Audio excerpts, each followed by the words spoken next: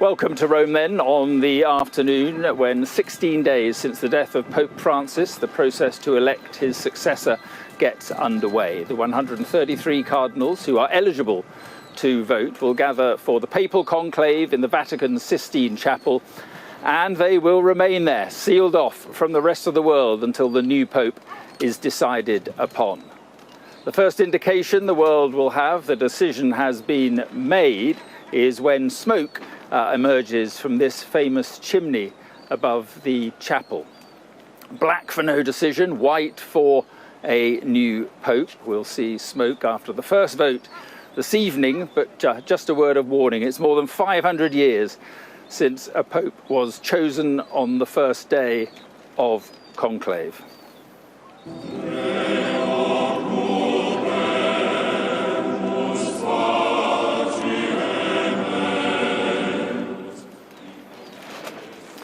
This morning, ahead of their task, the cardinals gathered for Mass in St. Peter's Basilica, where Francis's funeral service took place. They're all leaving their lodgings around now and are about to take part in that procession to the Sistine Chapel. Let's just take you through the process that will now take place until the election of a new Pope. And during the conclave, cardinals will live in the Casa Santa Marta, a 5-story guest house, which was also home to the late Pope Francis. For as long as the conclave lasts, the cardinals will travel daily to and from the guest house to the Sistine Chapel, where the new Pope will be elected. And the Sistine Chapel has been searched for hidden cameras, recording equipment, and bugging devices. Windows are covered to keep the outside world out and to stop drones from spying. Mobile phones are banned, and signal jammers will help stop any information being leaked. A pair of stoves have also been installed. One burns the ballots. After each vote, the other produces a plume of coloured smoke to show if a new Pope has been chosen. And once voting begins, each cardinal writes their preferred candidate on a ballot paper and places it in an urn at the front of the chapel. A 2/3 majority is needed to elect a new pontiff. Our events commentator Alistair Bruce is here with me, and it is quite the day for historical drama. Well, we are seeing the foundations now for the start of the next pontificate. And after the funeral of Pope Francis, we've seen a period of remembrance, reflection. All the cardinals, all of them, have been together in a series of congregations. They've been discussing the needs of the church. And at the Mass today, the final, as it were, dedication of what they have now to do as a sacred task. Since that Mass, they've had lunch, they've had a bit of rest, and at about 4:15 local time, they will all be gathered in the Pauline Chapel, where they will just again have some peace and quiet before they process into the Sistine Chapel. And immediately the process begins. It's very legalistic. They have to engage in a collective oath that they will, if they're chosen as Pope, conduct themselves in accordance with the history of the Church, but also to be secretive. And then individually, each of the 133 electing cardinals will make their personal vote. And that should take about an hour and a half. Finally, the Master of Ceremonies will come forward and say ultra omnes, which means everybody out. And at that point, everyone not involved. Everyone not involved. 133 cardinals stay. All the extra, all the people who are not required, they need to leave, they need to go out. And so they then see all the people who've been helping them up until that time leave, and the Master of Ceremonies will close the door, and we will be outside visually until we next see a picture of the newly elected Pope arrive on the balcony of blessings over there. Right, and we were just talking about sort of time scales. The smoke this evening, one expects, black. I think this evening we expect it to be black, yes. We don't know when it's going to come. We've got a guide. We've got a sort of vague idea that it'll be somewhere around sort of 7:30 maybe. You know, you're never quite sure. They can take as long as they like. I know it's been a long day for them, but we will see the first result of the first ballot, where they take all the ballots, have to check that there are 133. They then note the names that have been selected, and it'll be very interesting for the cardinals gathered there, the 133, because they will hear which names are doing well. And as you were saying, it may be that one of them will get 89 votes. I think it's highly unlikely, but they will see and go back to their place of residence tonight knowing who's at least in the running. Yes. Tonight, if it's black smoke, yes, and they all go off and have their dinner, yes, that's when the talking starts again, and the pressure starts again on different. Definitely talking and prayer, and all Cardinals. The people looking after them in the Casa Santa Marta have all yesterday made their own oaths of secrecy. So the whole area, this sort of cocoon of support to these 133 cardinals is immense. And all the cardinals who are in Rome, who are over 80, will be kicked out of the Vatican. They can't be around. They've gone back to various places because they can't interact anymore. Their chance for interaction ended today. Right, and then tomorrow, 2 votes in the morning, 2 votes in the afternoon, and so it goes on. So it goes on. So on the whole, for the first 3 days, we have that routine. Then they stop for a day, for a rest. It doesn't have to be a whole day. And then they come back, and then they go in doing 4 a day. They do 7 vote sections, and then they have a break again. So that's how the process goes. But I don't think it'll take that long for the incredibly bright group who are gathering to see who seems to have the support and where that support is going. And then sometimes you see the numbers start to go down on a favourite. And very often, up through the middle comes the person who suddenly discovers that they're the runner.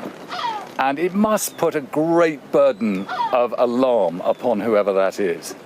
Because none of these people have put themselves forward to be Pope. No. They have been chosen by different popes to become cardinals. And therefore they are in the group from which normally a Pope is chosen. But I can't describe what an enormous change in the life of the person who's chosen this could be. And I don't think that's something people yearn for. And I think for those who do yearn for it, and I expect there might be 1 or 2 there, the other cardinals will know and won't necessarily want that person to benefit from that kind of Stanley ambition. Tucci, yes. I mean, Stanley Tucci's character in the Conclave, I think he said you'd have to be insane to want to be a pope at one point in the film. And I think that one can understand the immense responsibility. After all, the Pope becomes an autocrat. It is an autocratic leadership. The power that the Pope has vested in him, obviously with the advice of bishops and cardinals, but in the end, everything stops with him. And if you are a leader in that sense, it's a very lonely place to be. Right, Alistair, thank you very much. And you'll be talking us through the big moments that are to come. Siobhan Robbins is down in St. Peter's Square. Give us a sense of the atmosphere down there, Siobhan, because many people come, don't they, and watch for the smoke and listen out for the first words of the new Pope. That's exactly it. We've been told by the police already that when the new Pope is announced, they're expecting 250,000 people to be here. And already in the last hour or so, we've seen the numbers in St. Peter's Square building up. If we can just look over this section, there's actually a whole queue snaking round past the security barriers right in front of St. Peter's Basilica there. And people have come from miles and miles away. We spoke to people today who've gone on 18-hour flights from Indonesia. They've come from Singapore. People have come from Africa. And I'm joined now by Mike and Kathy, who've come from the US. What's it like for you guys to be here for Conclave? You know, we're just honored. It's a great blessing, and we're excited for the election of a new Pope. And have you got any preference about the type of person to follow Pope Francis? You know, I think we're looking for a moderate Pope that is traditional in his Catholic values, but a little bit progressive, that's open to the people, like maybe Pope Francis. What's the atmosphere been like today? How have you seen people interacting with each other? I think everyone is very prayerful here. I think they are very contemplative. There's a lot of excitement and electricity in the air, so that's very fun to be a part of. And obviously we don't know the timing of the smoke, but how long will you guys be sticking around? Is that a key moment for you? Well, we'd love to see smoke, but we have no grand illusion it will be white. But we'll stay for a few hours this evening, and then we'll be back tomorrow. And look, hopefully there'll be an election soon. So you're crossing your fingers that if there's a quick election, you could be here in the square? We're very hopeful, but regardless, we'll be praying for the Cardinals. Thank you so much for joining me. Well, they might be in luck if one of the Cardinals that I spoke to yesterday is right. He said he thought it would be a quick election, but really we do not know until the doors shut on those Cardinals and they start voting. And as they say here in Rome, the man who walks into Conclave as a pope often comes back out as a cardinal. So really all bets are off as to who will be the next pope. Yeah, absolutely, and that is certainly true the last time round. Let's take a look at some of the cardinals thought to be among the most likely to be chosen. And Pietro Parolin is the Vatican Secretary of State. He's 70 years old and was a close ally of Pope Francis. Another Italian, 60-year-old Pier Battista Pizzaballa, was made a cardinal by Pope Francis only 2 years ago. The Latin Patriarch of Jerusalem celebrated Mass at the Holy Family Church in Gaza last Christmas. Now, Peter Erdo is a Hungarian cardinal, a conservative. The 72-year-old rather, was mentioned as a likely candidate during the last conclave when Pope Francis was eventually selected. Luis Antonio Tagle, known as Chito, is considered a progressive among the candidates, having criticised the church's what he called harsh stance on single mothers, gay people, divorcees, and he would be significant. He would be the first Asian pope if elected. Angel Fernandez, our team, is Spanish, is 64 and was made cardinal by Pope Francis in 2023. He worked with the late Pope in Argentina in the early 2010s when Francis was Archbishop of Buenos Aires. And 65-year-old Fridolin Ambongo Basungu is the Archbishop of Kinshasa. He would be the first African Pope in over 1,500 years and is also considered a more conservative voice. Well, Father Robert A. Sirico, President Emeritus and co-founder of the Acton Institute, a right-leaning think tank. Well, welcome. Thank you. Good to be with you. Just listening to those names, Are there any that particularly stick out for you? Well, of course, Parolin, because he's Secretary of State, this is his to lose, because he arguably is one of the ones that knows all of these cardinals that would have come through at one point or another in their, what they call ad limina visits and other visits. Bongo is very prominent, at least on one issue, and that was his opposition to the document calling for the blessing of same-sex relationships. Tagle, of course, everyone's spoken about because his personality is probably the most akin to Francis. He's very jovial and spontaneous. So all of these names are familiar, and there are some that aren't on the list that are familiar.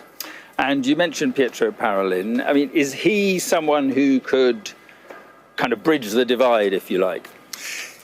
He could in certain respects, and of course that will depend on how the votes go to see what's really on the table. But what holds Parolin back is the China policy, which he's seen as really the director of, which has left the church in China under persecution. It's very different than the style of St. John Paul II, who confronted communism.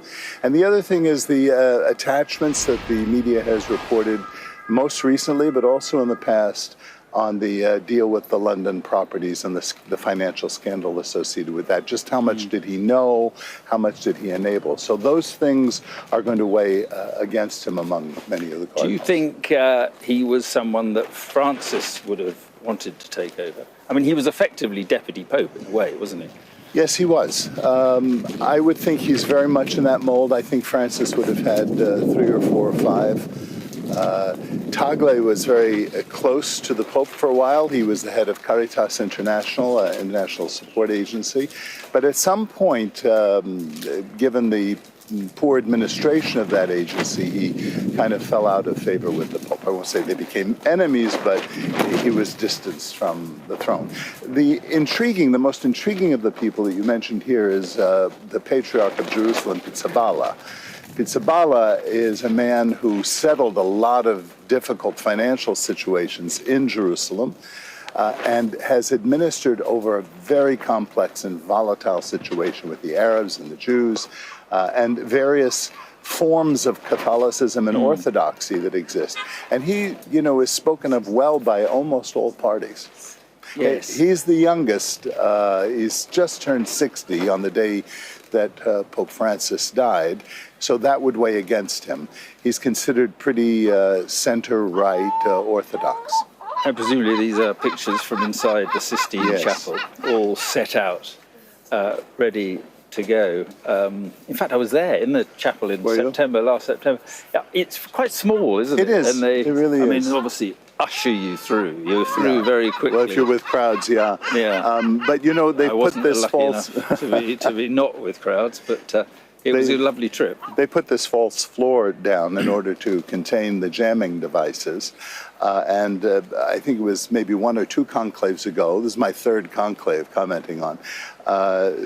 One of the reporters who was in the chapel being shown it, and the news person, the portavoce of the Vatican, said, this is jamming devices, you can't get phone calls. And about that time, his phone rang. They hadn't turned it on yet. Yes, yeah. I mean, they do go to considerable lengths, don't they? Some people would. So is this to stop information getting out or information coming in? Or Both. If a scandal occurred 5 minutes after they closed the doors, Cardinals would not know anything about it. And if one of them died, we would not know anything about it until the voting is over. Yes. And it's true, isn't it? It doesn't have to be one of these cardinals. I mean, they could come up with technically, unlikely, according to canon law, any Catholic male over the age of 18. Yes. But they could reach out to, if they got stuck in voting and they couldn't quite come to it, I could see them saying, well, let's choose one of the retired cardinals who doesn't have many years left, and let him come and settle the dust, and then we'll get back to it once these cardinals get to know one another, because remember, a lot of them have never been to Rome or certainly don't know Rome very well. Apparently way back in history they couldn't make a decision, so they were told to go for a walk in the sunshine. And they went out and they saw a dove land on someone's head. And that's how they decided. And they decided he was the man. I think it's a little more sophisticated this time. He was from some rural area outside Rome, but he was Pope for 14 years apparently. Oh, so, very good. Yeah, these are the stories we need. But it always seems that this is the most important conclave for decades. Do you think this one is one of those? I do think that, and I think it for several reasons. One is that Pope Francis was a very different kind of pope. Just the whole style and way he intentionally brought different forms of governance, brought women into leadership positions. His stance on, at least his embrace of people with vulnerabilities or alienation from the church, LGBTQ, transgender people, all of that embrace, the symbol of that, changes the tenor. So I think it could be momentous in that sense, and of course in the world situation right now as well. The problems of immigration and the threat of war in Ukraine, things like that.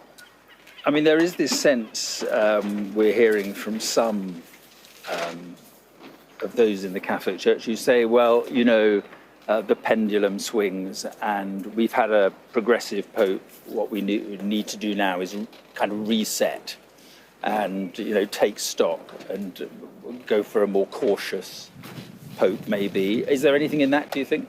Well, when I was commenting in between the pontificate of John Paul II and Benedict, what would become the Benedict XVI, the same exact thing was said. Now, which direction did the pendulum swing there? It's no telling, and even the fact that Francis appointed the majority of the voting cardinals is no guarantee, because they have their own ideas and come from different parts of the world, and they're getting acquainted with people. So I really do think this is the most difficult kind of election to predict. Well, Father Robert, we'll talk to you more later. I look forward Thank to you very much indeed. We're seeing some rather beautiful pictures coming out from the Basilica, and Alistair Bruce is here to talk us through the next hour or so. Thank you, Mark. And after being called to be present and prayerful by 3:15 in United Kingdom time, 4:15 here in Rome, the electing cardinals, 133 of them, are indeed now in the Pauline Chapel. It's on the first floor of the Apostolic Palace, and they have the chance to contemplate on the immense responsibility they have in making sure that they choose the right person to take on the responsibility from Pope Francis. And underneath the wonderful ceiling by Michelangelo, which describes in pictures the book of Genesis, which is the opening book of the Bible, with the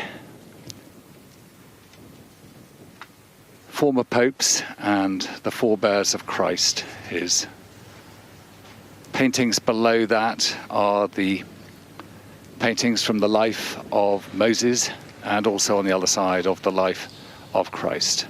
With this kind of inspiration, with the stove waiting at the end of the Sistine Chapel, you can see all the seats laid out, 133 of them.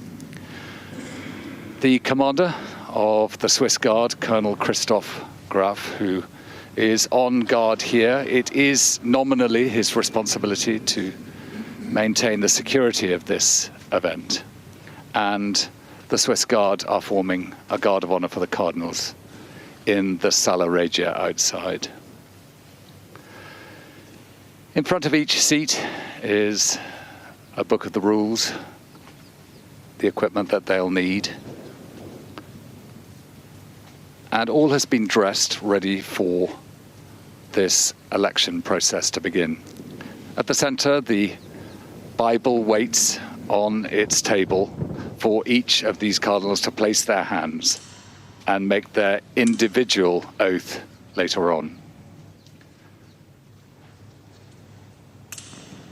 What can be in their minds as they prepare to make their obligations in this Pauline Chapel? There is St. Peter, his eyes staring from the cross on which he was to be crucified, looking out at them all gathered here to choose the 267th successor of St. Peter as head of the Church and Vicar of Christ. The Sala Regia joins the Sistine Chapel with its door to the right there, and in the far end the Pauline Chapel, and just to the left, coming from the Hall of Blessings, which is actually the door through which a newly elected Pope would be taken towards that balcony later on to be presented to those waiting in St. Peter's Square. In that doorway is waiting members of the pontifical ceremonial team who have the cross and the candles ready to lead the procession. Also, just outside our site is the choir of the Sistine Chapel. Since the moment Pope Francis died, a process of preparation was begun. In accordance with the direction by Pope John Paul II, which is called Universi Dominici Gregis, the specific rules for both the funeral of a pope and the preparation for the conclave have been observed. And as they vote, in front of them will be the last judgment on the east wall of the chapel of the Sistine Chapel. Pope Sixtus IV gave instructions for this chapel to be built. And in front of each of them the books of law and instruction to be followed.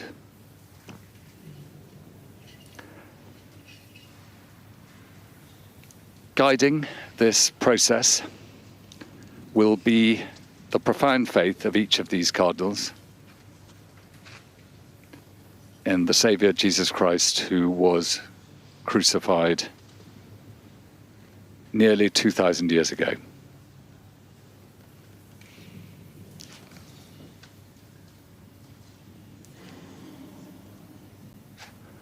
Each of the cardinals wearing their red successor, made out of red silk to remind them of the blood that they would be prepared to spill to protect the church. The choir there waiting to sing as they will when the procession begins.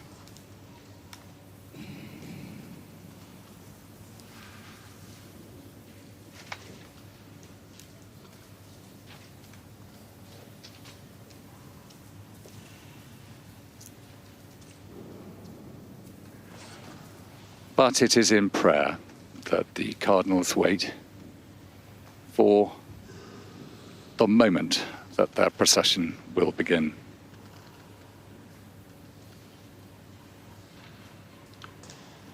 Normally, the Dean of the College of Cardinals would lead the cardinals into the conclave, but because he is over 80, it will be Cardinal Pietro Parolin, who is the senior cardinal bishop. There are 3 ranks of cardinals. Cardinal bishops are at the top. In the middle, the cardinal priests, and then the cardinal deacons.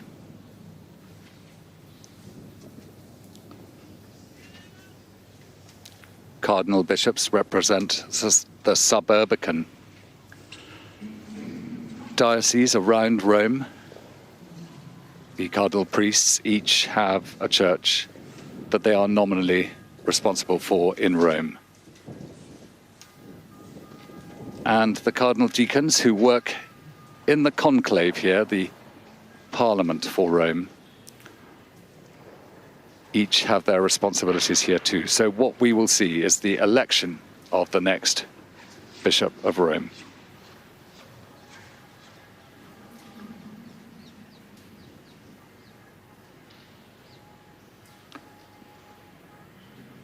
Out of this moment of silence, in a minute, the celebrant,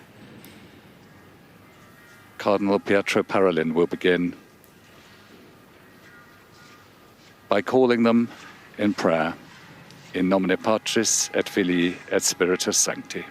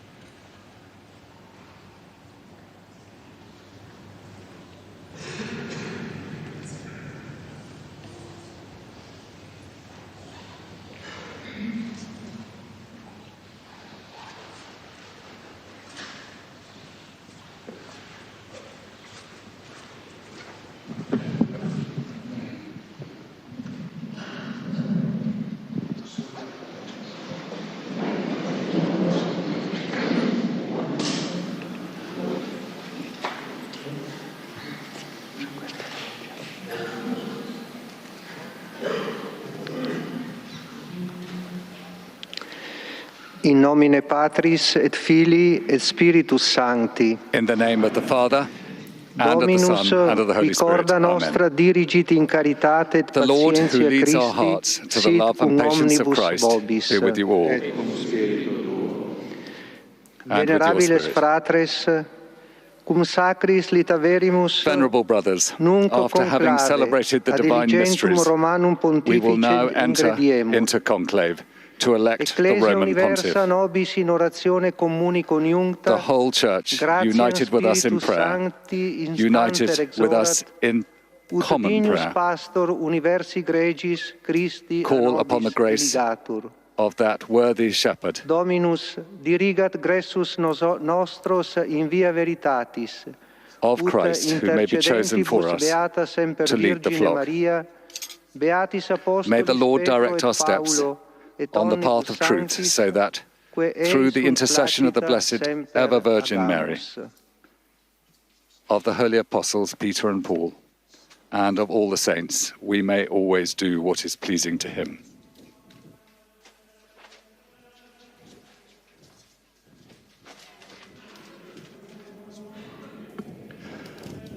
The procession will now begin with the choir singing with the responses.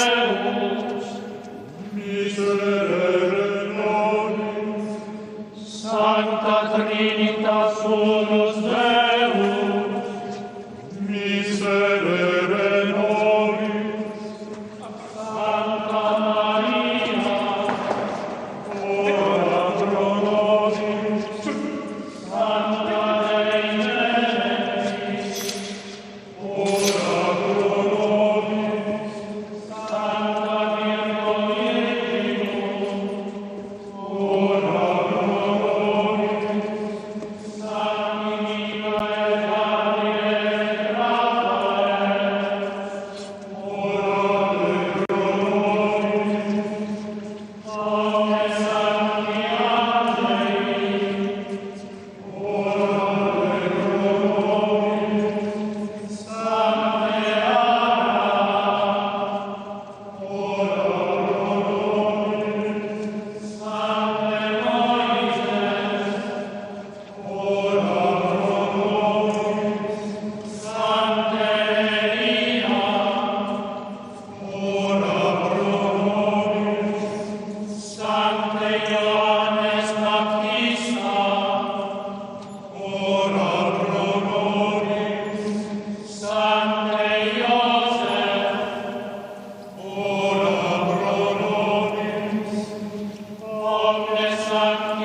We're seeing the first of the cardinals now entering into the Sala Regia, which was where popes in former times would have met kings and princes who visited, surrounded by paintings that remind the church of moments when it has been most in danger, great battles, great moments of history through which popes have guided the church. And for each of those cardinals now heading to do their sacred duty, the weight of all that history is immensely heavy. First in the procession come the cardinal deacons.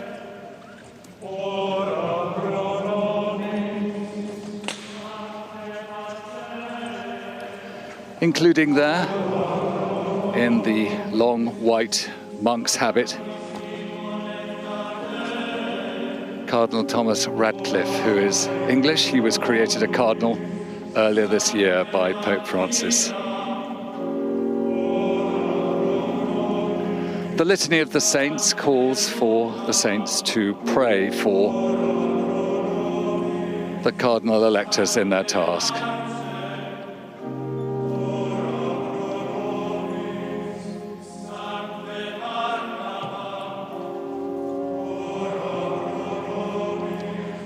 And they enter through the door that will shortly be closed and locked for the process of the election to begin.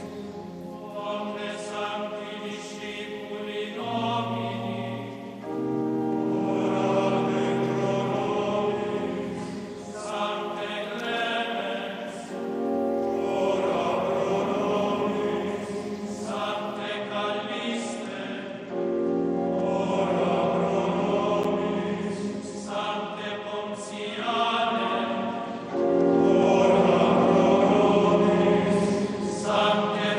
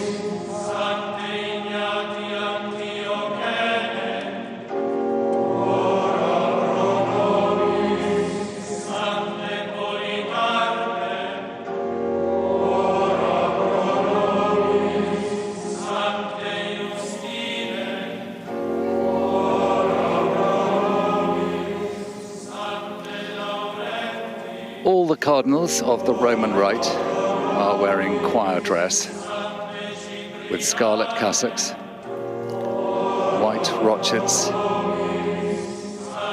and they have their red beretta hats, their red successors, and their red capes, which are called rosettas. Each has a golden pectoral cross, and these are symbols that have been worn by cardinals for generations, with their pectoral crosses held in place by a gold and scarlet rope with the tassel hanging in the middle of the bag. The priests helping out, some of them are monsignors and are wearing purple cassocks with white rochets. But it is amongst those gathered that the Eastern rites will also be seen wearing different choir dress according to their traditions. And also, we saw earlier the Dominican habit being worn by the English Cardinal Thomas Ratcliffe. Either side of the door, the Swiss Guard holding their position of attention as this long line of cardinals process up into the chapel through the reredos towards Michelangelo's glorious painting of the final judgment before Almighty God and Christ and the angels, to remind them of the import of the task that lies ahead. And now the cardinal priests take their positions. And following at the end of the procession, the celebrant today wearing the scarf around his shoulders, Cardinal Pietro Parolin.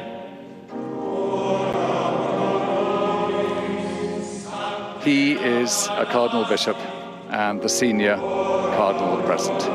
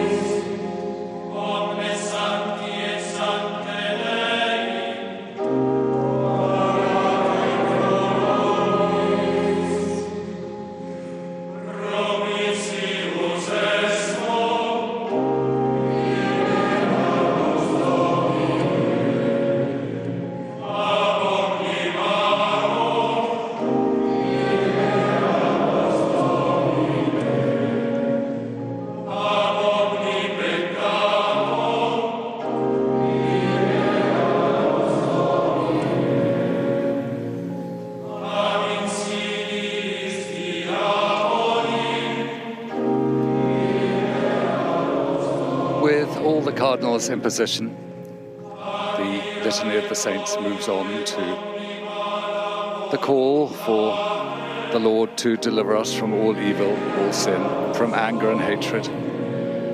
And through your incarnation, by your birth, bring us ultimately to the place where, with a ready heart, those cardinals are prepared for their duty.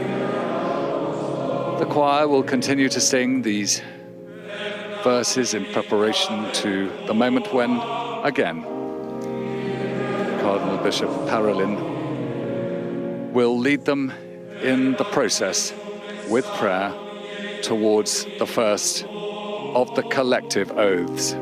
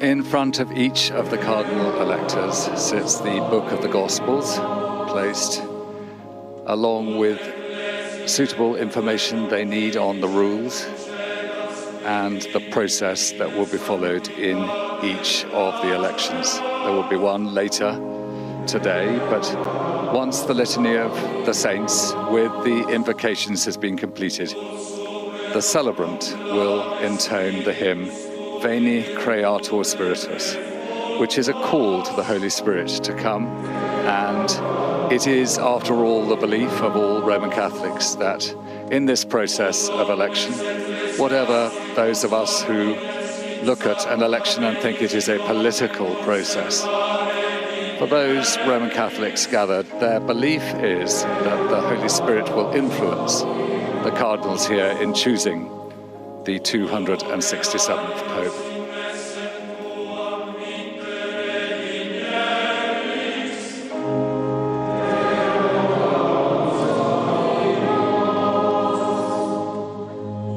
Omnibus in Christum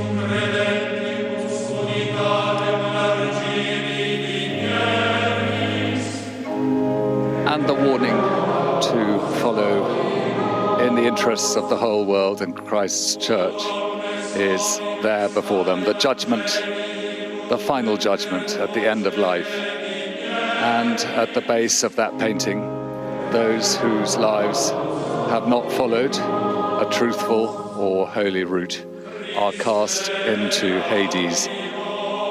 And the vividity of the painting by Michelangelo conveys its message to this generation.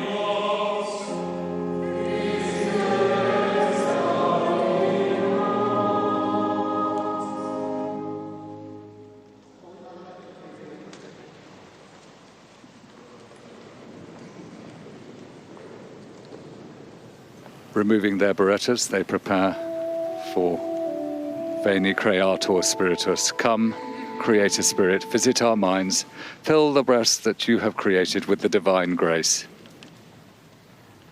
Veni Creator Spiritus.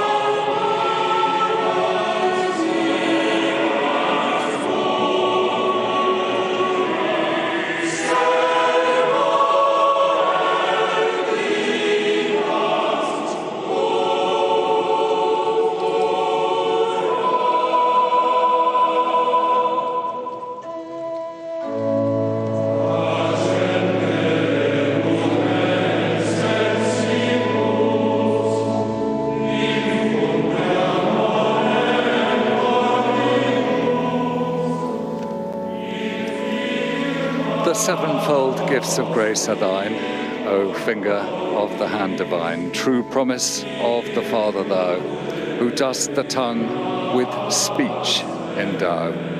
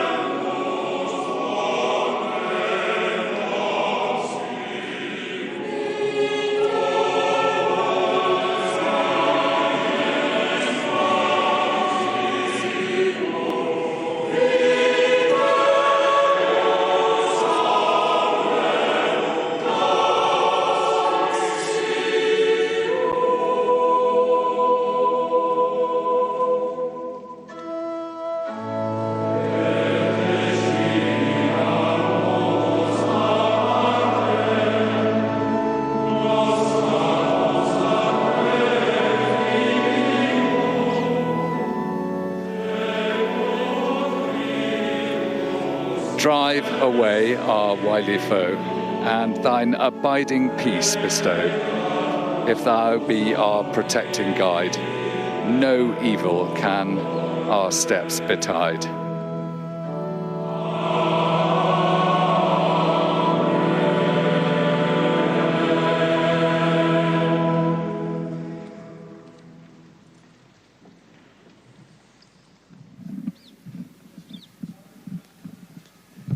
Oremus. Ecclesiae tue Let us Domine rector et custos infunde quesumus. O Father, who guide and guards your church, give your servants the spirit of intelligence, truth, and peace, so that they may strive to know your will and serve you with total dedication through Christ our Lord.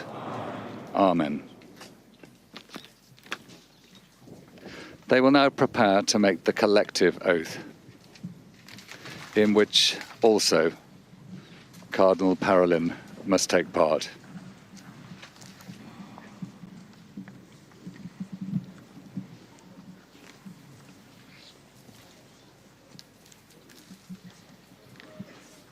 Nos omnes et singuli in hac electione summi pontificis versantes cardinales electores. We, the cardinal electors present in this election of the Supreme Pontiff, promise, pledge, and swear, as individuals and as a group, to observe faithfully and scrupulously the prescriptions contained in the Apostolic Constitution of the Supreme Pontiff, John Paul II, Universi Dominici Gregis, published on the 22nd of February, 1996. We likewise promise, pledge and swear that whichever of us by divine disposition is elected Roman Pontiff, we will commit faithfully to carrying out the minus patrinum of pastor of the Universal Church, and will not fail to affirm and defend strenuously the spiritual and temporal rights and the liberty of the Holy See.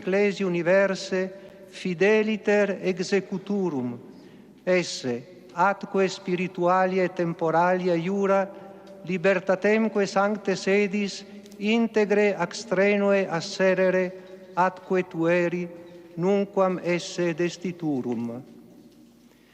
Precipue autem promittimus et juramus, in a particular way, we promise and swear to observe with the greatest fidelity and with all persons, clerical or lay, secrecy regarding everything that in any way relates to the election of the Roman Pontiff, and regarding what occurs in the place of the election,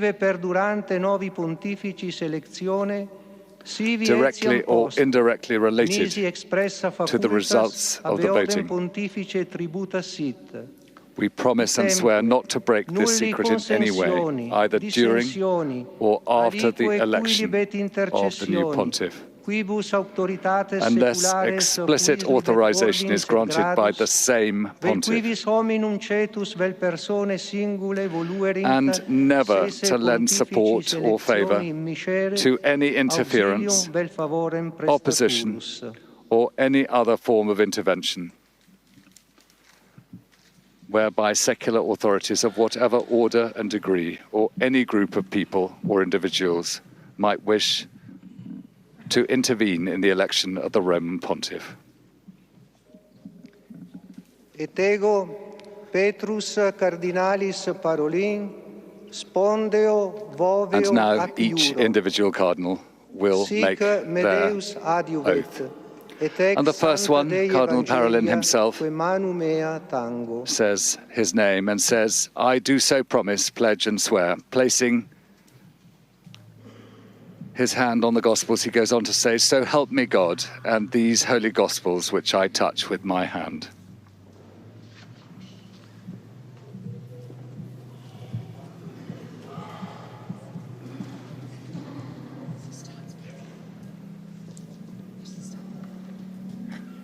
Et ego Ferdinandus Cardinalis Then it is Filoni, Cardinal Fernando Spondeo, Filoni. Ovio, ac iuro.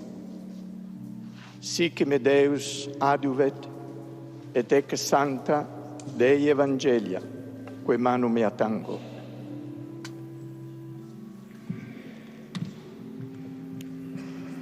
Et ego Aloysius Antonius Cardinalis Tagle, Spondeo, Vovio, Acur.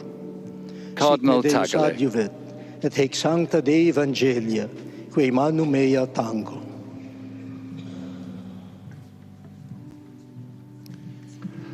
Et ego Robertus Franciscus Cardinalis Prevost, Spondeo Cardinal Vovio Acuro, Robert Prevost, me Deus adiuvet, et ec sancta Dei Evangelia, que manum mea tango.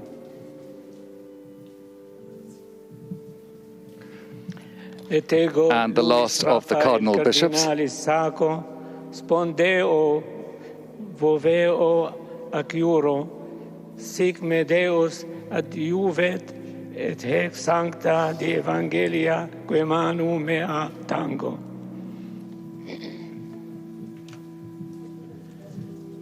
Ego, et ego vinco Cardinalis Pulci. Spondeo, Voveo, the first of the cardinal priests, Sic me Deus Cardinal adiuvet, Vinco et hac Pulcic. sancta Dei Evangelia, que manum mea tango. So, Mark, as we move now into the cardinal priests, the list of 133 are considerable in number, but each of them could become Pope just as any single Roman Catholic who might be chosen anywhere in the world could become Pope in this election. But the presumption is that it is amongst this group of 133 and perhaps of the other popes, of the other cardinals who are too old to vote, but one of them could be chosen as the potential Pope to follow Pope Francis. Each of them making their personal obligation. Et ego Petrus Cardinalis Erdus, Spondeo Voveo Acuro, sic me Deus adiuvet, et hec sancta Dei Evangelia, que manum mea tango.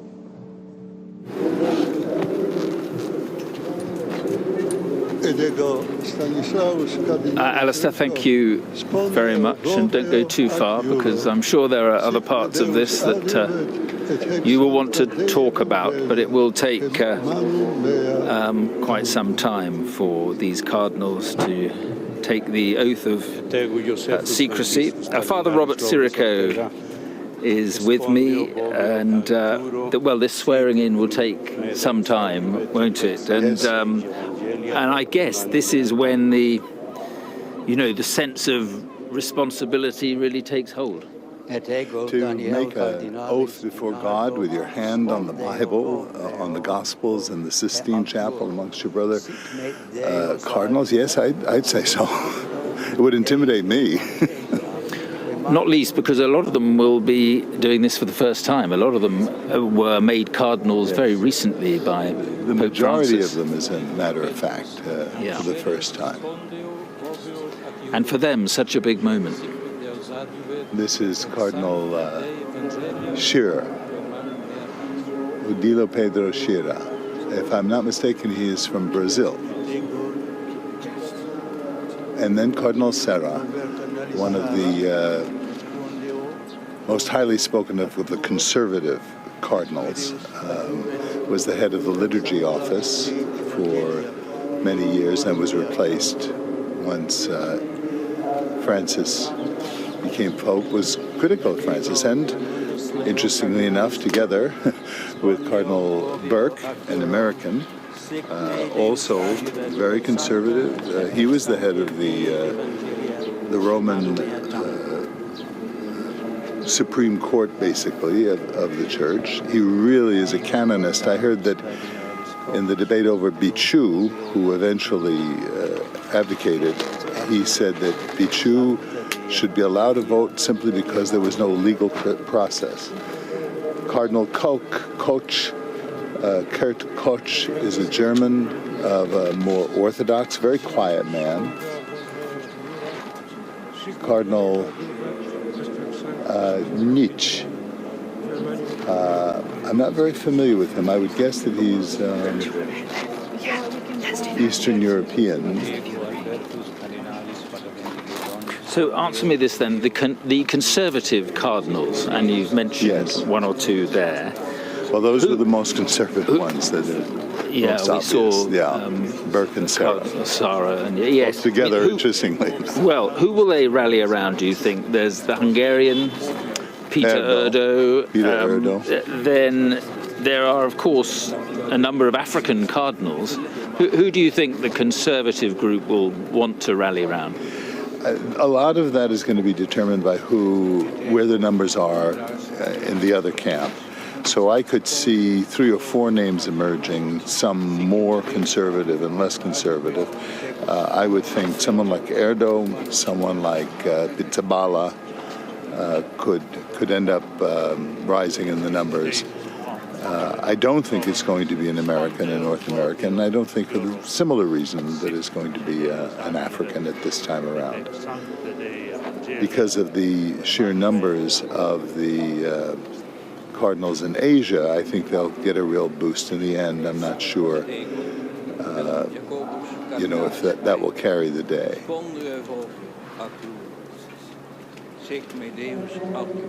Now, the Italians, there seems to be a strong feeling that it's about time they had the papacy back. Yes, I'm sure they think that. The problem is, among the Italians, there's a lot of diversity of opinion, and what I have heard is they're split on the particular candidate.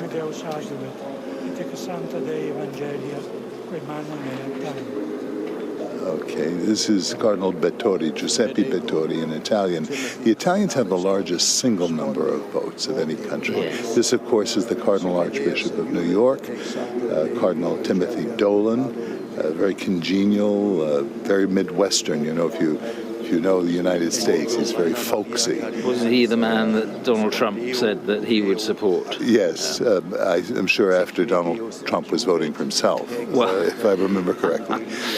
Yes, Tim Dolan was his man, certainly. Yes. Well, that's because Dolan, invited him to the famous Al Smith dinner in New York. But here's an interesting one here, right? Because almost nobody really knows him. Cardinal James Harvey is an American. He's been in Rome for a long time and served 2 popes. He served both John Paul II and Benedict, and is very quiet, humble, knows everybody, and not a political bone in his body as far as I can tell. This is Clemens, Basilius Clemens, one of the Eastern European Eastern Rite cardinals, and you notice the vestiture is different in that regard. And this is Cardinal Müller, another one of the staunch conservatives. He was the head of the Congregation for the Doctrine of the Faith, German. Gerhard Müller. With the dicastery of the Doctrine of the Faith. And this is Cardinal Nichols, who is the Cardinal Vincent Nichols. Nichols, of course, from England. Of course. Not among the favorites. No. This next one is Cardinal Leopoldo Brenes, Nicaragua. Of course, Nicaragua has come under great persecution. I happen to have stayed in his home twice in the 1990s when the Sandinistas, during the election. A very congenial and pastoral man. Cardinal Cyprian Lacroix, I guess you'd say. And another one of the African cardinals. Yes.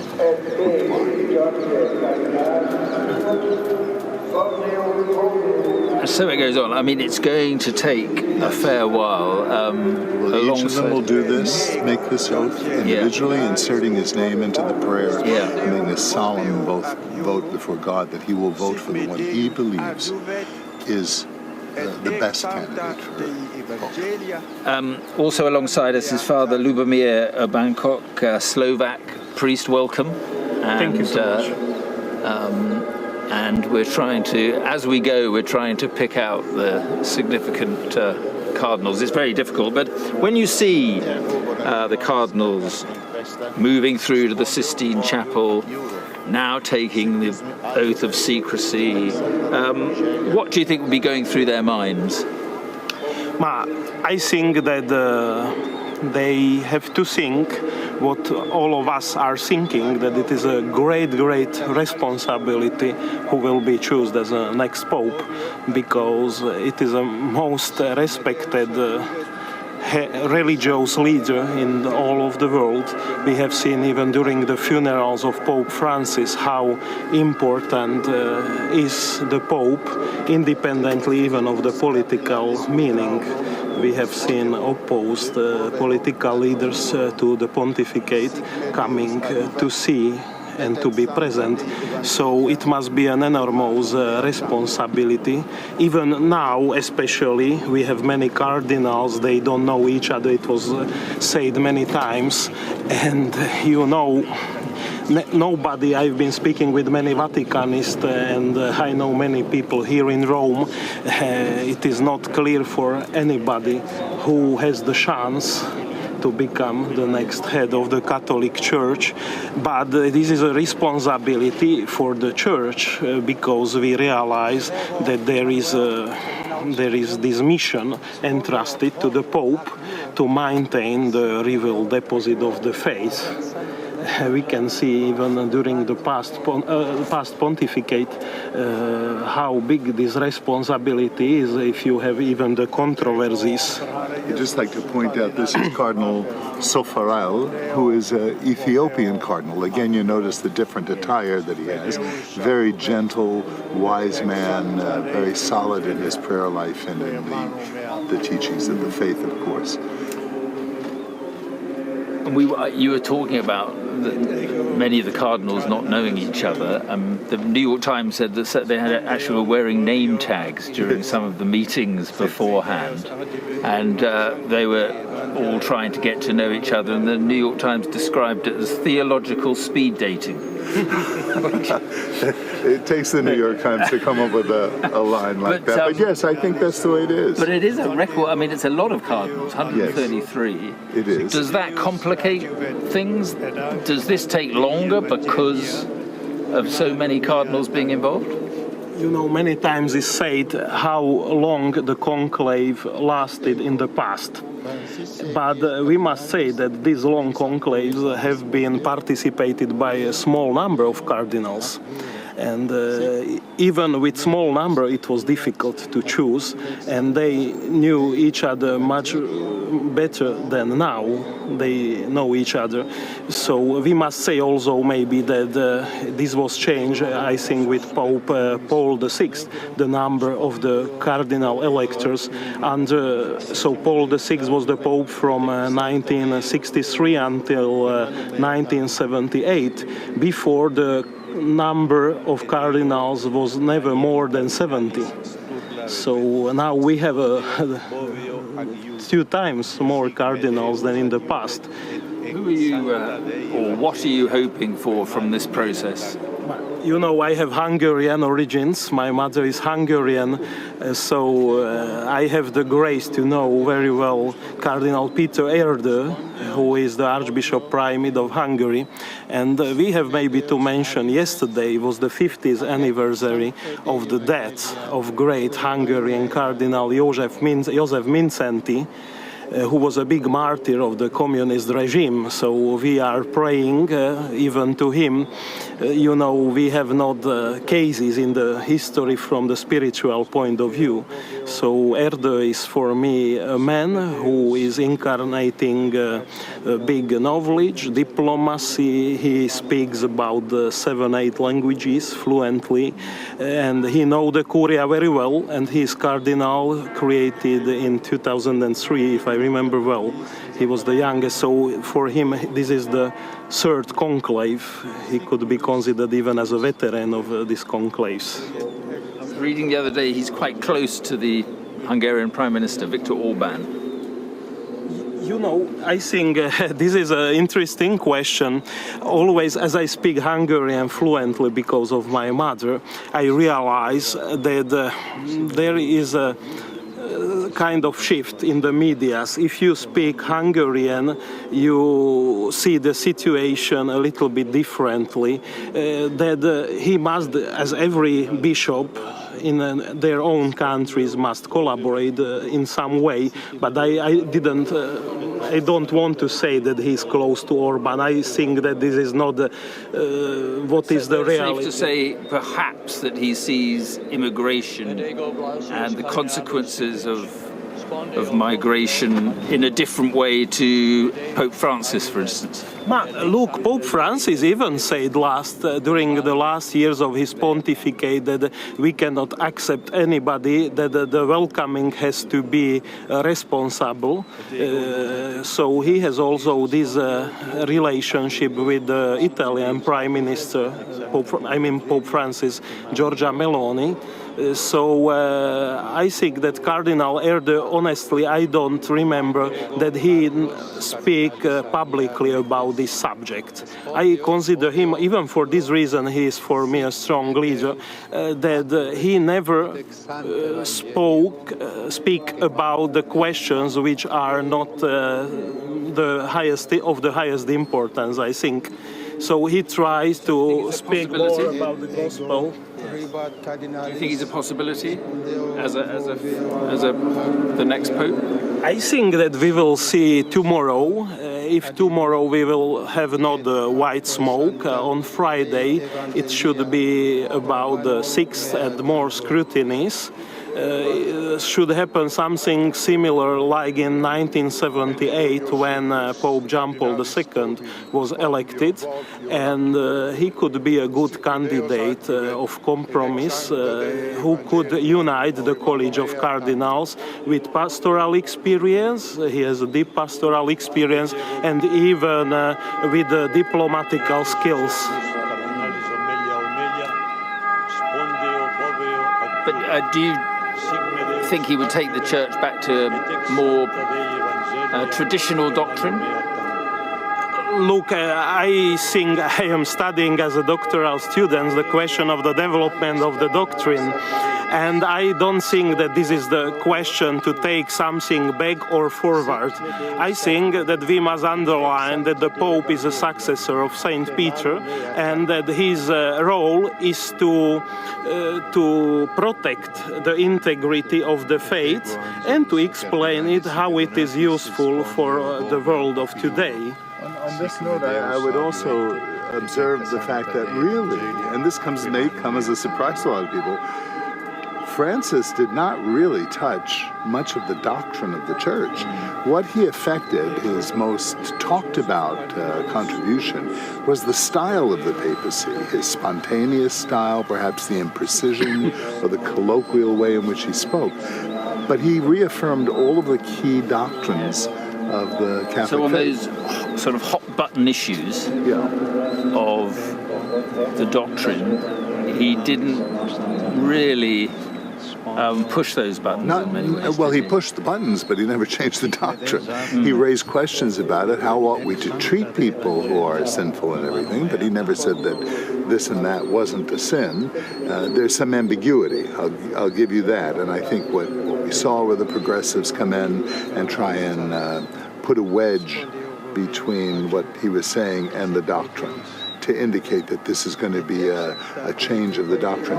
So when people say he's reformist, what do they mean then? Is it, you're saying that his style was different? Or what? Certainly that, but I would say that he raised questions that hadn't been quite put the way he put them. And this is, Father is a student of the development of doctrine of the Church, so he knows well the writings of Cardinal Newman, who wrote profoundly on this, the British cardinal from the 19th century. And the essence of what Newman said was that the work of the Church with regard to doctrine is to take the implicit and make it explicit. Not to change it, and certainly not to respond to social science and new discoveries of various things, but to continue to teach the perennial insights of the Christian revelation. Maybe many people have underlined the human aspect of Pope Francis as somebody close to the people, but we must say that there have been many popes in the past. I was shocked, as I am studying, as the Father mentioned, even I am studying the person of John Henry Newman. It is beautiful how we can read that Pope Pius IX of the time went to visit just as a surprise. So it was many times present in the media that Pope Francis went to buy something or to visit somebody, but it was very common even in the past. So maybe it is a kind of depression that we have two realities. There is the reality in se, in themselves, and we have a kind of media imagine of the Pope, so we must concentrate, I think, on the reality, how the things are. So when people say that, we were just discussing this earlier, that Catholicism is at a crossroads, do you think that's true? Well, the Church has always been at a crossroads because, you know, it always has to deal with people in society. I think what gives the impression that there is this great crisis of Catholicism isn't any fundamental change in its teaching, but a fundamental change in the technology and the way we communicate. I mean, for centuries, there were Catholics around the world who didn't really know who the Pope was. I mean, they knew there was a Pope, but it would take months for them to get the news that there had been a Pope elected. Most of their dealings with their faith came through their pastor or through their bishop. Now, if the Pope makes an off-color comment or pats a woman in the middle of St. Peter's for grabbing him, he is seen immediately as ill-tempered or changing the doctrine of the Church. And as the Father mentioned, there is no substantial doctrinal change in the case of the pontificate and of the teaching during Pope Francis. The question is, for example, one of the most controversial questions of his pontificate, the document Amoris Laetitia. The Pope have been asked to clarify and he refused to do so. So this means that it was not his goal to go forward with doctrinal changes because he should be explicit, you know. This is the problem that many people don't realize, that the infallibility of the Pope is a question when he teaches as the highest teacher of the Church. So it is not the same as when he says something on the airplane or when he is doing an interview. That was Cardinal Gregory who just pronounced his vows, and Cardinal Gregory was the Cardinal Archbishop of Washington, D.C., the first African-American cardinal. And on that issue, do you think, what are the chances of an American Pope, do you think? I think they're very slight. The American Church is very new in terms of the whole scheme of the Catholic history. I think if we were to have an American, it would be someone like Cardinal O'Malley, who spent his life in mission work, speaks about 7 languages. That would be exceptional because he's above 80, so he's not in this conclave. And then the other one would be Prevost, who was an American from Chicago, but didn't really spend a lot of time in the United States, and he's the head of the bishop's office. So those 2 Americans might be. It depends on who's getting the votes and who's losing the votes, and what people would, that is, what the voters, voting cardinals would be driven to. You're listening to Father Robert Sirico. I've just been joined as well now by Father Francesco Giordano, or at least I hope I am. I haven't checked. That's it. Professor of Theology at the Catholic University of America here in Rome. And, well, as we watch this, quite a responsibility for these cardinals. Indeed, indeed. In fact, Cardinal Nichols was here speaking with one of your journalists a few weeks, like the week of the funeral, prior to the funeral, and he said this. That's exactly what he said. It's a grave responsibility, you know. Yeah. It certainly is. And there's a lot of cardinal electors. We were just talking about 133. A lot of them barely know each other. Do you think that then means this could go on longer than people expect, or do you think they will have sort of done a lot of the talking in the last few days?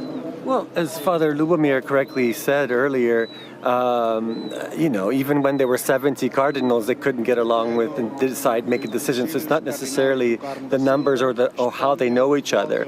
It's what happens before and during. So we don't know how long it can take. Of course, these congregations that we had, these 9 days of congregations of meetings, did help coalesce the groups and get to know each other better. The Vatican had some documents for them to show them who they are. Yes, because their most recent consistory was in December. So you imagine there's about 22 cardinals that don't really know each other, and they come from all the parts of the world. So you mentioned those meetings, 9 days of these meetings. Tell us just a little bit about those. Because it seems to me they're quite important, because there's a lot discussed in terms of, you know, cardinals who can't vote but who nevertheless have some authority, talking about what they think should be going through the cardinals who can vote mind. That's right. It's interesting that you brought that up, that the cardinals that cannot vote were also involved, and they made some very positive, powerful statements themselves. I mean, for instance, one cardinal that's very much in the news is Cardinal Zen. And Cardinal Zen depicted the other day this portrait of what he expects the next pope to be, and he had these 5 points. One, he said the first point was the pope that doesn't have much of a baggage in his past, because he said that's important. We need to have someone that's like for us priests and for bishops and for cardinals, we have to have clarity. We have to be, you know, morally sound, good. You know, he expected that. And another point was a very paternal pope, someone that's open to all, someone that's free. That's not someone that, because that's what the Pope is. The Pope is a fountain of unity for the Church, and so he has to be open to all of the aspects of the Church. So it was an interesting thing, an interesting speech that Cardinal Zen made. And then I remember Cardinal Barbaran also from Lyon. He made some very poignant statements, even saying that even at the end of his speech, he even said it would be okay even to be looking at cardinals who are under 70. And so you were thinking, you know, and some cardinals even mentioned, you know, looking to Africa, obviously looking to Asia. So different names have come out, cardinals that could be missionary, looking out, an outward look of the Church. That came out a lot. The finances also, which would be history main, yes, or Asia, because that's where the Church is now really growing very much. So. And was there a lot? I read that much of what was discussed was about conflicts around the world and what the Catholic Church should be doing about these conflicts, because it is I just wonder about the power of the Pope, because there's a war in Europe, there's a war in the Middle East, there's a war in Africa. And how much influence does the Catholic Church have in dealing with these conflicts? Well, you know, I'd just say two things. Yeah. You know who made that observation, with no offense to you, was Stalin, right? How many troops does the Pope have? And the second observation I would make, it came as a surprise to everyone, is that photo that came out of the funeral mass of John Paul of President Trump sitting with Zelensky. Now, the last time we had seen the two of them sitting together, it was an explosion. And there they are in St. Peter's Basilica, about to go out to the funeral of Francis. I can't help but think that Francis himself, who had an antipathy toward President Trump, we know, would have favored that. So I think the influence of the church is not in its money, it's not in its Swiss Guard, God bless them, but it's in its moral persuasive power, and the fact that it is the longest ongoing institution in human history, which tells us that the church must know something about humanity somewhere in its memory. It was an extraordinary photograph, wasn't it? I think that may be the most enduring photo. Depends on what happens, of course, with the conflict. But I think that could be the most enduring image that comes out of that. Yeah, I think I'm just trying to touch on the influence that the Pope has beyond the Catholic Church in the wider world. Is it decreasing? Do you think? Is it growing? What would you say? Well, I mean, we have to realize that the last 40 years, 50 years, we can say 50 years, the diplomatic corps, the ecclesiastical diplomatic corps has grown. The relations that the popes have made with countries we'd never made before. We have to remember, even in the United States of America, we did not have a papal nuncio until Ronald Reagan. It was a papal delegate, not a papal nuncio. And it was Pope John Paul II that made all of these new accords with nations that we never had accords with before. Saudi Arabia, Iran. We don't even have much of a Catholic population in those countries. I think that's very telling. But this is not to say we don't recognize that a wave of secularism has hit the world, and things can be said about morality or the church's values or the church herself or Jesus Christ himself that would not have been said in the last century. So there is a challenge for us, and that part of the challenge is how to charitably converse and dialogue with people with whom we have profound differences. So that is the real challenge of the church. What do you make? It's interesting that Pope Francis appointed cardinals in some countries like Myanmar, Haiti, South Sudan. These are countries that have or are impacted by violence, and the first time they've had cardinals. It's an interesting part of what he was trying to do, do you think? I agree with you. I agree. I think that he was trying to send a message. I mean, the College of Cardinals are those who, in a sense, are very closely tied to the Pope. That's why they wear red, because the Pope traditionally wore red before, and then he started wearing whites with St. Pius V, and that's why they wear the red mozzetta. So the Dominican, Pope, by the way, Dominican, right? yes, that's why we get the white cassock. The white cassock. But so they're supposed to represent the Pope, and so what he's doing is he's sending he's sending a clear message in these places. For instance, Cardinal Pizzaballa in Jerusalem. In the middle of all of this, he made him a cardinal in the middle of right before actually the war broke out. So you're right. Yes. You remember he offered himself in exchange for the hostages. Yes. But talking of Pizzaballa, is an interesting man, young in cardinal terms, 60. Does that, do you think, work against him in the sense that does the church want a 30-year pope? Undoubtedly, that's the question in the minds of the cardinals. But they probably don't. But let's remember that John Paul II was elected younger than him. 58 years old. And as Father Lubomir stressed, it was after around the third day, I think it was, that in 1978. So it was after a bit of a debate in the conclave, and they opted for a 58-year-old. My question to this point is, we've had an older pope now for the last 25 years. Let's just say that. I don't understand why there's such a problem with having a younger pope. And Cardinal Barbaran made this point as well. He said we can look under 70. I mean, we elected, the last pope was 76 years old and he lasted 12 years. So, people live longer today, or they might even die. This doesn't mean that they have to live longer. But I don't think it's supposed to be the age we're supposed to necessarily look at. We're supposed to look at the kind of man that we're looking for, that we need also. And I think we need some vibrancy and some some. I think I read, and I'm going to be put right by someone on social media or something, but I think I read the youngest cardinal among the 133 is, I'm looking at Alistair Bruce now, I thought I read 45. So could you imagine a 45-year-old Pope? We've had 45-year-olds in the past, but I can't imagine one right now.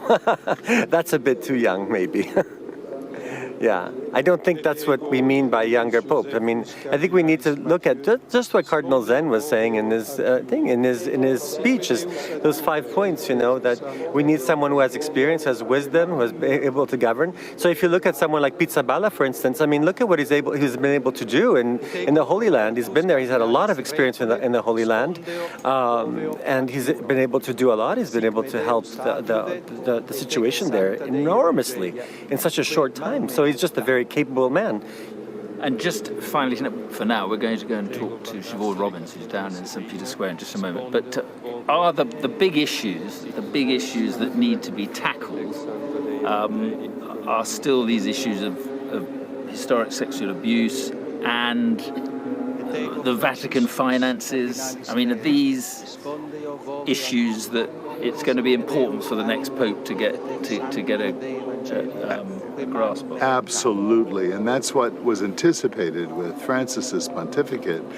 And to be gentle about it, it only ended up complexifying these things. But if the church is going to have credibility, the church has to be courageous in dealing up front with abusing priests and bishops who hide them, and the corruption of money, which is historic in the church for a variety of reasons. Okay, for now, thank you very much. Our Europe correspondent, Siobhan Robbins, is in St. Peter's Square. And Siobhan, we're about 300 yards or so from the Basilica, and the sound of the service has been floating on the breeze. And I assume that there are hundreds, if not thousands of people down there who are waiting to see what happens today and tomorrow. That's right, there's a steady flow of people, and there has been for the last few hours, coming up here in front of St. Peter's Basilica to watch this process as it booms out across the square. You can hear it around me. They've set up 2 big screens on either side of the Basilica so people can watch, and there's a thick line standing at the barrier. For people who want to get further in, they've had to get tickets to do that. And we've also seen a constant line of pilgrims coming in procession. Now, many of them we've spoken to have said they believe it was divine providence or luck that they managed to get here for this conclave's beginning, because, of course, when they booked their trips, many of them months and months ago to celebrate the Jubilee year, they had no idea this was happening. And now they've managed to come to Vatican City at this key moment in history. Now, as the day goes on, the focus will move from the big screens up to the chimney, which so many of us have seen at previous papal elections. And you see it on the big screen, it looks massive. From here, it's a tiny thing, so we're going to be straining our eyes as the day goes on, as we look for smoke. Now, I spoke to some cardinals yesterday as they were rushing to and from their discussions before they got locked down. And one of them that I spoke to, he was quite confident. He believed this was going to be a quick election, so maybe something tomorrow, potentially. Others said that we'd only see how united the cardinals are once those doors close. And I think it's an interesting point that you made earlier, that 108 of these 133 cardinals were chosen by Pope Francis, and they come from all over the world. And just because they were chosen by Pope Francis doesn't mean that they're all going to necessarily suggest that the next Pope continues in his line. So we really don't know which way they're going to vote, and we won't start getting indications of that until this process begins. And I think the other thing that we picked up from watchers of this process is that much of the discussion, much of the debate seems to happen not in the Sistine Chapel when they vote, but afterwards when they go back and have dinner or have breaks. That's when they're going to be throwing ideas around, having discussions, maybe after the first vote coming to more of a consensus if we get black smoke this evening. But I think the people here who've come to watch just really feel like they're taking part in history. They're watching it unfold in front of their eyes.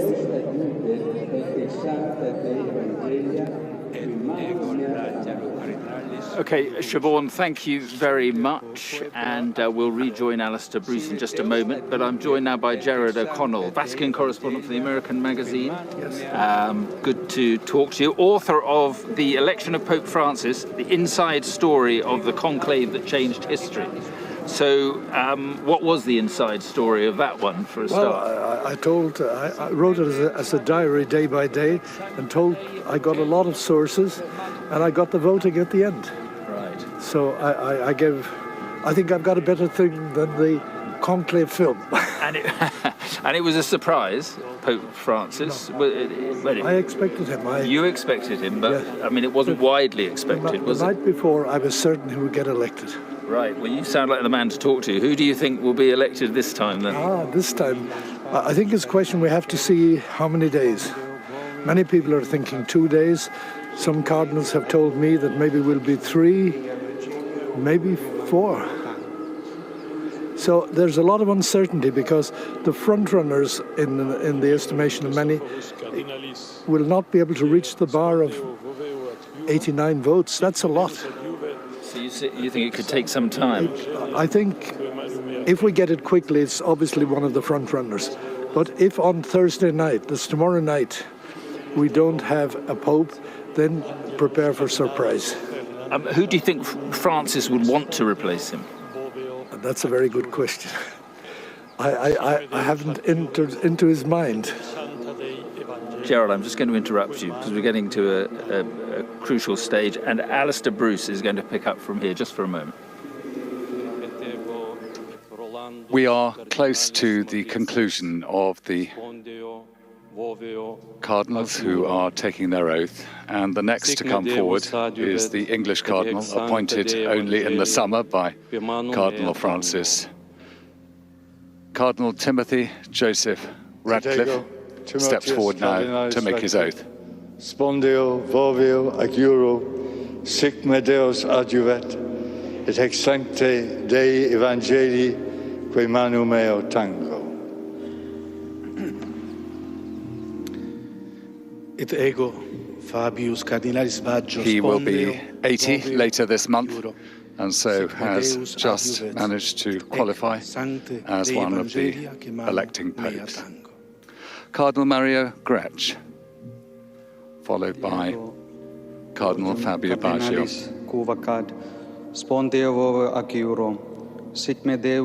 And Cardinal George Couvacad.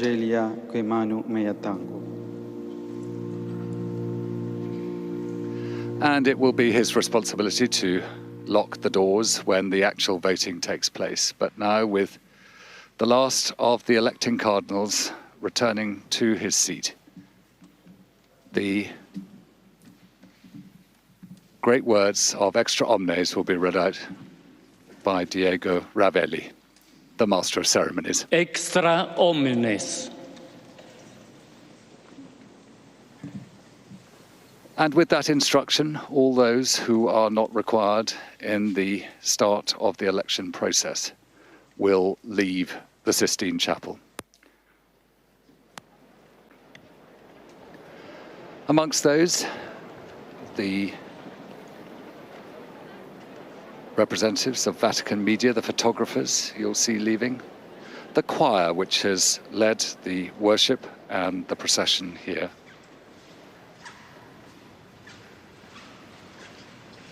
those young faces who have been a part of history, both singing for the funeral of Pope Francis and now at this opening of the conclave.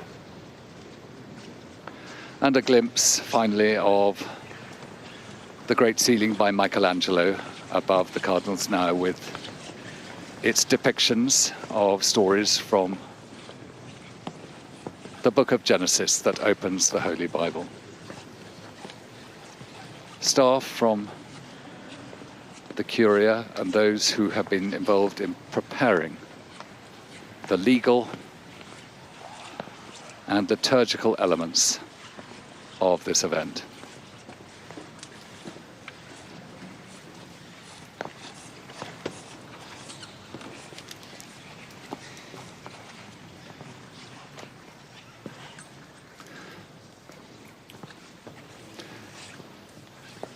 The Monsignors and Archbishops and the Bishops. And left behind will be Cardinal Raniero Cantalamessa, who will give the final oration to the cardinals. He is a cardinal himself, but not voting.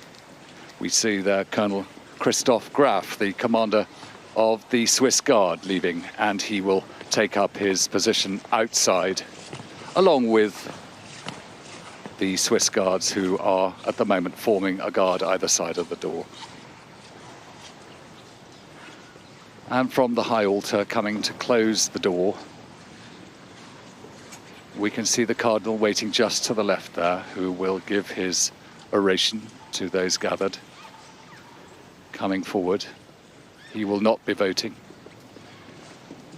but his guidance will be the last that this conclave will receive.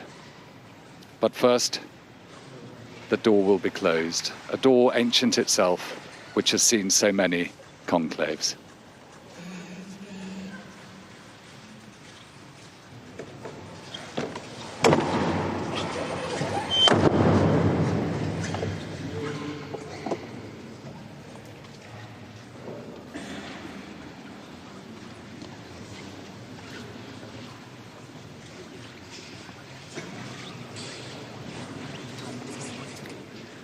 And there, the smokestack, guarded, it seems, by the seagulls, as so many of the rooftops are here in Rome, waits for the first appearance of smoke at the conclusion of tonight's vote.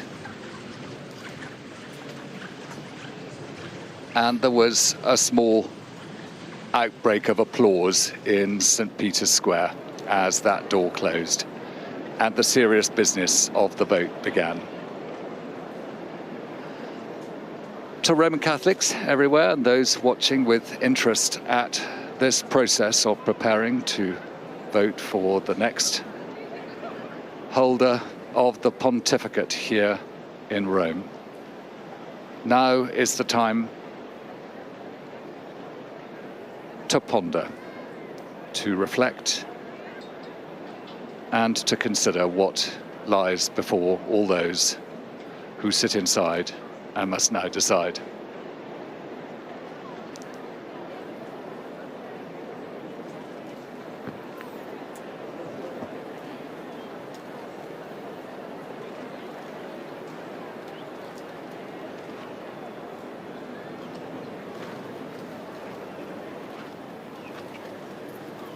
Alistair Bruce taking us through that. Alistair, thank you very much. And now the focus will very much be, well, on the chimney.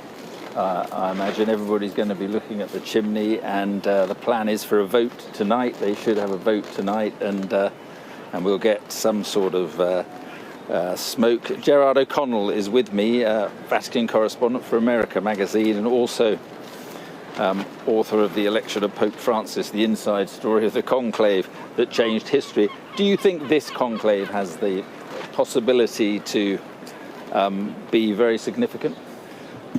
It could be. I think the key question is the Pope that they elect, will he follow on the track of Pope Francis and continue opening up the church and changing the internal way of being church in the 21st century, or will they choose someone who begins to perhaps put on the brakes and restores a more institutional style church? And what are you hearing about which way they? I believe that there's a strong push for the former, to follow on the lines of Francis, and it'll be interesting which candidate they choose. If they go to Asia, as is a possibility, then this will be a whole new world. Well, it'll be history. Yeah. It will be history because probably be Cardinal Tagle. Yeah. It could be another cardinal, because the Philippines has two cardinals as possibilities. Of course, this is a huge Catholic population. Well, it's the biggest Catholic population in Asia, and it also acts as a kind of a bridge with China, which is emerging as the great superpower, or is already there. So that would be one question. If they choose to come back to Europe, it's a big question. Will they stay in Europe for a pope, or will they move to the Asia? Gerard, thank you very much indeed. Thank you most for coming up to our vantage point and listening to the end of that the service we saw there. Thank you. Thank you very much indeed. Right, let's get the thoughts now of Sister Liz Dodd, who is part of a congregation of Catholic nuns who work for social justice, and she is in Nottingham. How important a moment do you believe this is? It's a historic moment. It gives me chills, even though I've seen that conclave beginning so many times. It's just such theatre, and happening now when global politics is in the situation that it is, when the church is in the situation that it is. I think this is going to be a defining moment in the history of the Catholic Church. Absolutely no question. Why do you think then that this could lead to a pope who may move on key issues such as the ordination of women? I would hope so. I think the problem facing the conclave and the complication there is that there aren't any women in the room, except the Holy Spirit, obviously. But there are cardinals within that voting bloc who are progressive, who are allies, who would certainly want progress on the issue of women's leadership in the church and maybe even women's ordination. But there are no women. And I think some of those questions just won't be at the top of the agenda for even the most progressive pope. So I hope, my hope and my prayer is that that will be something that comes to the fore. My hunch and my suspicion is that other things will take precedence, I think.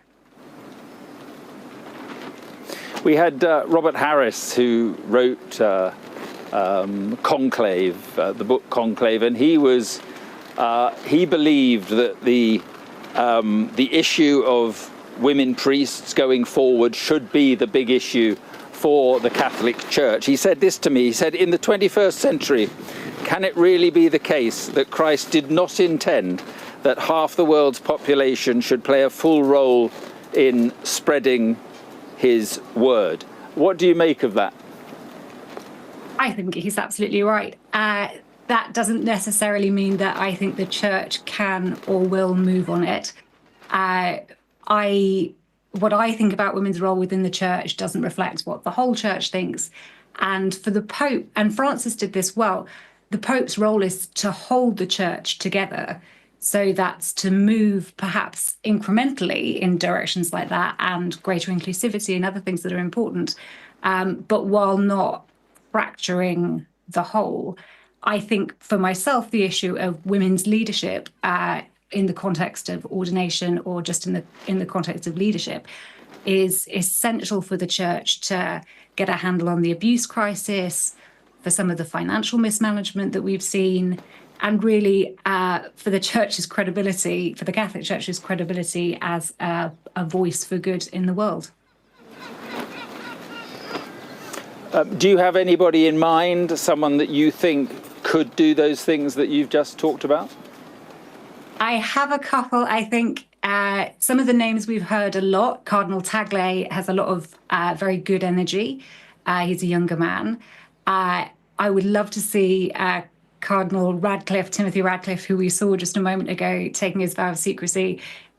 He's a really good, thoughtful, progressive theologian who could move on something like that.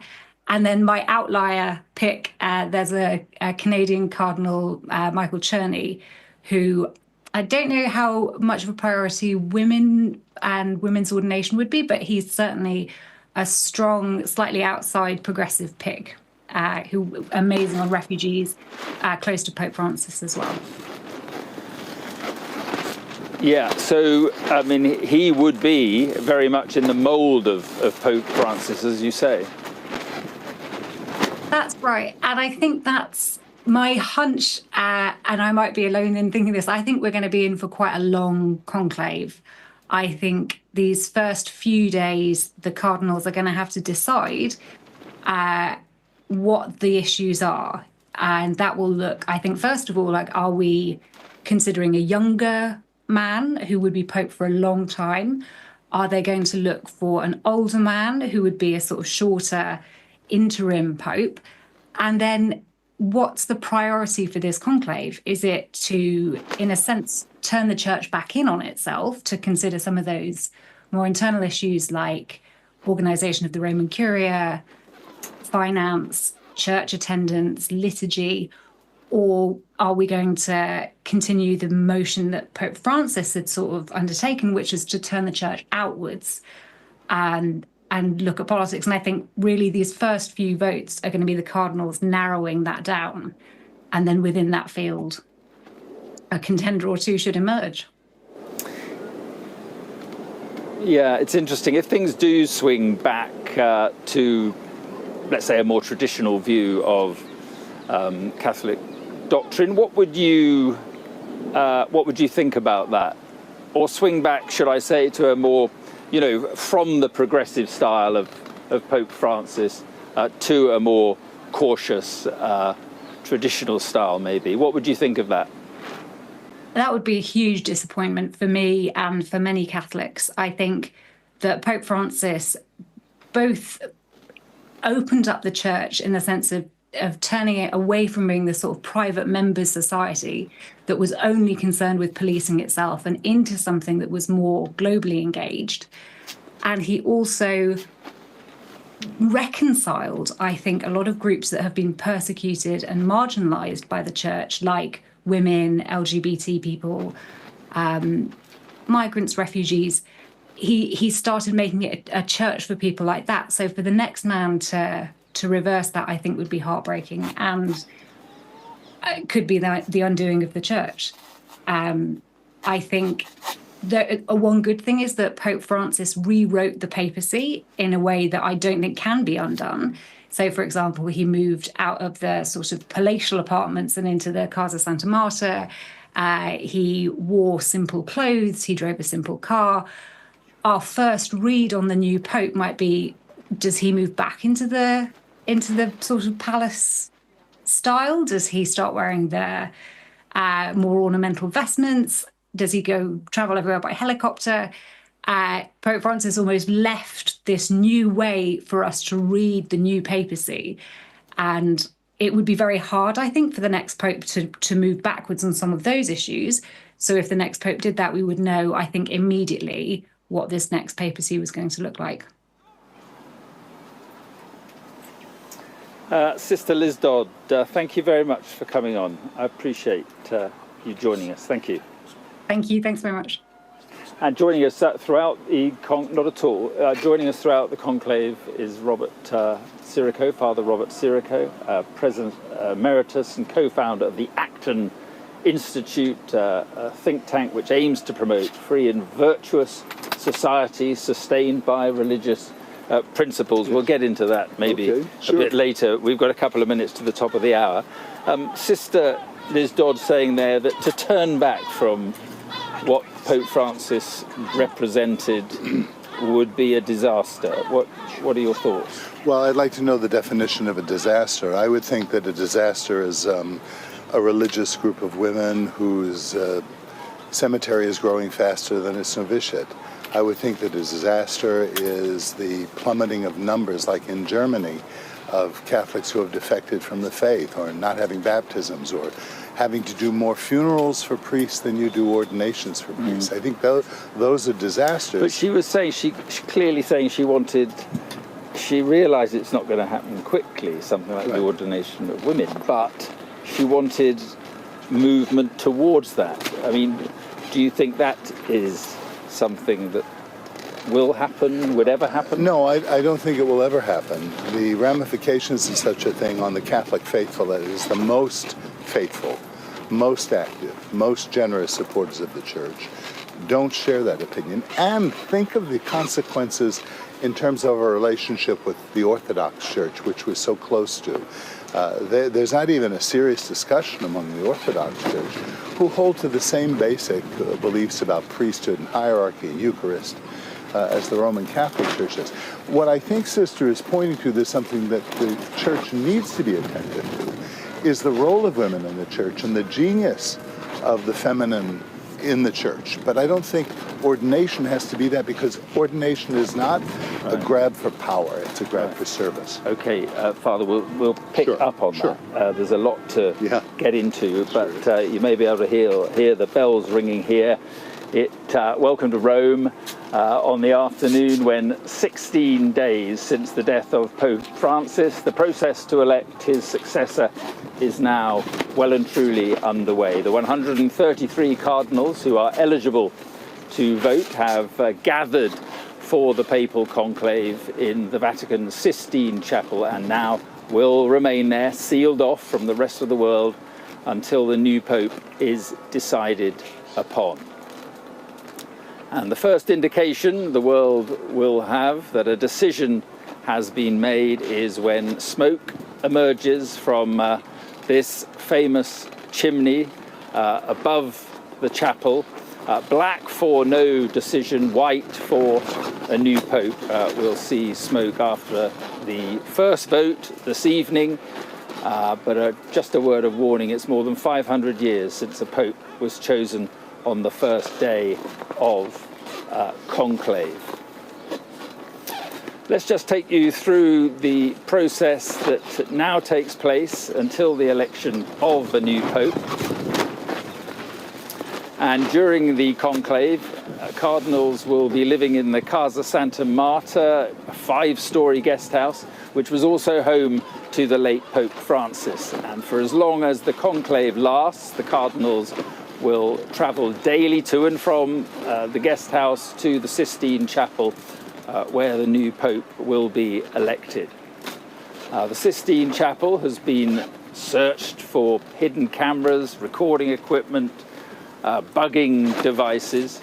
Windows are covered to keep the outside world out and to stop drones from spying. Mobile phones, well, they're completely banned, and signal jammers have been set up to help stop any information being leaked. And then a pair of stoves have been installed. One burns the ballots after each vote, and the other produces a plume of whichever coloured smoke they need to send up the chimney to show if a new pope has been chosen. Now, voting has begun. Each cardinal writes their preferred candidate on a ballot paper and places it in an urn at the front of the chapel. A 2/3 majority is needed to elect a new pontiff. And joining us throughout the conclave today, as I say, is Father Robert Sirico. Also with us is Alistair Bruce. And Alistair, well, you talked us through it. The process is underway. And how wonderfully elegant it was, in the most wonderful setting, to see them leave after a period of silent prayer in the Pauline Chapel through the Sala Regia, which is a room really, the royal hall, to go into the Sistine Chapel. Beautifully managed, very gentle, with the wonderful music of the Litany of the Saints. And then the Veni Creator Spiritus, calling the Holy Spirit to guide them. Very simple, very elegant. And then this mass of cardinals all together making their obligation, and then individually one by one. And that being done extra omnes, the closing of the doors, everyone leaving who was not required. And then the cardinals now appearing, the last presentation from one of the cardinals who can't vote but is just speaking to them to guide them. Then he too will have to leave, and they will have their first vote tonight. It'll take time. The ballots will have to be prepared, and for some of them, the first time they're doing this, it'll be quite a challenge. They'll have to walk holding the ballot up above their head, up to place it into the urn where it will then be shaken. And then 3 cardinals chosen will first of all check it, make sure there's the right number of votes, 133. Then one will thread it through onto a thread, and then the name will be read out. And everybody will write down how each is doing. And then, unless we get a result tonight, unless 89 choose on a single name, those ballots will be brought together with all the papers and the scrutineers' papers, and they will be burnt, and we will see the smoke appear. I think it'll take a few hours. Yes. Well, it's interesting because 2 or 3 of the people we've just been speaking to have been saying they think it's going to be a long conclave. I think it'll probably be a longer conclave than the last, let's say, 50 years, because those have only been between 2 and maybe 4 or 5 days. And this is owing to a variety of factors, including the number, which, as you see, elongates the whole ceremonial process, but also the lack of familiarity of many of these in the conclave with the various candidates and with each other. Yes, and I mean, if it does go on, and there are a number of votes, a day comes when they take a day off. They do, yeah, to give them a break and let them talk things through and come back and do it again. What would you say if we had a white tonight? Well, we get the name out, we get excited, Yes. and we'd start to prepare ourselves. I wouldn't have anything to say. that would be history, wouldn't it? It would really be remarkable. And then I'll play your remarks back then. Yes, right. But I mean, what do you think are the key factions at play here? We were talking about, we're just saying reformists versus conservatives. But what do you think is at play?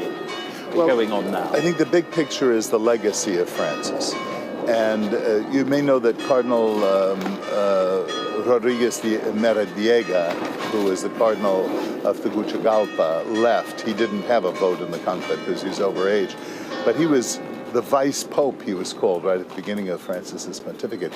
He left Rome in a huff because he said that the people who were closest to Pope Bergoglio had betrayed him. And I don't know what that means, but it sounds like he's afraid from their side that they're not holding together. And that's one indication without having eavesdropping equipment in the Sistine Chapel. Yes. Alistair, the whole process that we're witnessing and you're talking us through, I mean, it is unique in religion, in politics. I mean, there's nothing like it, is there? No, and it goes right back to the 1200s in Viterbo when they were trying to find who the next leader should be, and they started this process of being locked away to get on with it. And I think the sense of locking them in was not so much to make sure that we in the modern day couldn't find out what, was to get them into a position where they were probably sufficiently uncomfortable that they would be more ready to listen to the influences of what they pray for as Roman Catholics, that the Holy Spirit will influence them. And I think when it was John Paul II being elected, the election that chose him, it was very, very hot in Rome. And it was during that hottest of months, July, I think, or August. And they used to stay in cells, small, tiny cells all the way around that had been built temporarily around the Sistine Chapel. And there was no air. There was very bad sanitary arrangements. The food got brought in a very secret way in order to make sure no one heard anything. And I think John Paul II decided, enough. We need to do it a different way. And so nowadays, of course, they even get back to the comfort of the Santa Marta, which I think helps greatly. Yes. In that 13th century one, when they put them under lock and key, didn't they eventually take the roof off? Yes, to make it very uncomfortable for them to get out. No, Santa Marta is comfortable. It's not, 5-star hotel. But consider this, that what we see right there now is the original smoke-filled room. Right. I mean, I've never heard it done that way. But and what's interesting, we'll see what happens tonight, is sometimes the smoke comes out indefinitely. You don't know what color it is. It's just very definitely gray. And then you have to wait if the bells sound. We're not going to jump at that one. They use a chemical device to make sure now that it's pronounceably black or pronounceably white. And assume it's black smoke tonight. Yes. They then go and have dinner, or they and what they will then sort of ask who voted for who, or how, because it is a secret vote. Yeah. What happens? They're not tonight? supposed to ask who voted for who. In fact, there's a solemn oath they take that in perpetuity they will never say it. They would be among themselves. They would be excommunicated if they do that. Right. So they can't even talk among themselves about who voted for whom. But they could talk about issues, and do you think that so-and-so would be more appropriate for this issue? Because it's important to emphasize that what's going on in the Sistine Chapel right now is prayer and the voting and the liturgy. They have a book of liturgy. So it is not the kind of dialogue or politicking that might go on at Santa Marta in the dining room there. Yes, that's what I mean. Afterward, that could. Yes. This week is when that happened, and in that dining room tonight. So watching Conclave hasn't done us any good, no, actually, does it? Not at all. Not at all. We think it's all going on. They didn't even get the colors of the cardinal robes right, as you see now. No. Well, I enjoyed it anyway. Yes. Listen, let's have a look at some of the cardinals thought to be among the most likely to be chosen. Pietro Parolin is the Vatican Secretary of State. He's 70 years old and was a close ally of Pope Francis. He was called the Deputy Pope by many people. Another Italian, just 60 years old, Pier Battista Pizzaballa, was made a cardinal by Pope Francis only 2 years ago. He is the Latin Patriarch of Jerusalem and celebrated Mass at the Holy Family Church in Gaza last Christmas. Peter Erdo, who we were talking about a little earlier, is a Hungarian cardinal, a conservative. The 72-year-old was mentioned as a likely candidate during the last conclave when Pope Francis was selected. Luis Antonio Tagle, known as Chito, is considered a progressive candidate, having criticised the church's what he called harsh stance on single mothers, gay people, divorcees, and he would be the first Asian pope if elected. If he was elected, it would be history. Angel Fernandez, our team, is 64 and was made cardinal by Pope Francis in 2023. He worked with the late Pope in Argentina in the early 2010s when Francis was, of course, Archbishop of Buenos Aires. And 65-year-old Fridolin Ambongo Basungo is the Archbishop of Kinshasa. He would be the first African Pope in over 1,500 years and is considered also a more conservative voice. Well, earlier, the Dean of the Cardinals, the College of Cardinals, Cardinal Giovanni Battista Re, was caught telling Pietro Parolin, who is the current papal front-runner, best wishes, double best wishes at the end of that Mass we saw earlier this morning. Offerte vobis pacem. Auguri e doppio.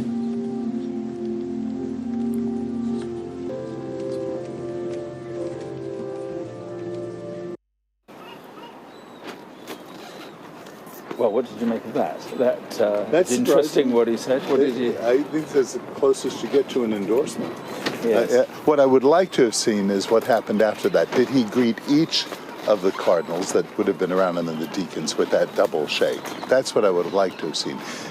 When you see something just abstract out of it, you can form an opinion of it, but when you see it in this context, sometimes it's different. What impact would seeing that have on other cardinals, do you think? They would think, that's Ray's opinion. I'm sure those men are in there for the most part with their own ideas of what needs to happen. Yeah, it was quite interesting to see that. Well, I'm going to take a different view, and my view is that he's giving him best wishes for the conclave himself.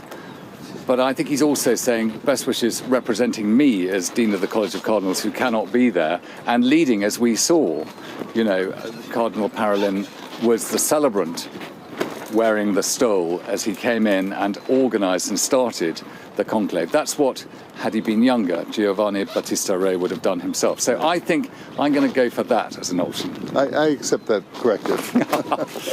Yes. And do you also go for this feeling it might be a long conclave, Alistair? I have absolutely no idea at all. I don't know if we're here for a day or we're going to be here for 6 months. But this is my third conclave.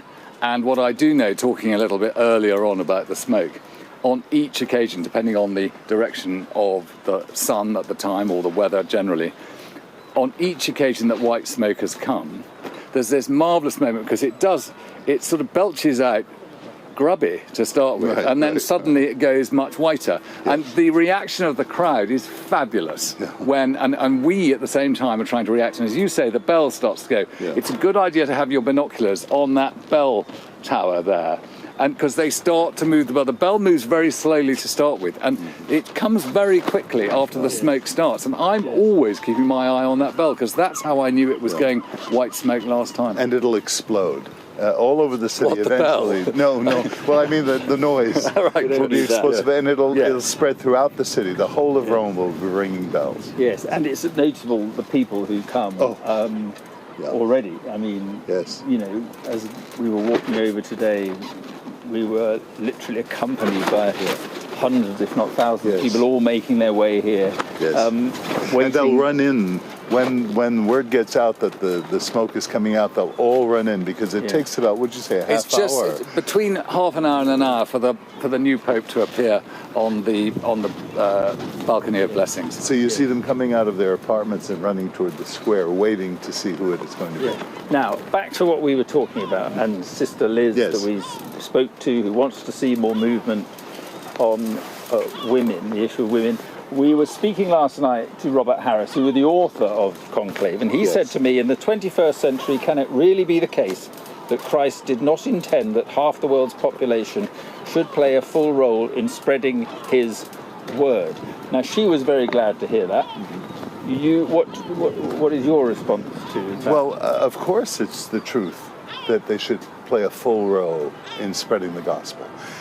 The question is whether you have to be a priest in order to do that. Do family people, husbands and wives, play a full role? I mean, I think we're all called to various things. St. Paul talks about this in 1 Corinthians, the 12th chapter. We all have distinctive roles to play.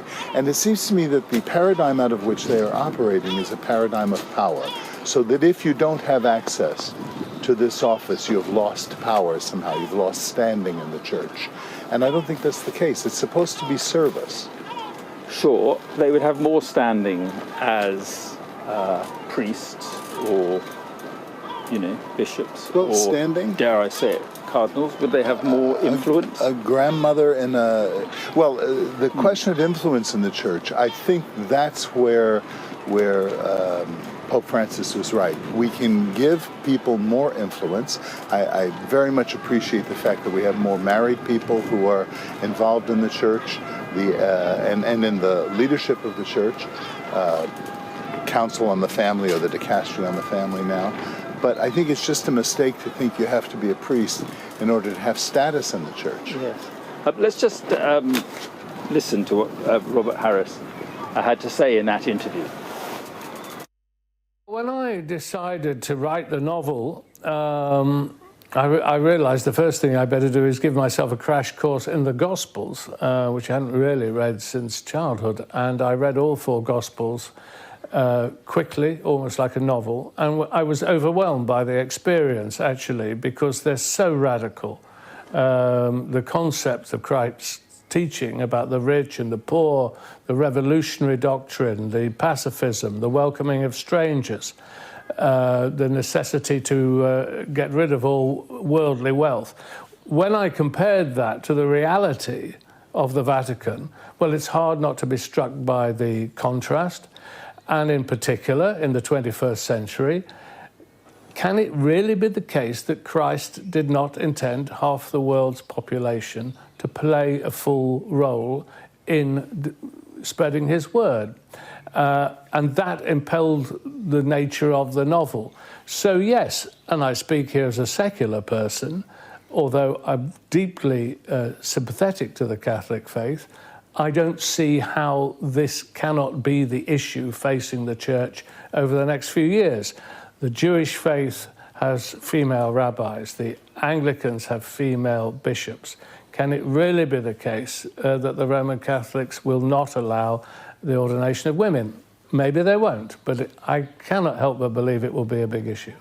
I was struck watching the film, and no doubt this is the same in your book, this is my confessional, which I haven't read yet, but in the end, a crucial role was played by the senior nun who came into that meeting and said, this is what happened, and that changed a lot. Was that deliberate, to give a woman who doesn't have that much power in the Catholic Church the power to do that? Yes, definitely. I mean, I sat down to write the novel and I realised I was writing about 110 elderly men. That's an odd thing to do as a novelist. Where are the women? Well, the women are there, but in a completely subservient role. They are serving the meals, cleaning the rooms, running the hostel where the Cardinals live. And I felt I must give some voice to these women. And that character, Sister Agnes, who's in the novel and brilliantly played by Isabella Rossellini in the film, is the crucial character. And that's really, you know, the heart of the novel. I've been in, you know, some people think, oh, you've got a sensationalist twist at the end, you know, but I didn't put it in just to be, you know, controversial. That's the essence of the book for me, is the playing out of this drama. And, you know, I'm glad that I did it. And just finally, so what you're saying means that this matters really, in a sense, beyond the Catholic Church. What happens in the next few days matters beyond the Catholic world and in the real world as well. Yes, it does. I mean, if you think of many of the controversial issues facing the world, to do with the role of women, the homosexual rights, and how much family rights, assisted dying, these crucial political decisions are greatly affected by the Roman Catholic Church, which has 1.4 billion followers, as many followers as President Xi of China. The Church is immensely wealthy, powerful institution, reaches into all areas of society, whether you're Catholic or not. So this is a profoundly political moment for the world. And this process, behind the closed doors of the Sistine, with these 130 or so male cardinals, is a very political moment. Yeah, so he's basically saying, sure, isn't he, that he's taking a secular point of view. Yes, yes. He has great respect for the Catholic Church, but this issue was the issue that impelled him to write the novel. I perfectly understand how a secular person whose primary paradigm about social organization is politics could see this in this way. I do appreciate that. However, faithful Roman Catholics do not see politics as the primary paradigm or the normative paradigm.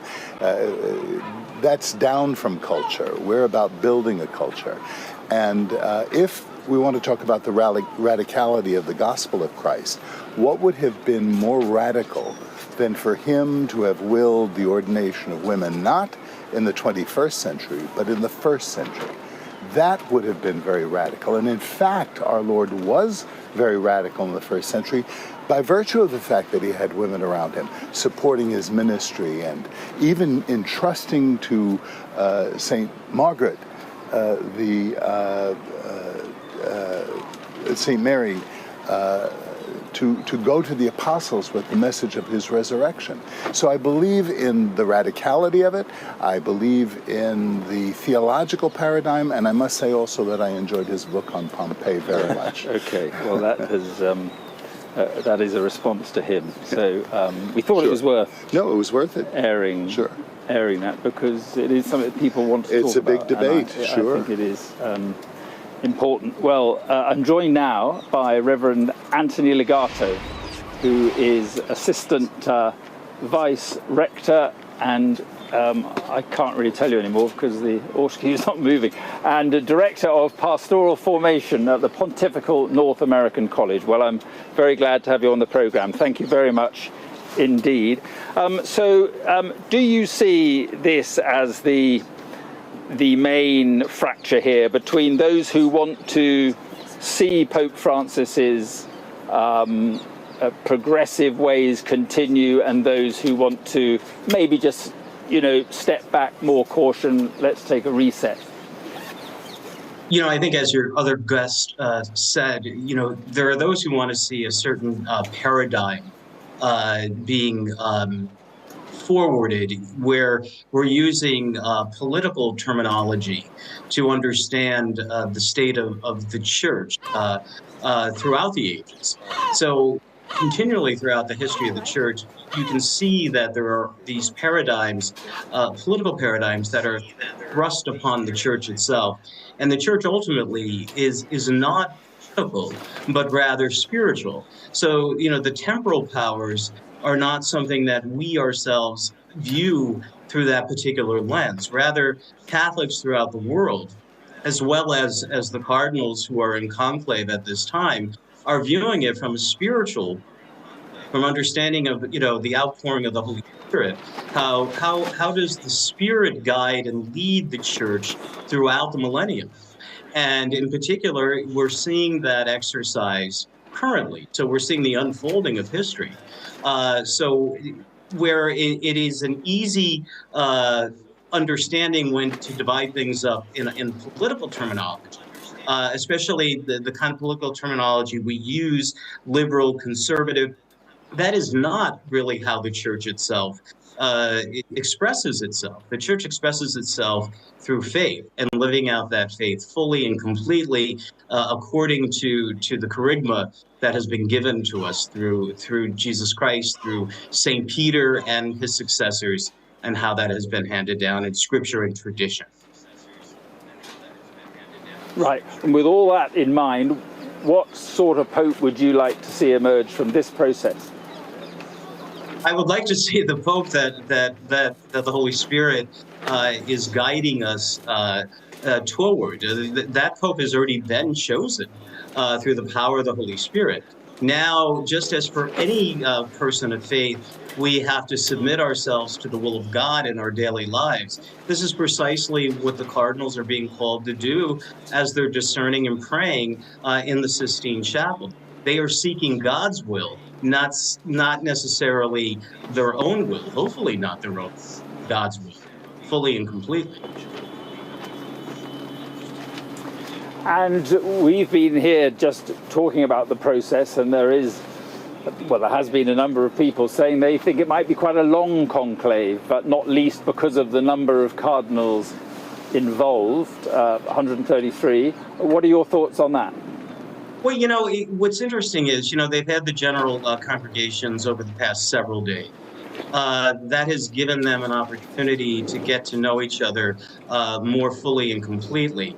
With 133 cardinals, it is hard to know everybody. And so, ultimately, they have to take that time. They've been taking that time to get to know one another.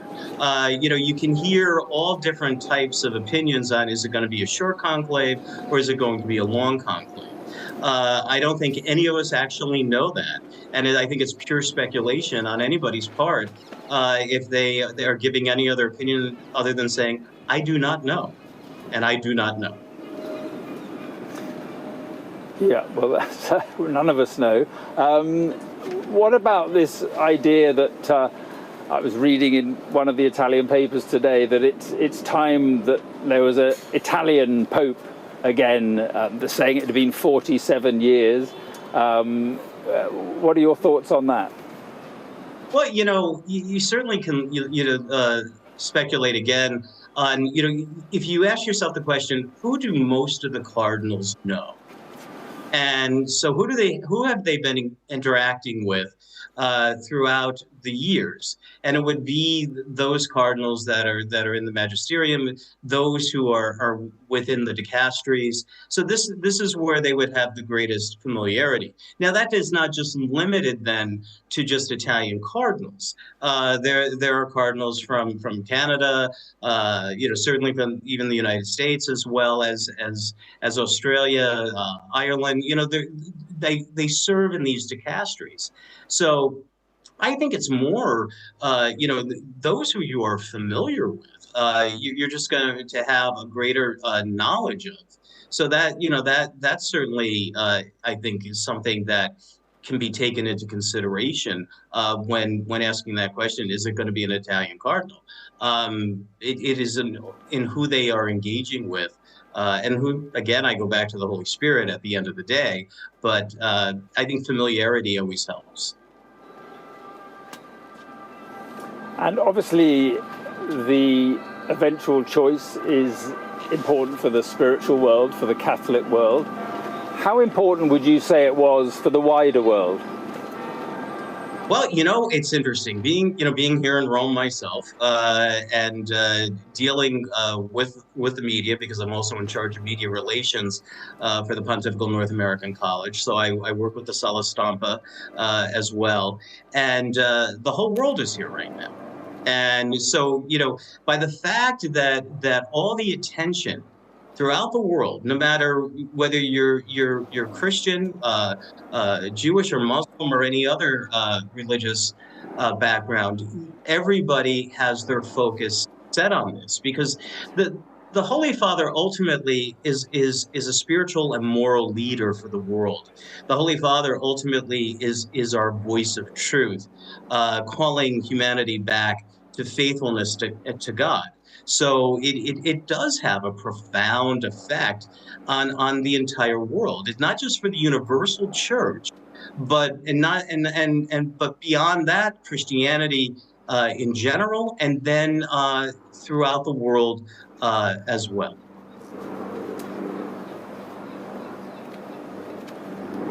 And we were just talking about how often it's said that this is the most important conclave for years. The Catholic Church is at a crossroads.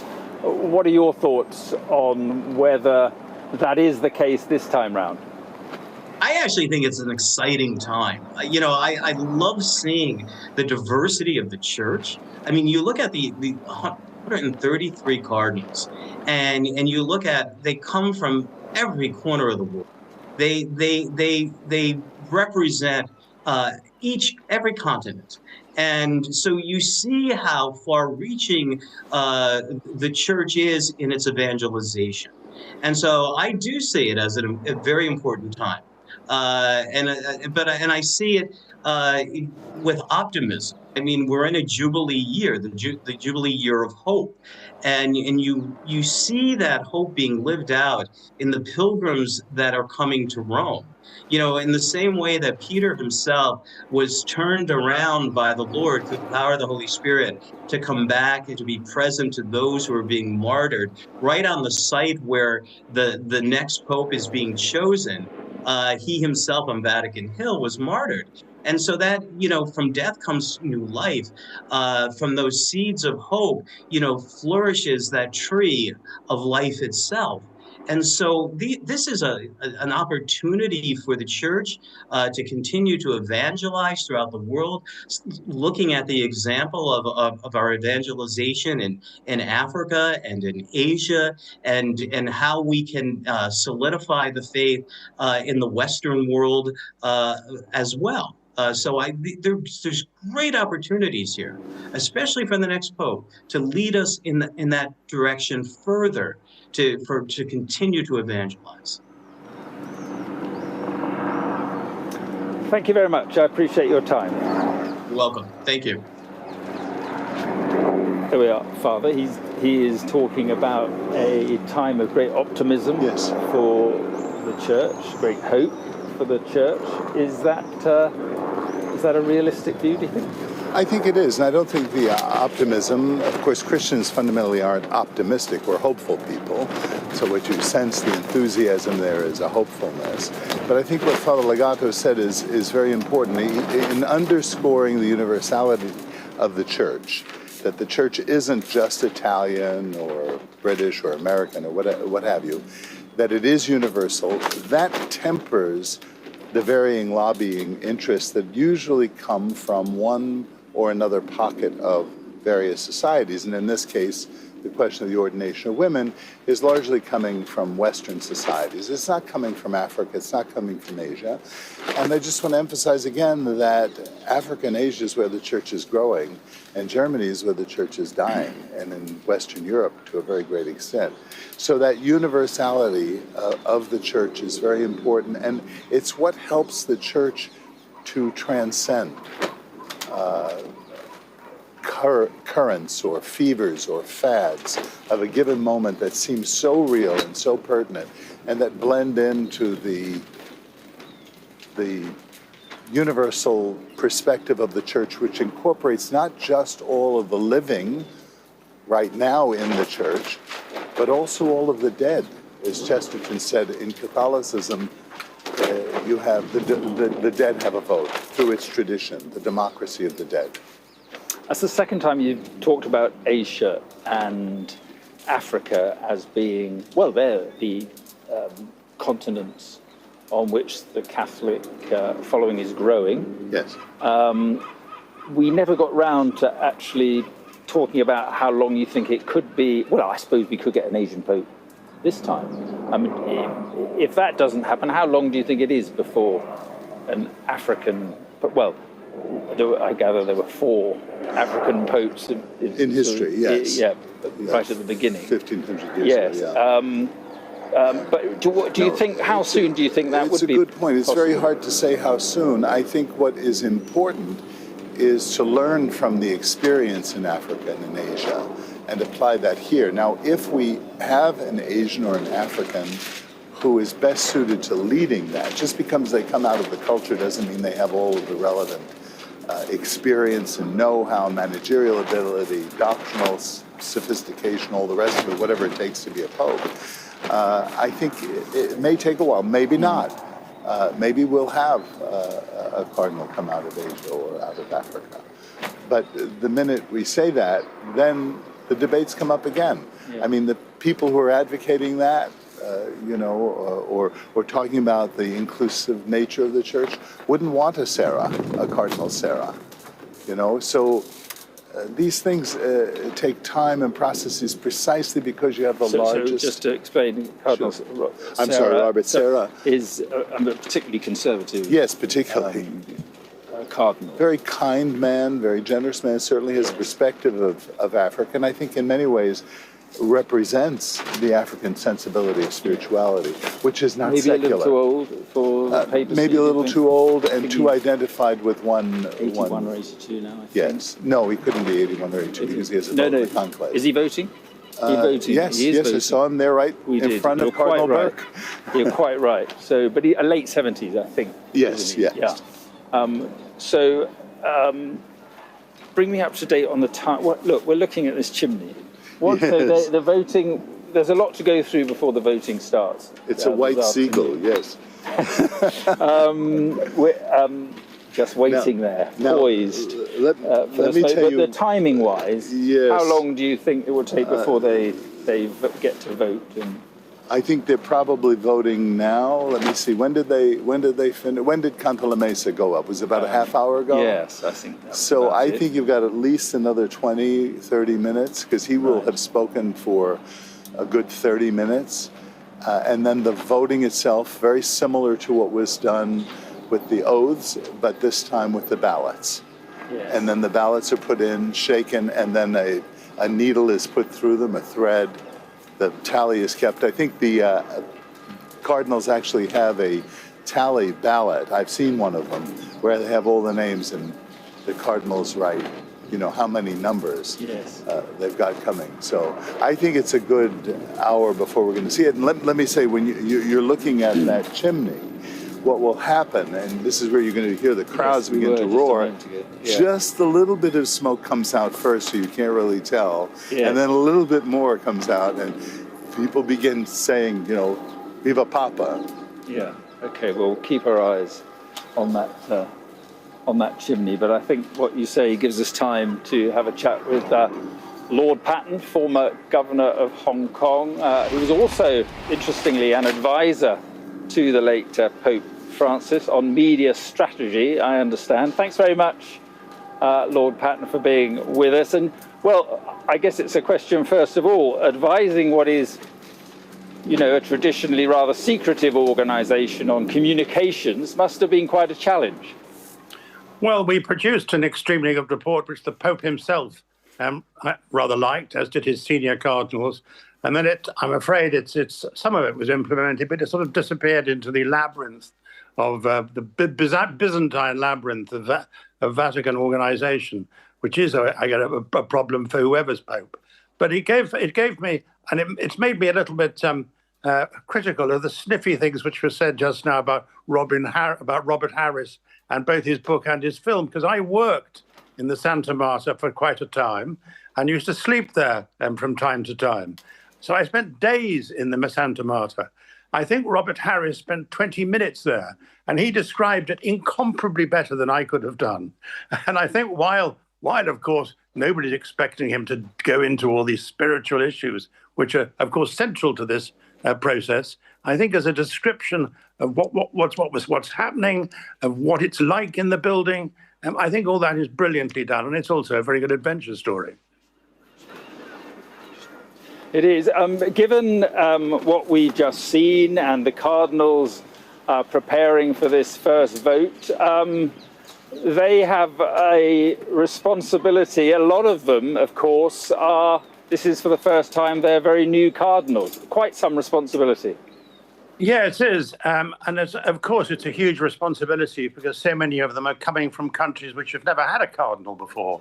I mean, the proportion, I think, who are at a conclave for the first time is something like 80%, isn't it? And a huge number of countries which have never been represented in the College of Cardinals before. So it's a big responsibility. And I'm sure, it's not like electing Boris Johnson and Liz Truss. They're thinking of course, of political issues. So there are factions and political groups that come together into using politics in a rather general way. But they'd never stop thinking that they're actually doing something which really matters to the church, to religion, and that they should be guided by the Holy Spirit. That's why they sing that, as you pointed out, during their meeting before the conclave. What sort of Pope, what kind of Pope do you think should replace Pope Francis? Well, people say that it's very important that Pope Francis is followed by somebody who continues the work he began. Easier said than done, because as Archbishop Gallagher, who's the Vatican's foreign minister and a terrific Liverpudlian, has pointed out, continuity doesn't necessarily mean you're doing exactly the same things. But I think the most important thing they should take from Pope Francis's years is the way he put tolerance and kindness at the heart of the Christian and the Catholic message. Some people in the past have regarded the Catholic Church or the hierarchy in the Catholic Church as being providing sort of police stations so that they can tell people what they should do. I think the Pope Francis saw things completely differently.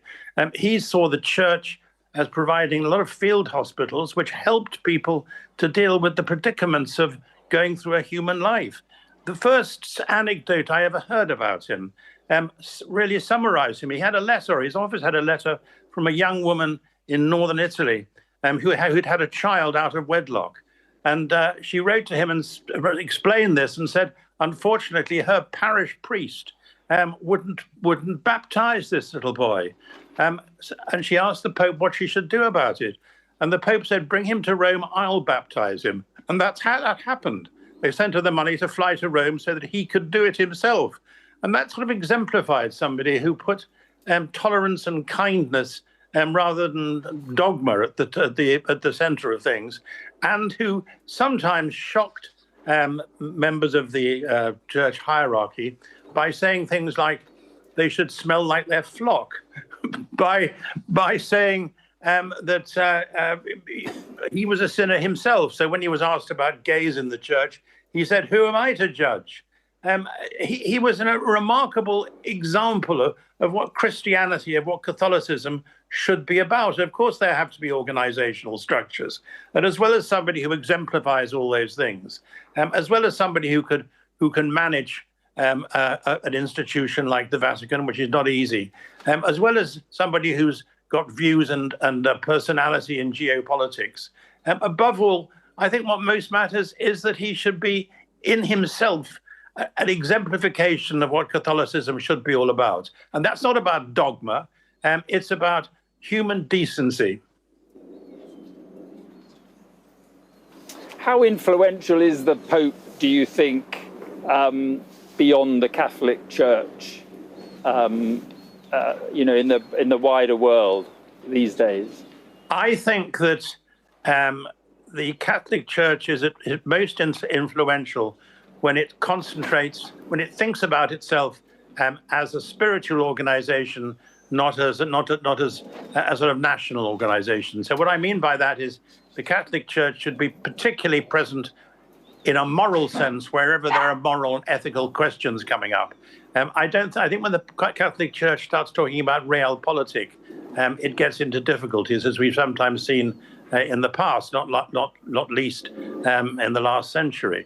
But I very much hope that the lesson people will take from Pope Francis is that question of his sense of generosity and kindness and courtesy, and a sense of humor as well.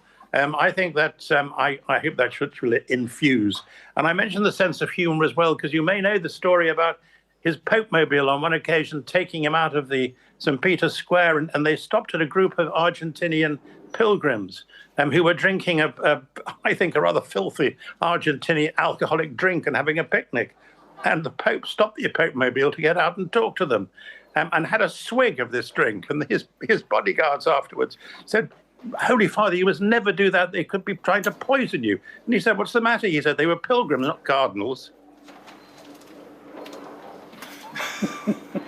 What about individuals? We've gone through the favourites. We've talked about a few. Do you have anybody in mind, particularly, that you would like to see? I think it's understandable I think it's understandable that Cardinal Parolin is the front runner. But of course, it's often said that whoever goes in as a front runner into a conclave comes out as a cardinal. But he's a very nice and intelligent and decent man. And I'm sure he would do a very good job. But I think others who would be perhaps more in the extrovert style of Pope Francis are Cardinal Zuppi from Bologna, who is very much associated with a lay Catholic movement called Sant'Egidio, which is involved in helping the poor. And he had a church in Trastevere, which was a focus for young Catholics getting involved in social projects. I think that the Cardinal Archbishop of Marseille is extremely good, because he's been promoting dialogue between different faiths.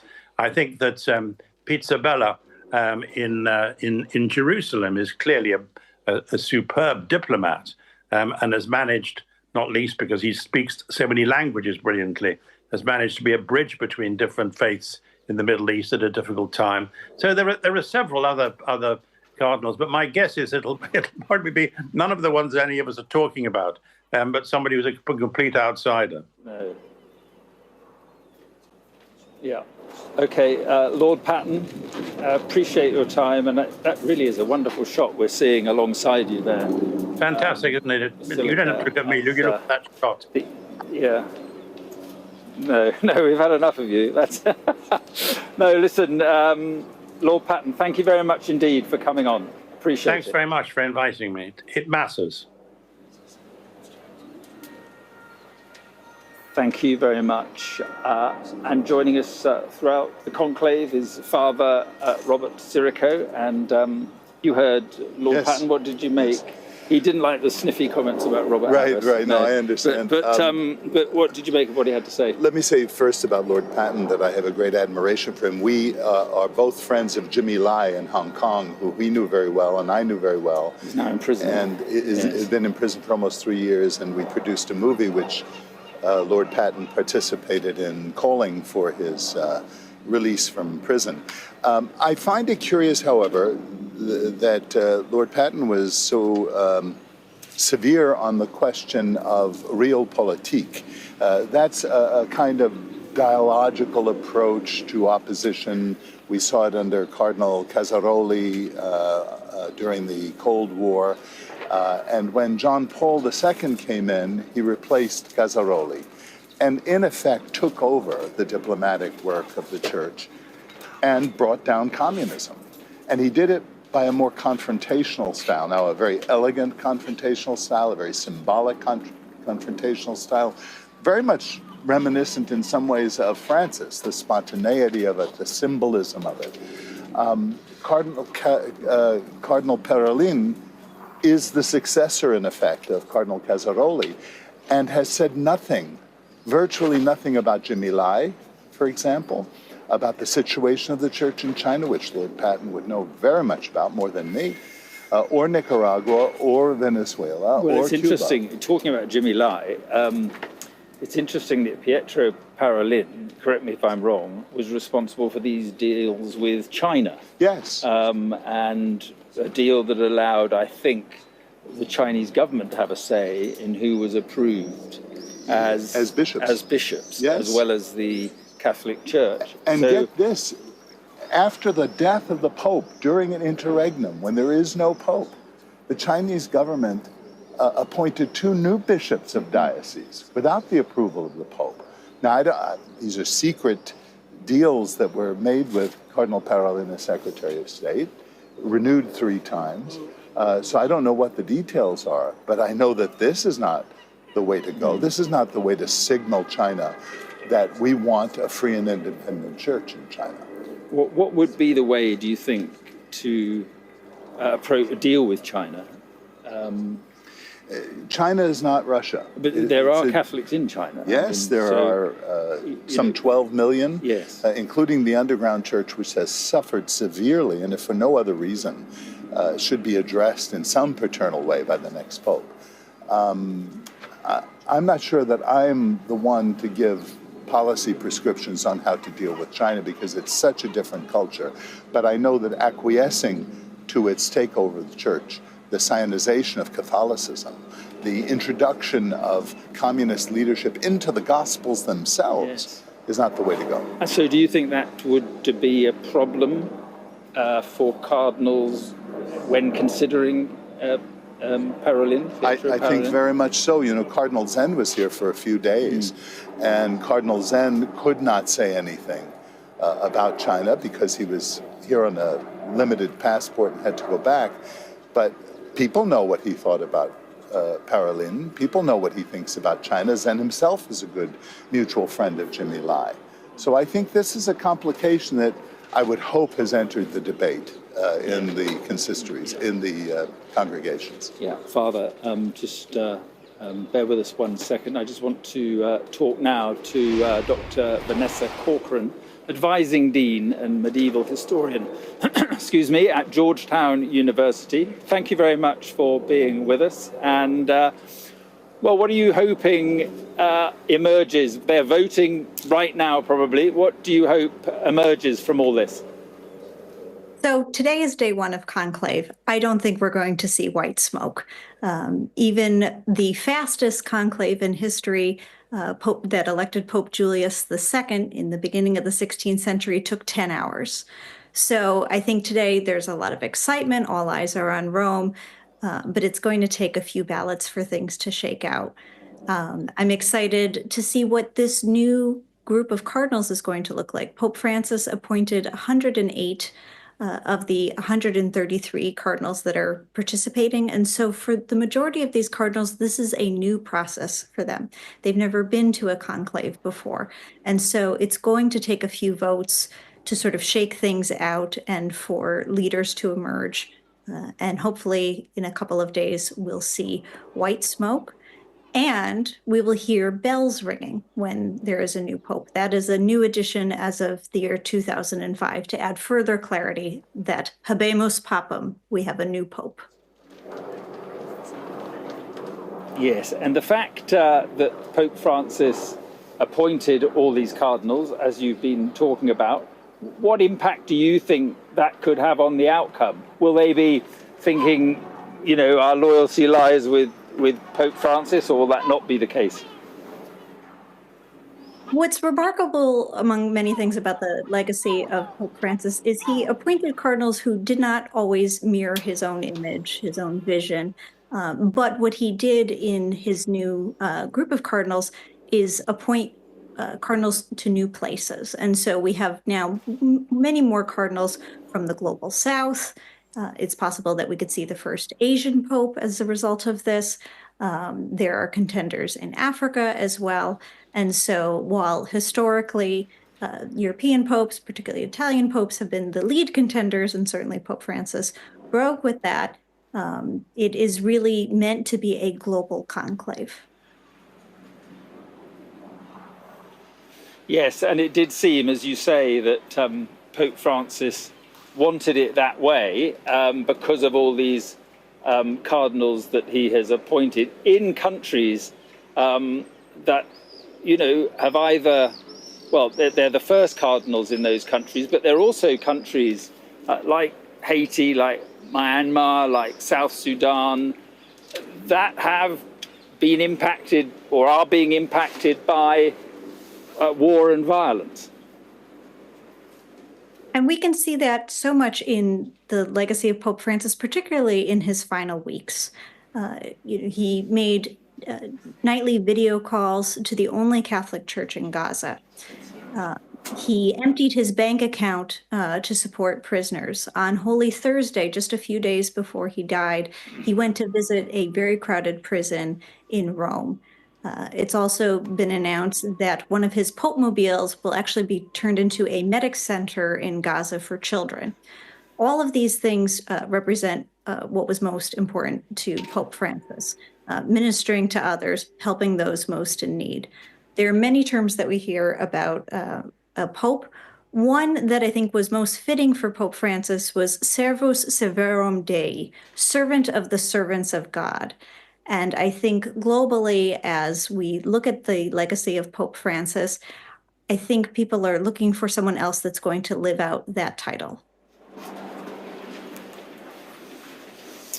So it's 133 cardinals, some new ones. This is the first time they'll have done it. What do you think the chances are of a consensus fairly quickly? Or do you think this will be something that's, going to be thrashed out over a number of days? I think it's fair to say that probably by the weekend we will have a new pope.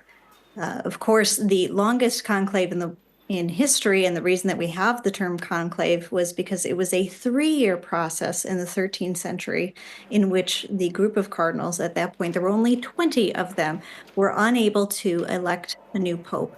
And so frustrated with this lack of progress in a nearby city from Rome, the locals locked the 20 cardinals in a palace with limited conditions, only giving them bread and water through a window until they reached a decision. But not even that worked. And so the locals actually removed the roof from the palace, supposedly to let the Holy Spirit come in upon the cardinals.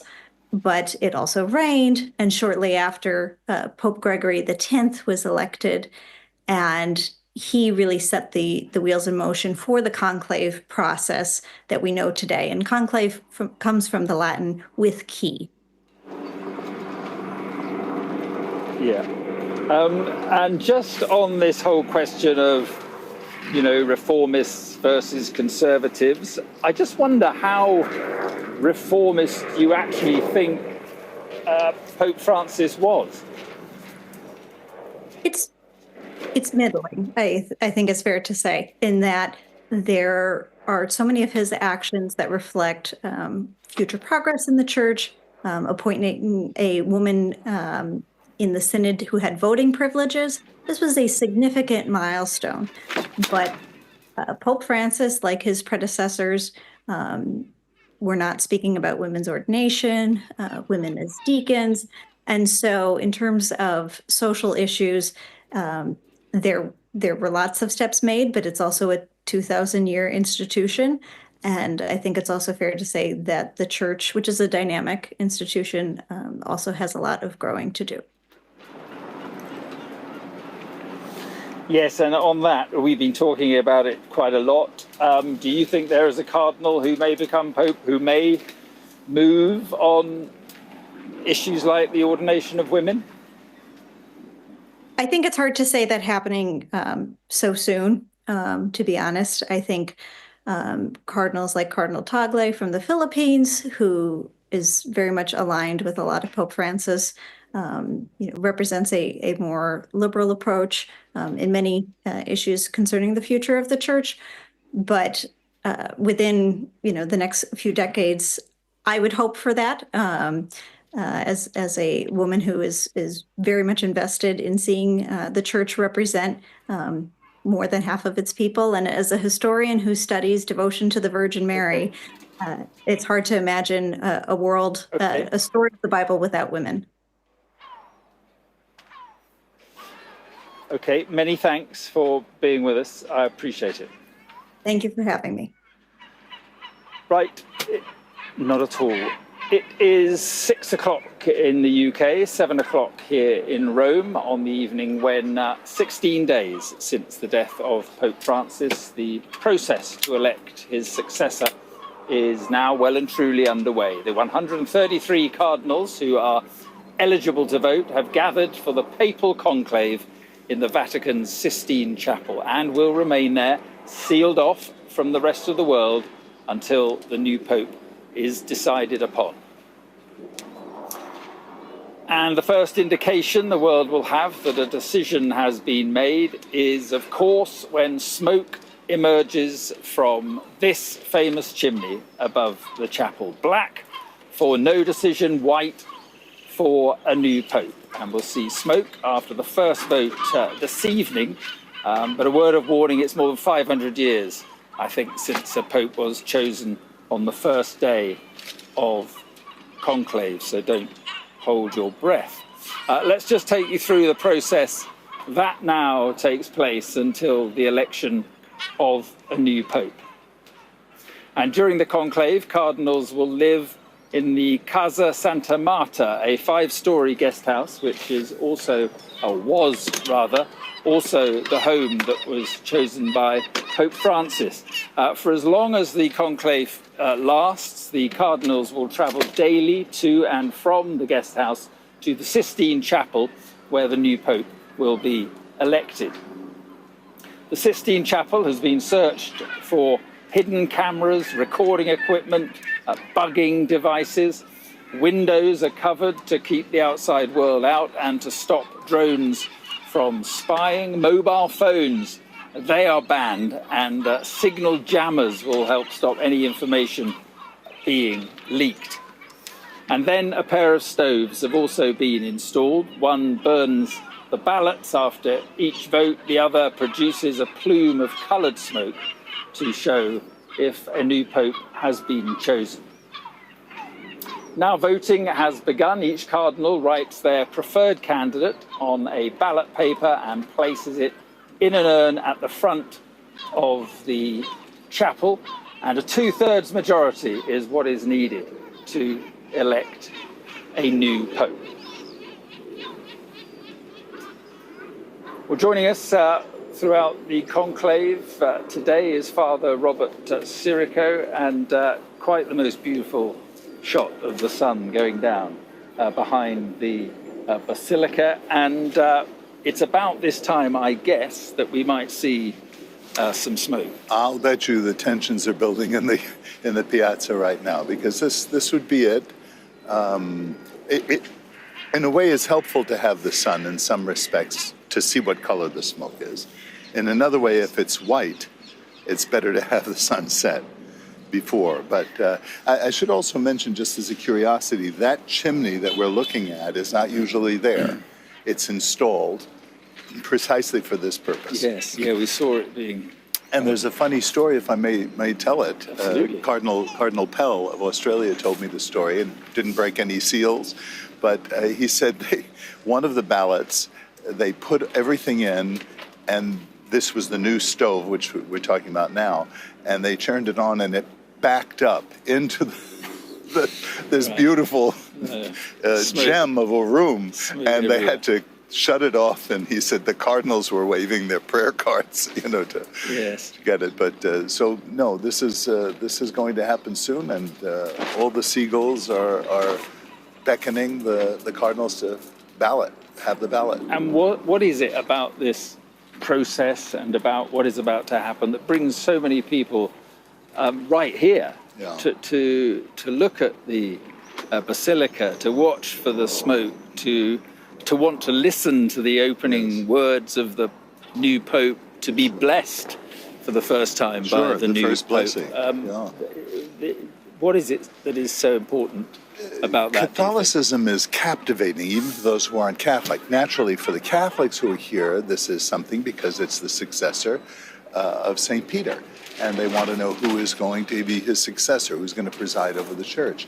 But I think other people, maybe let's say Catholics who aren't practicing, are still seeing this as part of their heritage, I think there's still another group of people who see this as maybe kind of ecclesiastical entertainment or just a historical moment that they want to be in. I mean, this is as has been stated repeatedly, this is the oldest ongoing institution in human history, and who could ask for a better backdrop? And the church understands something about drama, which is what you're seeing here. We've just been seeing the camera lenses of the photographers, focused on that chimney.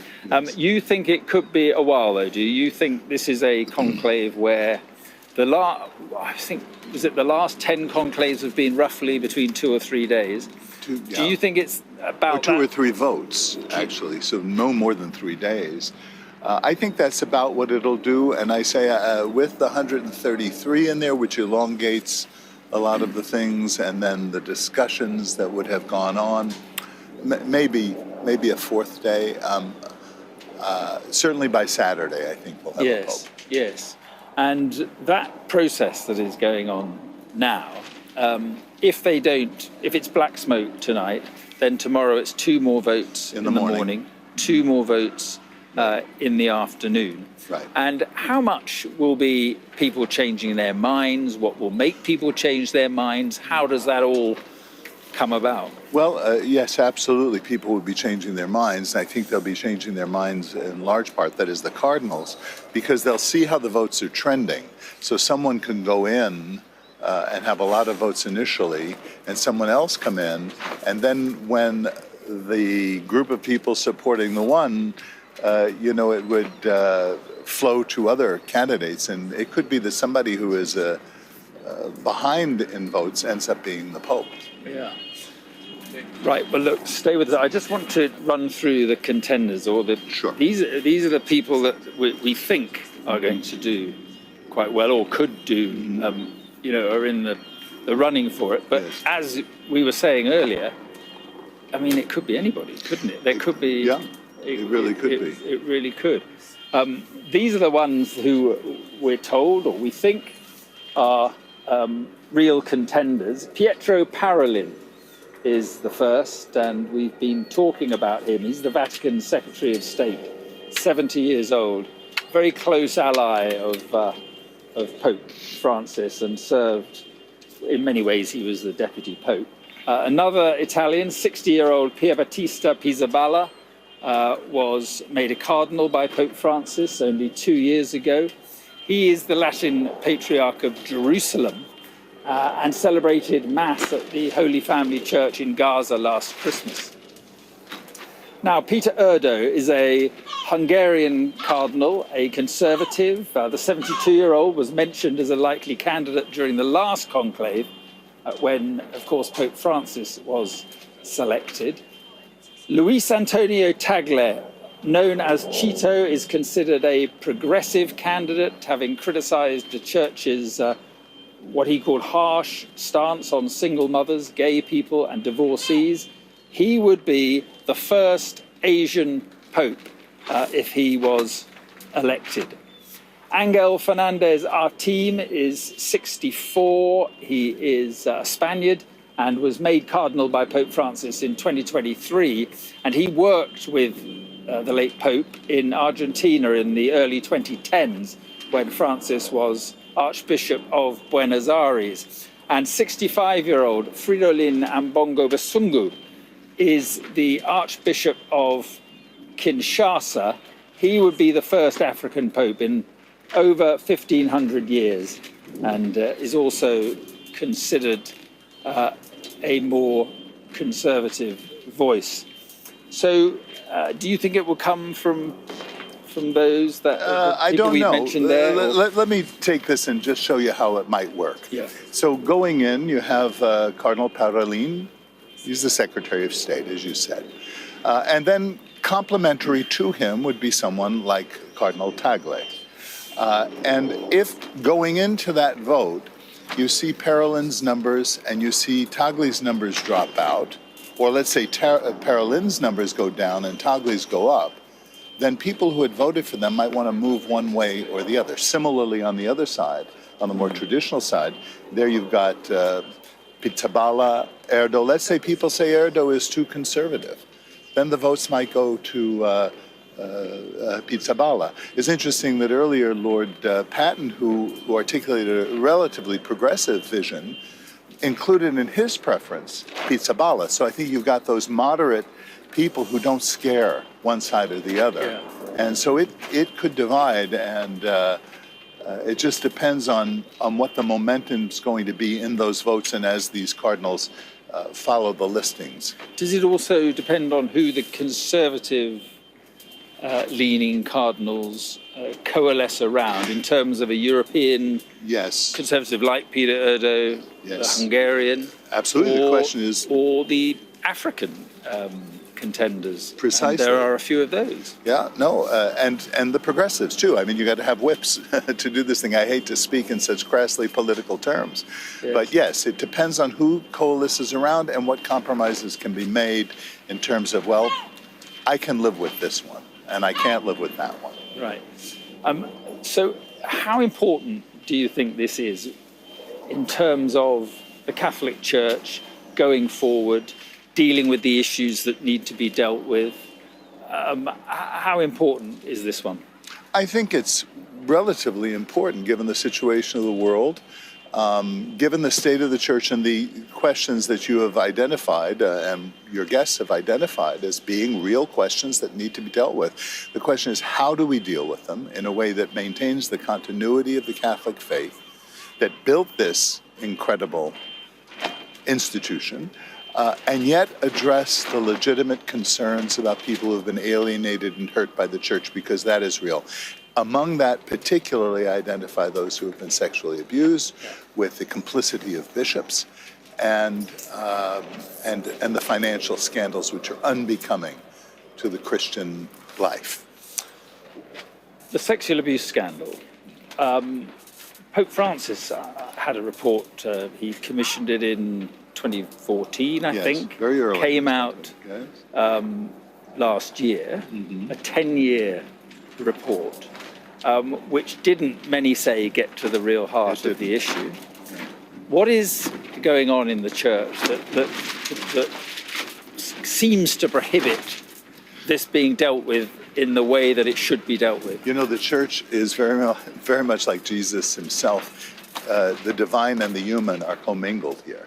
The divine tells us what we need to be doing, and the human tells us what we want to do. And the church, as an institution, has the same kind of bureaucratic prejudices and managerial protection that schools have, because that's another place that we haven't focused on, how much abuse of children go on in schools or in other places. So I think, yes, that's a real thing, and that's what needs to be addressed. I thought that sexual abuse report was inadequate. Yeah, but to be clear, we're talking about sexual abuse of children. Yes, yes. And the sexual abuse of nuns. Yes, which is yes. also an issue which has and resurfaced. Rupnik is a great example. This was this artist who had 30 nuns make complaints, including the abuse of the sacrament of confession, and he's still a priest. So what is it with the church that doesn't deal with that? I think people have relationships with people and try and cover. We all do it in one way or another. I mean, if somebody says something unpleasant about your wife, you're going to defend your wife. And she may have done something very wrong, but your first instinct is going to be to defend her. And unfortunately, when you have a bureaucracy that does that, you have what you see in the church and elsewhere in society. Is forgiveness part of it? Yes, that's a very good point. We do want to forgive people who have committed heinous sins, because even on the cross, Jesus forgave the sins. But that doesn't mean that the crime isn't punished. You know, there's a difference between sin and crime. Because the victims will not feel that that's justice. Right, absolutely. And in my pastoral work with people who have been abused, let me say that it is almost inconsolable, no matter what happens to the perpetrator. There's something separate that needs to happen for those people to be assured of love and once again encounter people whom they can entrust. So how important will it be then for whoever takes over now to deal with that and to make sure that that is dealt with as best as you can? Critical. It's one of the most important things pastorally for the church to do. And by the way, we have a great model of Francis, because he did communicate that to people. He showed his love, even if he failed in the administrative stuff and protecting Rupnik and several other people who were found guilty of abuse. And the issue of women in the church is another thing we've spoken about and that will come up for the next Pope. And earlier I spoke to Sister Liz Dodd, who is part of a congregation of Catholic nuns who work for social justice. And I spoke to her about this occasion that is happening here and what it all could mean for women in the Catholic Church. It's a historic moment. It gives me chills, even though I've seen that conclave beginning so many times. It's just such theatre, and happening now when global politics is in the situation that it is, when the church is in the situation that it is. I think this is going to be a defining moment in the history of the Catholic Church. Absolutely no question. Why? Do you think then that this could lead to a Pope who may move on key issues such as the ordination of women? I would hope so. I think the problem facing the conclave and the complication there is that there aren't any women in the room, except the Holy Spirit, obviously.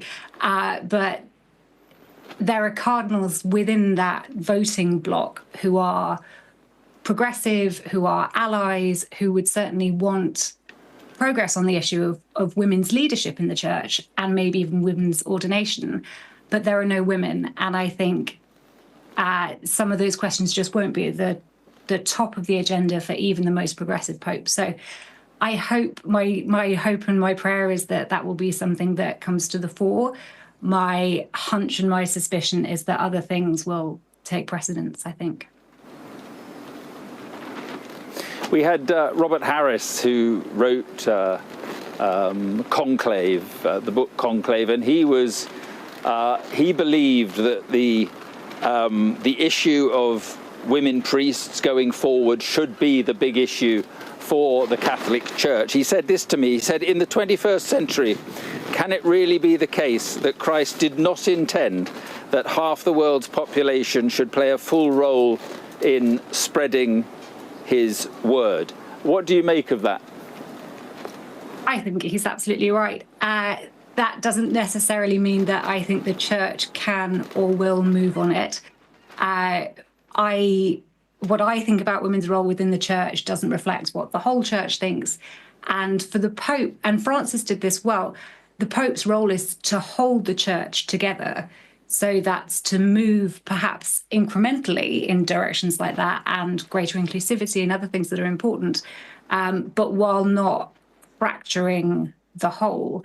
I think for myself, the issue of women's leadership in the context of ordination or just in the context of leadership is essential for the church to get a handle on the abuse crisis, for some of the financial mismanagement that we've seen, and really for the church's credibility, for the Catholic Church's credibility as a voice for good in the world. Do you have anybody in mind, someone that you think could do those things that you've just talked about? I have a couple. I think some of the names we've heard a lot. Cardinal Tagle has a lot of very good energy. He's a younger man. I would love to see Cardinal Radcliffe, Timothy Radcliffe, who we saw just a moment ago taking his vow of secrecy. He's a really good, thoughtful, progressive theologian who could move on something like that. And then my outlier pick, there's a Canadian Cardinal, Michael Cherney, who I don't know how much of a priority women and women's ordination would be, but he's certainly a strong, slightly outside progressive pick, who amazing on refugees, close to Pope Francis as well. Yeah, so, I mean, he would be very much in the mould of Pope Francis, as you say. That's right. And I think that's my hunch, and I might be alone in thinking this. I think we're going to be in for quite a long conclave. I think these first few days, the cardinals are going to have to decide what the issues are. And that will look, I think, first of all, like, are we considering a younger man who would be Pope for a long time? Are they going to look for an older man who would be a sort of shorter interim Pope? And then what's the priority for this conclave? Is it to, in a sense, turn the church back in on itself to consider some of those more internal issues like organisation of the Roman Curia, finance, church attendance, liturgy? Or are we going to continue the motion that Pope Francis had sort of undertaken, which is to turn the church outwards and look at politics? And I think really these first few votes are going to be the cardinals narrowing that down. And then within that field, a contender or two should emerge. Yeah, it's interesting. If things do swing back to, let's say, a more traditional view of Catholic doctrine, what would you think about that? Or swing back, should I say, to a more, from the progressive style of Pope Francis to a more cautious traditional style, maybe? What would you think of that? That would be a huge disappointment for me and for many Catholics. I think that Pope Francis both opened up the church in the sense of turning it away from being this sort of private members society that was only concerned with policing itself and into something that was more globally engaged. And he also reconciled, I think, a lot of groups that have been persecuted and marginalized by the church, like women, LGBT people, migrants, refugees. He started making it a church for people like that. So for the next man to reverse that, I think would be heartbreaking, and it could be the undoing of the church.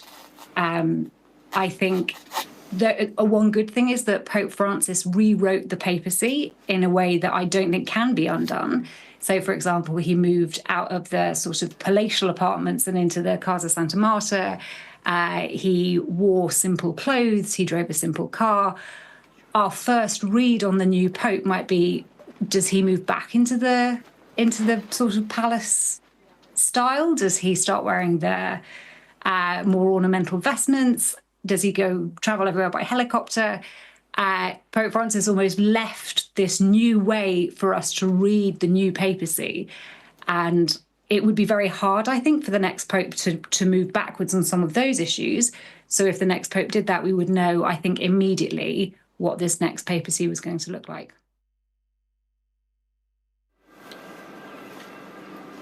That was Sister Liz Todd speaking to me earlier. We can speak now to Father Ariel Baramendi, who worked at the Vatican for 18 years as an official in the Dicastery for Communication. Thank you very much indeed for coming on the programme, and everyone clearly waiting for the smoke. If we see it, we might have to break away, but also Catholics looking at this process today, watching the chimney tonight, will all know what kind of Pope that they hope emerges from this. I wonder what your thoughts are this evening. Yes, good evening to everyone. Thanks for having me here. I think that the hope that I have, and so many Catholics as well we have, is that now, as the Cardinal says during the meetings on the General Congregation, the last days, we need a Pope who will be a bridge builder, a Pope who is going to promote the reconciliation within the Catholic Church, who is divided in some ways, and of course the reconciliation as well within the world, who is very divided with many wars. I think if we have to speak with the terms of the politics, like conservatives or progressists, definitely, as I wrote an article, I will say that we need a moderate Pope in the same path that Pope Francis has led the last years. But definitely now we need to put some, we need to process all the big reforms that Pope Francis has done until now. And when you talk about a bridge builder, who would you have in mind? Well, as your previous guest said, Tagle is a very good candidate for that. My impression, being in Rome last week for the funeral of the Pope, I think many people is expecting for an Italian Pope, and as Italian candidate to continue the same path of Pope Francis, I would say in a moderate way anyway, it will be Parolin, for example, who is a good candidate as well for the papacy. And do you think that many people would agree with you? Because there does seem to be this feeling, certainly here in Rome, that it is time once again for an Italian Pope. But Pope Francis was very keen to appoint cardinals in a whole much broader range of countries. So maybe Pope Francis didn't see it quite like that. Well, definitely what Pope Francis has done is universalize the cardinal group. So, but the thing is, the fact is that they don't know each other very well. In fact, many of them, as you know, they met for the first time during the last days. And to become a Pope is a global vocation, a global role, who needs to have an overview of the whole world, and as well from the inside of the Curia in the Vatican. For example, when we were talking about Tagle as a candidate, he has been Archbishop of Manila. He has been a very pastoral, very important pastoral leader, but at the same time, he has been working the last years in the Curia, so he knows, let's say, the administration point of view of the Catholic Church within the Vatican. I guess many of the new cardinals are, let's say, young cardinals, so they really need a long experience to have this overview of the global Catholic Church, which is not just Europe, as you know. So do you think the time is right then for the first Asian Pope? Well, it's difficult to say. If I had to say my guess, I would say, if I had to guess, I would say an Italian Pope. It's not more my feel. It's not about my feeling. It's about what more or less I hear the last days, and I will be happy anyway. I trust now, and I'm praying as a priest that the Pope will be a person who the Catholic Church needs today in these days. And which of the Italian contenders, there are a good few of them, who would you have in mind? Everybody's speaking about Pietro Parolin. There are three main names within the Italian cardinals, and I must say that the Italian cardinals, anyway, are the biggest number of cardinals electors in this conclave. So there are three big names. One of them is Pizzaballa, who has an straight profile, being a patriarch in Jerusalem. Is a geopolitically so important role as a political, as a social, and of course as well inside the church. But the thing is that he's just 60 years old, and my impression is that the cardinals now are looking for a pope, for a papacy who is not going to be very, very long. So that's the point with Pizzaballa, with Cardinal Pizzaballa, who is Italian Franciscan. There's another name, which is Matteo Zuppi, who basically, I would say, is like another Pope Francis with the same impetus, with the same characteristics, very close to the people, with the same issues, with the same interests of Pope Francis, of course, in a Roman way, because he is from Rome. And again, the other Italian candidate that people are speaking a lot, which I would say is more moderate, since he is diplomatic, is Pietro Parolin, has been working with Pope Francis as number 2 in the Vatican for so many years, for all his papacy with Pope Francis, basically. And he knows very well the politics around the world. Every president who went to visit Pope Francis after that used to go to speak with Pietro Parolin. He knows the Curia, and he knows the Catholic Church in a global way. So that's why I think it could be. And there are more voting cardinals than in recent times. Do you think that makes it a more open conclave? Yes, definitely. It could be a long conclave, but long conclave for me means that maybe for Saturday we will have a name. Of course, it has been so important the past days where the cardinals, they had all these meetings called the general congregations. So they hear each other, they met each other, many of them for the first time, and they hear as well the old cardinals who are not inside the Sistine Chapel. So more or less, I'm sure they have in their heads and in their hearts a name now that they are going to vote. Yeah. Ariel Baramundi, thank you very much indeed. Thank you. Thanks to you. Well, as we've been discussing, the movie Conclave has shed a rather timely light on what might go on behind the Vatican's closed doors as the new Pope is chosen. The film is based on a book by the author Robert Harris, whom I spoke to yesterday. Well, I watched the television coverage live of the late Pope, Pope Francis, coming out onto the balcony, and noticed how the windows on either side of the balcony filled up with the faces of the cardinal electors.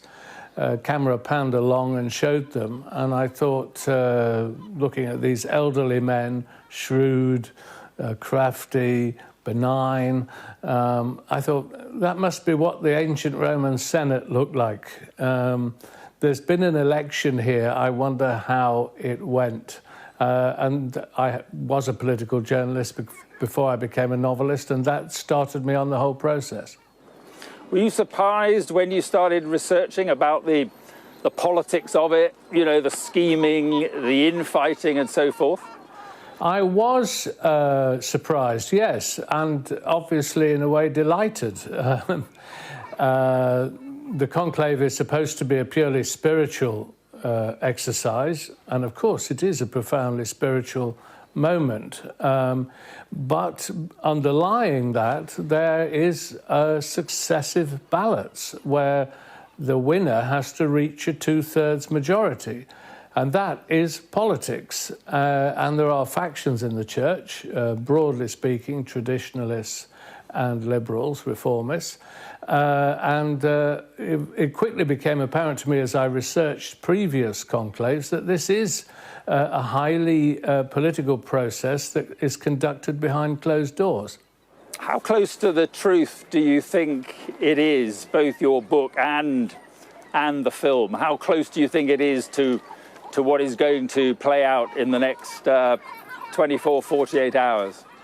Well, obviously, you know, I'm dramatizing something. I'm trying to make it entertaining. So I doubt whether the conclave will be as full of skullduggery as my novel and the film. But nevertheless, I did everything I could to make it accurate. I did a lot of research. I spoke to a cardinal been involved in a conclave. I visited all the locations. The Vatican very kindly let me see them. I read everything I could. And so the actual process of the novel and of the film are accurate. That is the way it goes. All the details of how the whole conclave works are set out by the Vatican and published. Anyone can read them. And it was just left to me as a novelist to create the characters and propel them forwards. But it's pretty closely based on truth. And in a way, given that the conclave is so secretive, it's probably about the only way you can really bring it alive is through fiction, because you'd be excommunicated if you were to give all the details of what happened behind the closed doors. And it is being portrayed as the Catholic Church at a crossroads. Do you see it as a battle between the reformists continuing what Francis did and more conservative cardinals? Do you see that?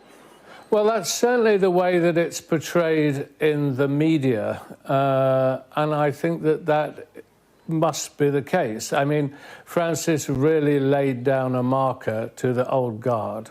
He began it when he refused to move out of the Casa Santa Marta, where the cardinals stay, the rather simple clinic-like hostel. He didn't move into the papal apartments. He refused the elaborate papal cars and wanted a little ordinary car to go around it. He used to dine in the cafeteria at nights with the nuns who ran the Casa Santa Marta. This put a lot of noses out of joint in the grander bureaucracy of the church.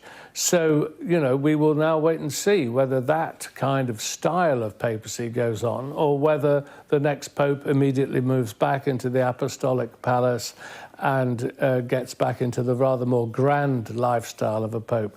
That will be an early indication of the direction in which the new pope will take the church, I think. And on the direction as regards doctrine, would you like to see a pope who pushed a little bit further on, you know, these key issues like the ordination of women, for instance? Well, when I decided to write the novel, I realised the first thing I better do is give myself a crash course in the Gospels, which I hadn't really read since childhood. And I read all 4 Gospels quickly, almost like a novel. And I was overwhelmed by the experience, actually, because they're so radical. The concept of Christ's teaching about the rich and the poor, the revolutionary doctrine, the pacifism, the welcoming of strangers, the necessity to get rid of all worldly wealth.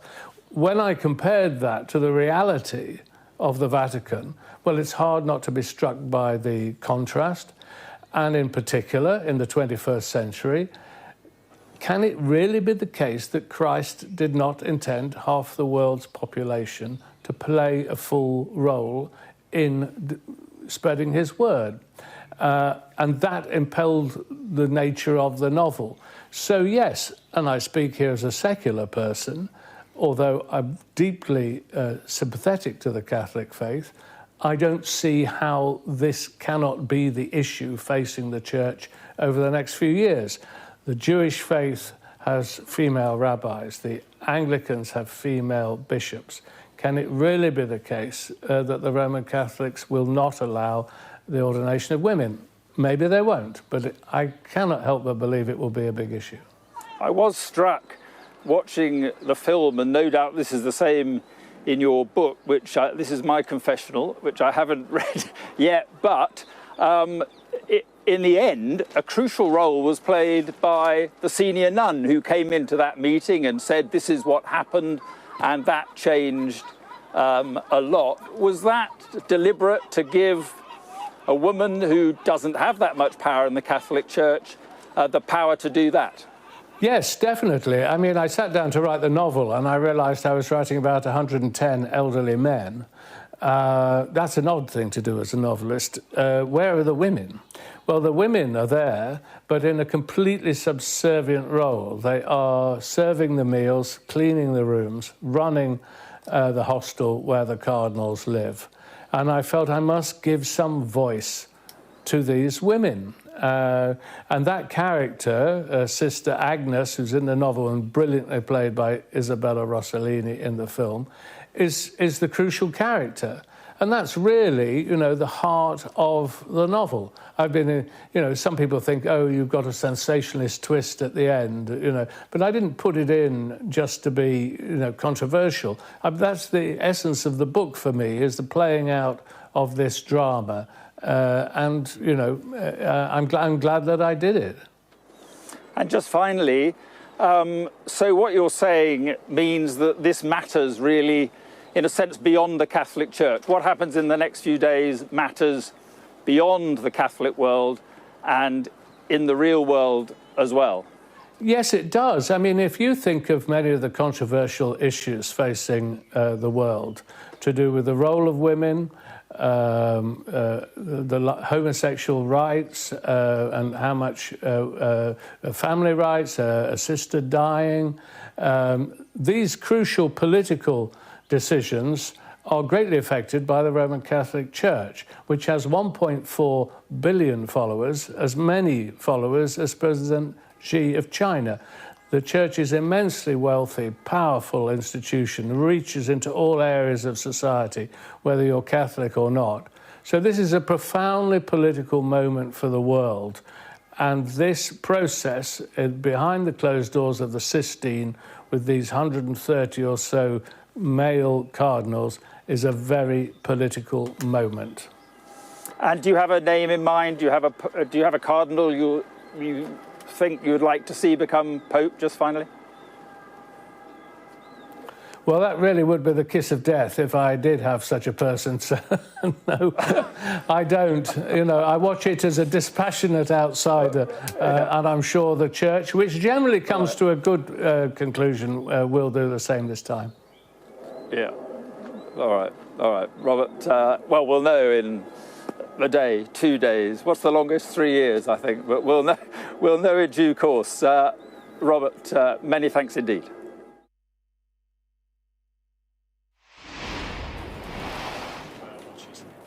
Robert Harris speaking to me earlier, and all eyes are now focused on that chimney there, which is fitted especially for the purpose, and that purpose is to tell everyone when a pope has been elected, and we are waiting to see whether it is black smoke emerging from that chimney, which is probably the most likely, since there's only been one vote, or whether it is white smoke, in which case we will have ourselves a new pope. The voting, the cardinals went into the Sistine Chapel earlier this afternoon. They are now effectively locked in, Conclave, with key. It means that's where conclave comes from, and they are now voting tonight. If no decision, they will vote tomorrow as well, and on it will go. Father Robert Sirico is with me. So just explain what happens? We've had the vote. We think they're voting now. And we will see the smoke. Yes. And if it's black, which it most likely will be, what happens then? Then the Cardinals will go to Santa Marta and have dinner. They'll have informal conversations with one another. They will do that, and my guess is that even now they know where things are beginning to stand. So there'll be some level of clarification that's taken place, judging by who has gotten which votes. There'll be some for the, organized groups, the candidates, but there'll be a selection of votes out of respect for people who they're devoted to or they're friends of, something like that, just kind of favorite son votes, if you will. So these groups that you're talking about, they will have fallback positions. Yes. Will they? They will have cardinals they would consider. Right. If the numbers don't go well. Sure. They'll see this cardinal who's like that cardinal, and maybe I favor this one, but that one looks like he has the momentum, so I'll put my vote in that direction. Then the unknown thing is all of these kind of one-off, five-off votes. How can they be corralled? What does their vote mean in terms of the emerging candidates? So talk to me about the factions, the groups who are operating. We know there are the progressives, we know there are conservatives. Yeah. Who else is there? Are there, moderates? Yes, of course. What other groups are there? What's incomplete about the division of progressives and conservatives, it makes it sound like it's only political, and it's not. There are certain emphases. Let's say one group sees the liturgy as the priority. They may vote one way for one candidate, but if they see another candidate whose question of racial justice or something animates them, they would go that way. So this is the complexity. This is why they say this is like 3D chess. And then you have people who are voting on ethnicity, perhaps. I think that would take place now in this level of voting, because as it goes further, you're going to have clearer definitions, and ultimately they're going to have to say, can I live with this person more easily than that person as Pope? And that's probably on the 5th ballot, something like that. So who would be the cardinal who straddles both the main camps or all camps? Who would be... What I've heard, and I judge this on the basis of people I know and I know where their positions are, what I've heard a commonality is either Pizzaballa or Erdo. And I think there are more people on both sides who could live with those two than they could with Parolin or someone else. Why is that? I think it's a question of moderation and style, perhaps management capabilities, perhaps ability to settle financial issues, and clarity. If the question in Cardinals' minds, a significant number of the Cardinals' minds, is clarity of our mission and what we're doing here, then I think that would gravitate to the more institutional, the more conservative. Let me also say that I think anyone who gets elected from all of these numbers or these personalities we've mentioned, I think it will feel like a turn to the right because of the style of Francis. The next one is not going to, unless it's Tagle, which I don't think it's going to be, the style is going to be much more formal, much more organized and clear. So you think it is possible to kind of reverse the style of Francis, yes. which was popular for many Catholics, what he was doing, the way he was doing it, although others saying it was a bit all over the place. Well, I read the other it certainly day was that. It was all over the place. It was spontaneous and almost superficial at times, and that people got tired of the schmaltz and wanted some meat. I'm thinking about maybe professional Catholics here, priests and theologians and things like that. So I think that would play into this very significantly. So do you think, in your heart, that's the way you think it might go, that there will be some sort of reset? I think yes. I think there will be a reset. I think it'll feel to everybody like a reset. The indication, I don't know if you saw the photos of the room of tears where the 3 cassocks are laid out for the Pope. You'll notice that somebody in there put out the rochet and the stole, the papal stole. This was what caused a lot of commentary when Pope Francis walked out on the balcony and just had a white cassock on. This was there. So somebody in that orbit thought, we better just have this here in case he wants to reverse the style, which would be the same thing with whether the new Pope will move to the Apostolic Palace. And so just in practical terms, what would that reset look like, do you think? I think it would look like more traditional liturgies, more traditional style, the living in the Apostolic Palace, which, by the way, isn't palatial. If you've been in the rooms there, it's not quite the way it's portrayed. There are rooms around there that are beautiful, but the papal residence itself isn't quite like that. I think formality and clarity of doctrine as well, and tone and temperament. Okay, Father, thank you very much. Bear with us. I'm going to speak with Charles Collins, is Managing Director of Crux Now. That's an online publication that focuses on the church. Good evening. Thanks very much for being with us. And I just wonder how you think things will emerge from all this. Well, I think that there will be changes. Pope Francis, when he became Pope, said he wanted to cause a ruckus to see what happens. And I think most of the cardinals want that ruckus, that mess. He would call it a mess that he wanted to see happen. It happened. And I think most of the cardinals, if they're liberal or they're conservative, want that ruckus, that havoc to end. So whoever gets elected, I think you're going to see a bit more normality. Why do you think that is? Because you never knew what was going to happen the next day. Why do you think that is? Because Pope Francis was from Argentina. I think that's the main reason. His politics were a little bit different than what we would think of in the United States or the UK or even in Italy. He liked to keep people on their toes. And I think some of the cardinals, or all the cardinals, really want to be able to rest a little bit with the next Pope.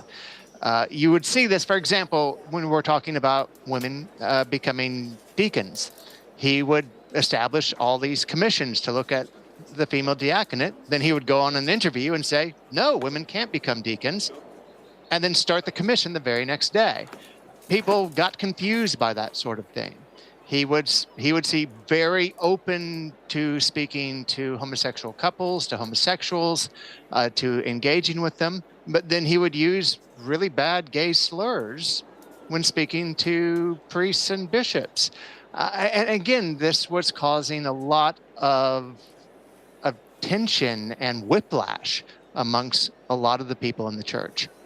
Be they conservative or be they progressive, all of them would feel a little bit confused sometimes by Pope Francis. Well, that's interesting. Do you think that a kind of change of style will necessarily mean one of the more conservative cardinals will be the likely winner here? I don't know. It will be a more conservative cardinal. It could be someone who is more progressive. I just think that whoever the next pope is will be less confusing. Pope Francis would sometimes make conservatives mad, and he'd sometimes make progressives mad. And just because it was whiplash. He would say one thing and the next day do something that was completely different. And I think the next pope, at least you'll know where he is, and you know what will likely happen the next day. And with Pope Francis, that wasn't always the case. What do you think will be the main challenges for the new pope? Well, I think the most major challenge is looking at the 21st century. A lot of the debates you see happening in the church today, if you're a progressive, you want women priests, you want gay marriage. If you're conservative, you want the Latin Mass. And right now, people are turning on the computers and counting how many fake friends they have. People are talking about how to live as a computer being. And these are the questions facing the 21st century. And sometimes when you listen to Cardinals debate, it seems like they think it's 1968, and it's not 1968 anymore. It's interesting. Do you think that what Francis began is reversible? I mean, the style is reversible, or you could have a different style, but do you think the kind of purpose that he had, the issues he set out, the direction he was heading in, do you think that is reversible? If you could define what that is, I could answer your question, but no one can really define what that is. Is a bigger interest in the poor implies that possibly his predecessors weren't interested in the poor, but they were. I think a lot of what people talk about Pope Francis and the changes he made is in some ways media created. I think the major thing that Pope Francis has done is amongst the cardinals and the church in Italy to be a little bit more humble. And unless you live in Italy, you don't know what I'm talking about. And in Italy and amongst the bishops like to dress up. They like to get free lunches and free dinners. They like to have people call them nice titles. In a way, in the English-speaking world, we don't experience as much. And I think he wants traditional Catholic countries to be a little bit more humble when it comes to the priesthood, when it comes to bishops. And I think that one will last. I think that's what most people want to see. They don't like seeing their clergymen being I was about to speak like a Texan and say highfalutin, but they don't want their clergy to be thinking they're superior to everyone else. And I think that is what Pope Francis hopefully has brought to the church. Right. So who do you think then fits the bill when it comes to achieving what you're setting out as some You're asking me which of these 133 men is going to be Pope, aren't you? Yeah. No one knows. I have no idea. But if I was going to vote, and I'm not allowed to vote on these, I'd say Pizzaballa, who's the man in Jerusalem. I think that he's Italian, which means the Italians would like him, and there are a lot of Italian cardinals. And he doesn't really play in that conservative, progressive debate that's going on in the West. And he is the Archbishop of a region where Christians are a minority and often persecuted. And I think a lot of the other cardinals who are from Africa, who are from Asia, and who are in the Middle East would support him. So if I was going to say anyone, I would say it's going to be Pizzaballa. And I'll even say that he'll pick Francis II as his name, but that's just because he's a Franciscan priest. Right, that's interesting. Pizzaballa is very interesting in that, not least what he's been doing in the Middle East, but also I wonder about his age, because I think he's 60 years old. Do you think that that is too young for a pope, that many cardinals will think, well, we don't want another long-serving pope? Do you think that's an issue? I think it is an issue. I think the fact that he's a member of a religious order is an issue. However, when they elected Pope Francis, they thought he was going to die in 2 or 3 years, maybe 5 years at most. When they elected Pope John Paul I, they thought he was going to last a lot longer than a month.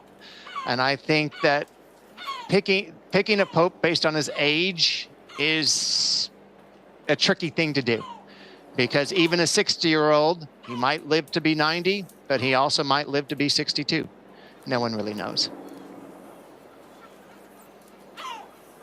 No, and just finally, can we talk about the relevance of the Pope? What do you think that the Pope is still relevant outside the Catholic Church, in the wider world? There are things that the Pope can do, has the moral authority to do. Do you think that is true? Yes, I think that is true. I think there are over 1 billion Catholics in the world. So in that way, just because of that, he's going to influence people who are not Catholic. I think John Paul II proved that a pope's voice, if it's said strongly and it's said in a way that people can understand, that he can influence everyone.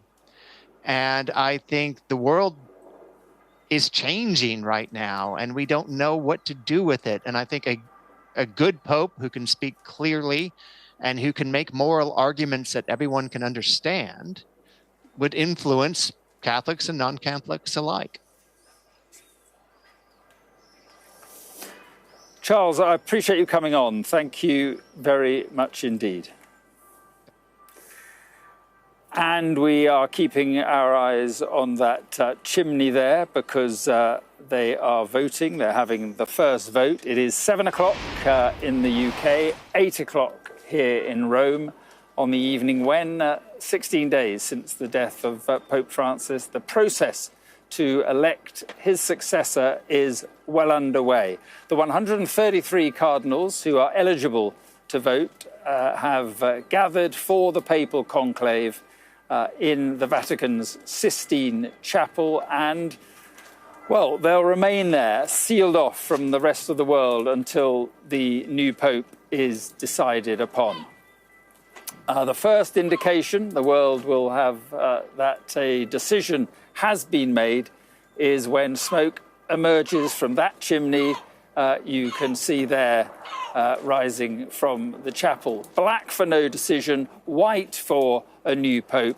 We'll see smoke after the first vote this evening, but a word of warning, it is more than 500 years since a Pope was chosen on the first day of Conclave, so more or less everyone here thinks it is going to be black smoke that comes out of that chimney. Our events commentator Alistair Bruce is with me here. So, well, just talk us through the day, and because it's a real spectacle, isn't it? It was very moving for the cardinals who've been gathering here since Pope Francis's death, and they will have had breakfast together, and then all attended Mass in St. Peter's together. And then the divide occurred. Those who were over 80 stepped back, had to leave the Vatican. Those who are 80 and younger, who are therefore part of the electing cardinals, they then focused their mind with lunch and a rest before they came at 4 o'clock, 4:15 local time, to the Pauline Chapel. And there they just sat silently in prayer. And it's so different from any other kind of election, a political election, because it's all about silence and prayer. And then we saw them process into the Sistine Chapel through the Sala Regia, and it was the most beautiful sight. They sang the Litany of the Saints again, that almost mesmeric sound as they called the saints to pray for them, and went into the Sistine Chapel. There was a process, a legal process, where collectively they made an oath, and then individually they made their oaths to be in accordance with the laws set down. Then the doors were closed. Now, we haven't seen anything since, except for the chimney on the top of the Sistine Chapel. And it's a little over time from when we thought we'd see that smoke. It hasn't arrived yet. But I'm not surprised. It's a lot of new cardinals. They're quite squashed in, and there are a lot of them. And the process for the cardinal scrutineers, to the three of them at the top of the chapel, who are going to read and note the name each of the cardinal electors has written, then thread it onto this loop, and then check they've got the right number, no more than 133. If there was, they'd have had to have done it again. And then once it's all done, they then have their decision. They know whether anyone's above the magic number of 89. You were saying we don't think it's likely in the first go. Traditionally, the first vote on the first day, yes, people sometimes vote people who they care about or who they like or who they respect, just in a way to affirm them amongst the group. But I think once we see, or they see, where those different names sit, we'll see where it goes from there. Yeah, we'll probably see white smoke come out now. Exactly. But look, assuming it's black, tomorrow is another day, and it's a long day of voting, isn't it? Yes, it is, but assuming it's black, they'll all be delighted because they can go back to the Casa Santa Marta and have dinner.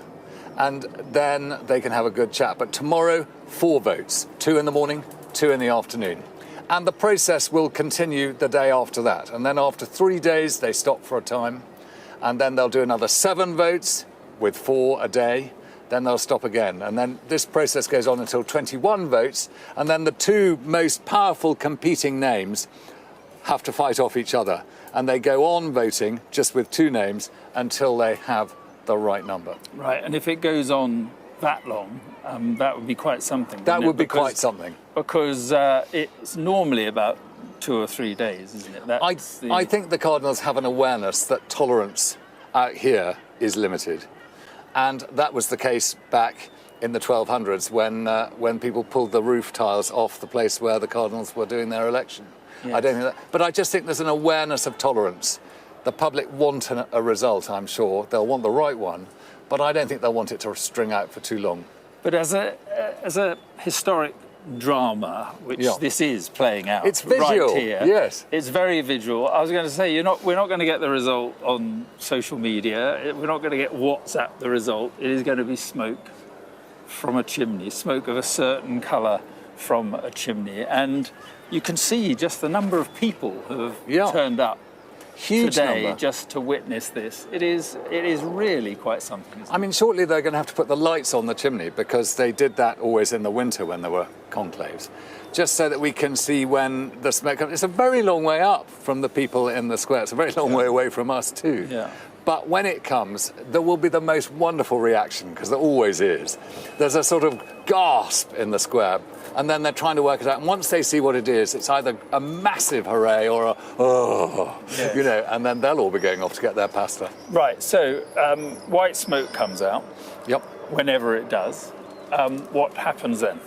Well, the white smoke tells us that the decision has been made, and that the person who was successful at getting over 89 votes has been then asked whether he is prepared to accept the election.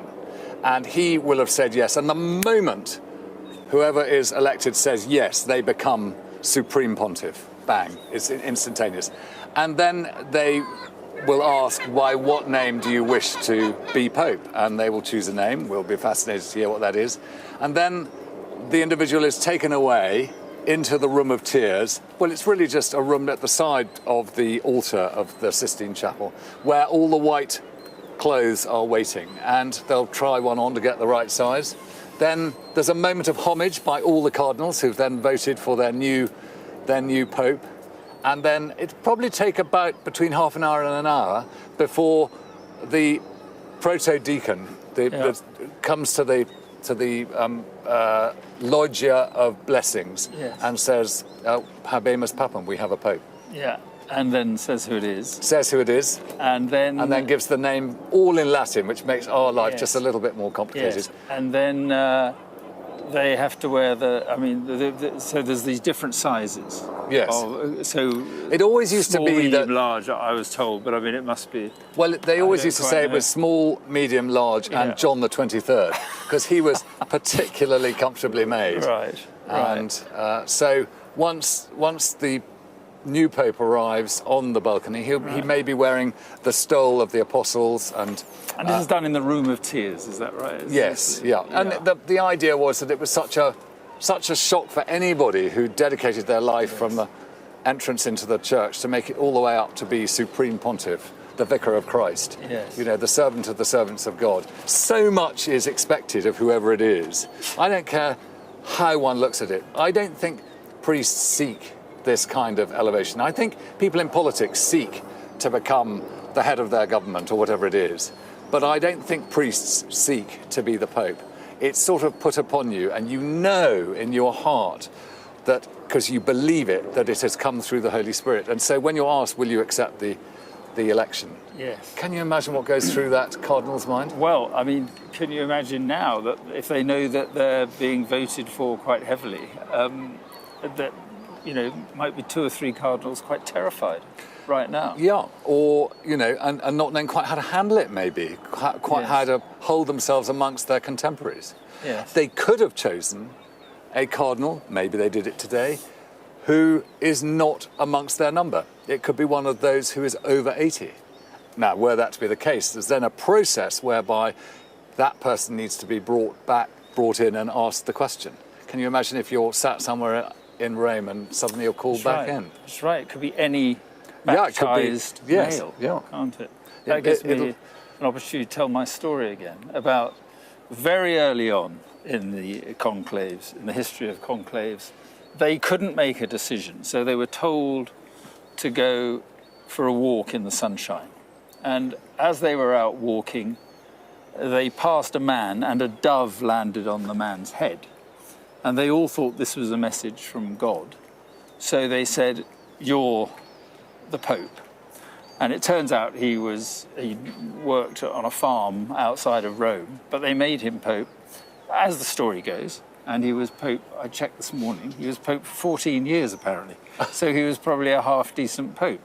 That's not going to happen this time, but it is interesting that they can look outside the room, as it were, outside the chapel, as it were, to decide.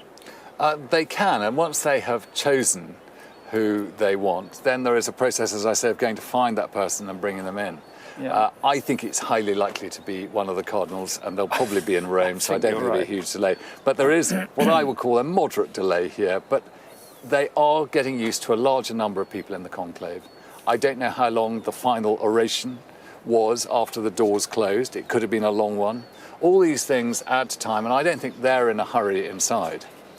Well, this is partly what Pope Francis himself has created by appointing quite a large number of cardinals, particularly in the last couple of years, it seems to me. And what he tended to do was not necessarily choose the most senior Catholic archbishop or metropolitical in any particular country. He chose quite surprising people. Some of them, you know, not necessarily at the top of the church, and they find themselves in this position. And this burden is upon whomsoever has been selected. I mean, you know, the cardinals that we have been selected by 3 different popes, and that's, you know, quite interesting in itself. Stay with us, Alistair. I'm just going to go down to Siobhan Robbins, our Europe correspondent, who is down on St. Peter's Square. Evening, Siobhan. Just give us a sense of what is happening down there.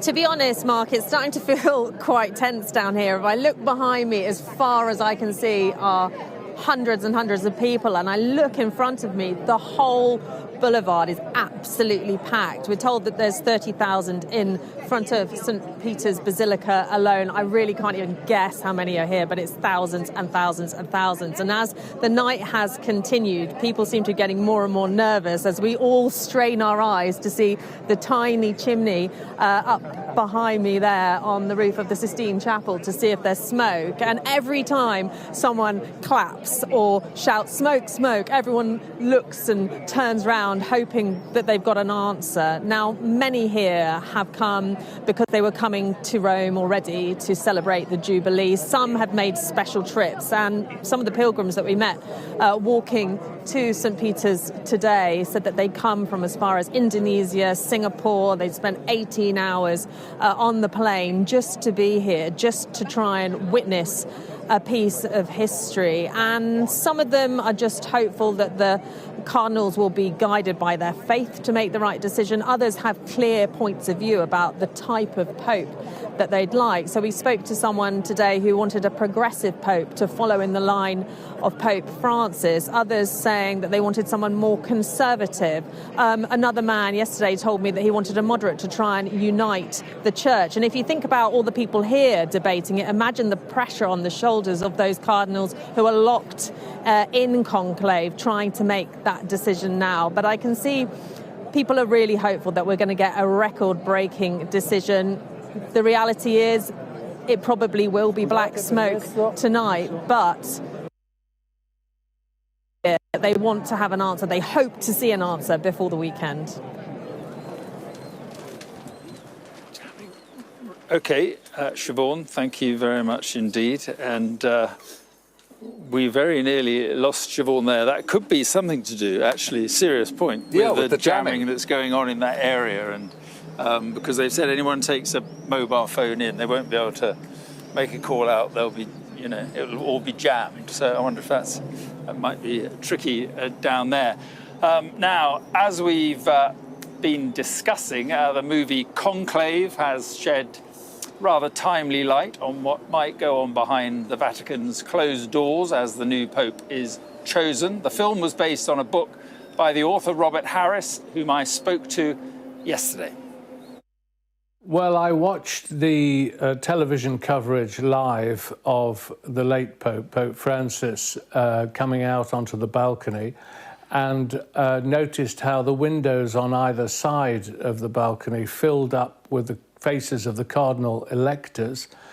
Camera panned along and showed them, and I thought, looking at these elderly men, shrewd, crafty, benign, I thought that must be what the ancient Roman Senate looked like. There's been an election here. I wonder how it went. And I was a political journalist before I became a novelist, and that started me on the whole process. Were you surprised when you started researching about the politics of it, the scheming, the infighting and so forth? I was surprised, yes, and obviously in a way delighted. The conclave is supposed to be a purely spiritual exercise, and of course it is a profoundly spiritual moment.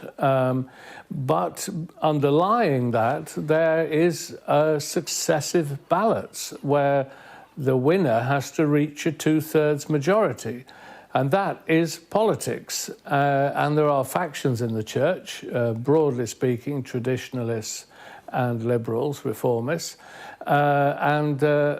It quickly became apparent to me as I researched previous conclaves that this is a highly political process that is conducted behind closed doors.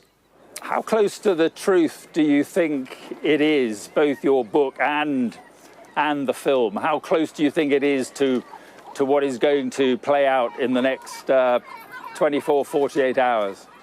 Well, obviously, I'm dramatizing something. I'm trying to make it entertaining. So I doubt whether the conclave will be as full of skullduggery as my novel and the film. But nevertheless, I did everything I could to make it accurate. I did a lot of research. I spoke to a cardinal who'd been involved in a conclave. I visited all the locations. The Vatican very kindly let me see them. I read everything I could. And so the actual process of the novel and of the film are accurate. That is the way it goes. All the details of how the whole conclave works are set out by the Vatican and published. Anyone can read them.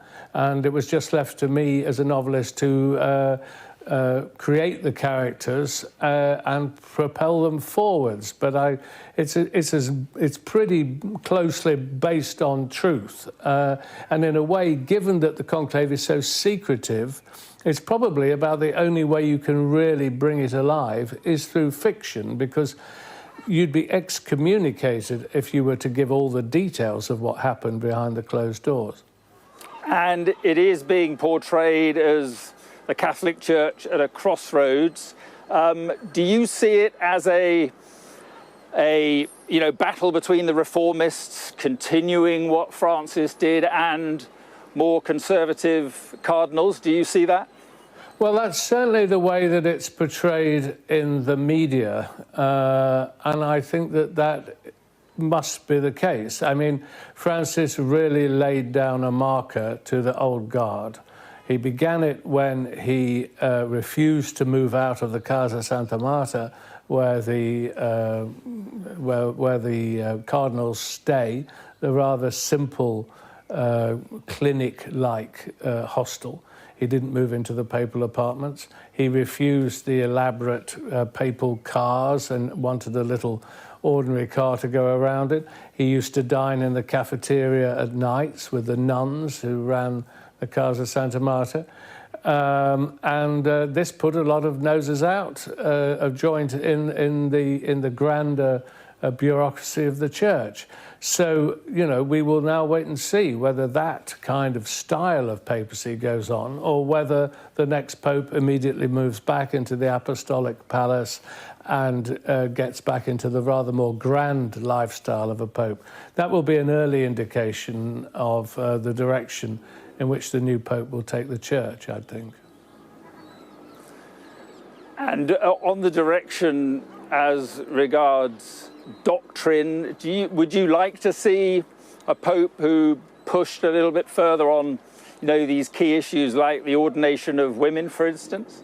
Well, when I decided to write the novel, I realised the first thing I better do is give myself a crash course in the Gospels, which I hadn't really read since childhood. And I read all 4 Gospels quickly, almost like a novel. And I was overwhelmed by the experience, actually, because they're so radical.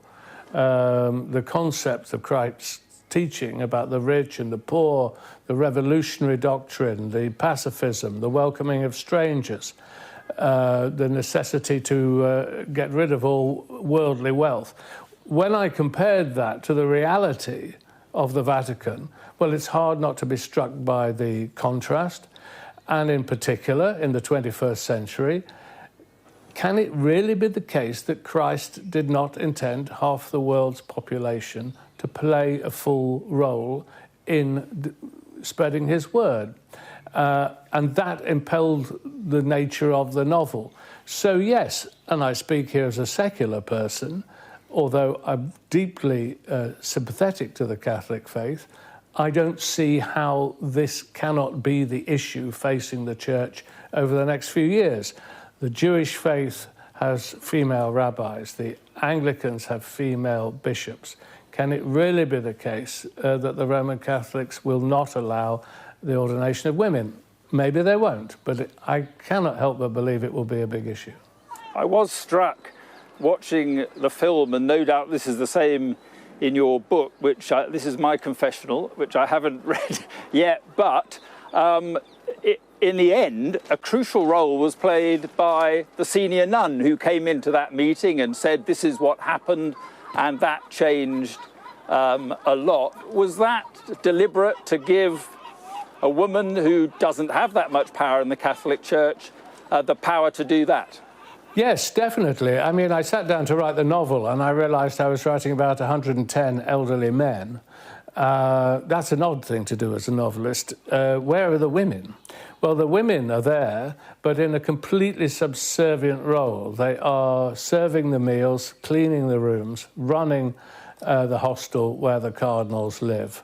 And I felt I must give some voice to these women. And that character, Sister Agnes, who's in the novel and brilliantly played by Isabella Rossellini in the film, is the crucial character. And that's really, the heart of the novel. I've been, some people think, oh, you've got a sensationalist twist at the end, but I didn't put it in just to be, controversial. That's the essence of the book for me, is the playing out of this drama. I'm glad that I did it. And just finally, so what you're saying means that this matters really, in a sense, beyond the Catholic Church. What happens in the next few days matters beyond the Catholic world and in the real world as well. Yes, it does. I mean, if you think of many of the controversial issues facing the world to do with the role of women, the homosexual rights, and how much family rights, assisted dying, these crucial political decisions are greatly affected by the Roman Catholic Church, which has 1.4 billion followers, as many followers as President Xi of China. The church is immensely wealthy, powerful institution, reaches into all areas of society, whether you're Catholic or not. So this is a profoundly political moment for the world. And this process, behind the closed doors of the Sistine, with these 130 or so male cardinals, is a very political moment. And do you have a name in mind? Do you have a cardinal you think you'd like to see become Pope, just finally? Well, that really would be the kiss of death if I did have such a person. So, no, I don't. You know, I watch it as a dispassionate outsider, and I'm sure the Church, which generally comes to a good conclusion, will do the same this time. Yeah. All right. Robert, well, we'll know in a day, 2 days. What's the longest? 3 years, I think. But we'll know in due course. Robert, many thanks indeed.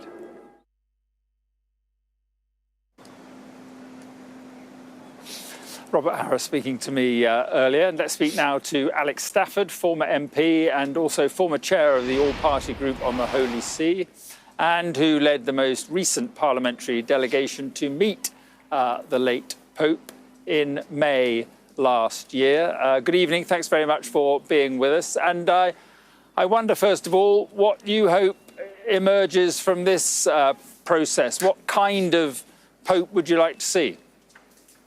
Good evening. Well, the most important thing is a holy man, a religious man, a man with good morals, but also, more importantly, one that can bring different parts of the Catholic Church together. It doesn't matter if they're conservative or liberal, that they can actually unite the Church. We can't have someone who's divisive.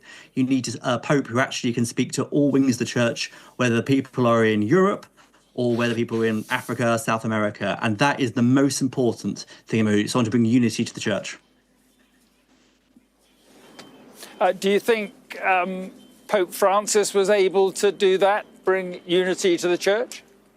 I think he was a very, very good unifier. I think when it comes to theological issues, he was very much on the liberal side of the Church. And obviously that put some of the more conservative backs up, for the better words. But then if you look at some of the cardinals he appointed, and the majority of the cardinals in the conclave are his people, he didn't just fill it full of patsies. He put it full of people from all wings of the Catholic Church. So it wasn't just liberals. In fact, most of the people who were in the conclave are more in the conservative wing. So clearly he actually understood that although he was a liberal pope and liberal on doctrinal issues, he also found it important to make sure that the more conservative wings were also heard as well. I think that was actually one of the prize things that he did in his papacy, was actually bring the Church together completely. Do you think that it is inevitable that there's a reset and that a more cautious Pope, a more conservative Pope is what they're looking for now? Well, I think there's a big battle clearly going on inside the papacy, inside the Curia, between those more liberal voices, generally those voices from Europe. And we all know at the moment the betting odds that it's quite a liberal Italian who's leading that, versus some of the more conservative voices, often from parts of Africa or other parts of the world where the Catholic Church really, really is growing. And I think what's going to be really interesting is to see whether they chose to go through where the growth markets are. Those are parts of Africa, huge growth markets for the Catholic Church and followers, or go back to more traditional Catholic views, such as the Italians. We haven't had an Italian pope. We had Italian popes for almost 500 years, and that stopped under John Paul II. We've gone to non-Italian popes. It'd be interesting to see if we go back to the traditional sort of Italian popes, or actually branch out to different parts of the world. And remember, when Pope Francis was elected as Pope himself, it was the first Pope from South America. And I think a lot of people, this is great. The Catholic Church is really reaching across the world, really reaching out to where there's huge numbers of Catholics, where voices haven't traditionally been heard. So personally, I think it's quite good to have a non-European Pope, wherever they're from, to actually show the world it's not a Western centralized religion, it's not a European religion, it's a global religion. And the Catholic truth, the Catholic messages are for everyone, regardless of where you live on this planet. So I do hope they don't just go back to the staid old ways of European centralism and actually look at the global picture of where the Catholics are and where Catholic voices actually matter. Right, and the challenges facing the new Pope, whoever he is, are quite considerable, inside the church, talking about, the sexual abuse issue, talking about the finances in the Vatican. These are big issues for a new Pope to have to get to grips with. Completely, and I think we should be quite honest about where the structure of the Catholic Church is. Not, people believing and not that side, but the actual structures where it comes to dealing with clerical abuse, which clearly has been swept under the carpet and ignored for so long by all elements of the Catholic Church, unfortunately. But also financially, I think the Vatican's pension fund is severely in trouble, frankly, and it needs someone to actually realise we need a religion, a Catholic Church, for the 21st century. And that doesn't necessarily mean at all changing beliefs or doctrine or anything like that, but the actually day-to-day structures of how it's worked. And I think actually Pope Francis did a very good job at actually starting that process. He was a very open Pope, very big on social media, reaching out across the divide to many people who didn't have voices. He focused a lot on the poorest people in the world. He focused a lot on the environment. He was hyper-political, but in a way to raise social justice issues. I think that's very important. So the next Pope needs to actually tread the line between getting the structures in place and sorted, dealing with the robustness of the doctrine, but also understand we are in the 21st century. People are looking to the Pope. We mentioned 1.4 billion Catholics, but so many billions more look to the Pope as a world leader, as a spiritual man, as a good man. And that's also important. It's more than just 1.4 billion Catholics. It's about a global representative for doing what's right in this world. On the issue of sexual abuse, and we're talking about the abuse of children, we're talking about, in some cases, the abuse of nuns. Pope Francis commissioned a report way back in 2014. It reported in 2024, and there are those who say that it's still not being adequately dealt with. Why do you think it is such a difficult issue, or seems to be such a difficult issue for the Catholic Church to get to grips with? Yeah, I think obviously what has happened has been absolutely horrific, and not obviously just the abuse of children and women, but also the cover-up. And over for decades and decades, there clearly was an institutional cover-up, and that is absolutely abhorrent. The previous Pope did commission the report, but we need more and more people to put pressure on the Catholic Church, on the Vatican, to open it up. And I think the Catholic Church has nothing to hide. They should open it up, and the bad people, frankly, and the abusers should be exposed, and those people who committed abuses or led to covering up abuses need to be expelled. And it's very important that sort of fresh air, light is the best cleanser for this issue. And the more important thing going forward is making sure the structures are in place to stop any sort of abuse or any ability to cover up abuse goes on. Because we can't change the past. We need to apologise the past, but we also make sure it does not happen again. And that, to me, is what's very important for the future Pope. Not just look back and apologise, but also to look forward, to put structures in place to protect children, to protect women, protect everyone, and put that safeguarding in place. Because without that basic safeguarding, the Catholic Church could be in very big trouble. And to deal appropriately with those who have committed these crimes.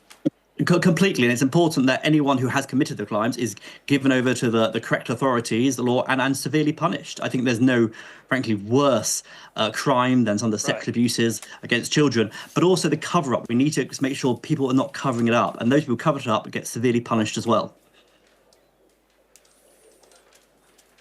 Just finally, a quick word on the areas where the most growing population of Catholics seems to be, obviously Asia, Africa. Do you think it is time for a pope from one of those continents? Well, we've got to remember we have had popes from Africa in the past, with a couple of popes back, but not for about 1,500 years. But I think it's exactly time, right? There's some great cardinals from Africa in there. You know, you've got Turkson, you've got Sarah, who do a great job. So I think, you know, we've got a great range of candidates from across the globe, not just in Europe. Okay, appreciate your time. Thank you very much for coming on. Our events commentator, Alex Bruce, is still with me. You've got some stamina. We're looking at the chimney. Yep. And anything going on? Even the seagulls flown off. So nothing. It's taken quite a long time. What's interesting is it's now been over 40 minutes since the 2013, and over an hour since the 2005. So, you know, so what could be going on inside? I mean, let's speculate. Yes.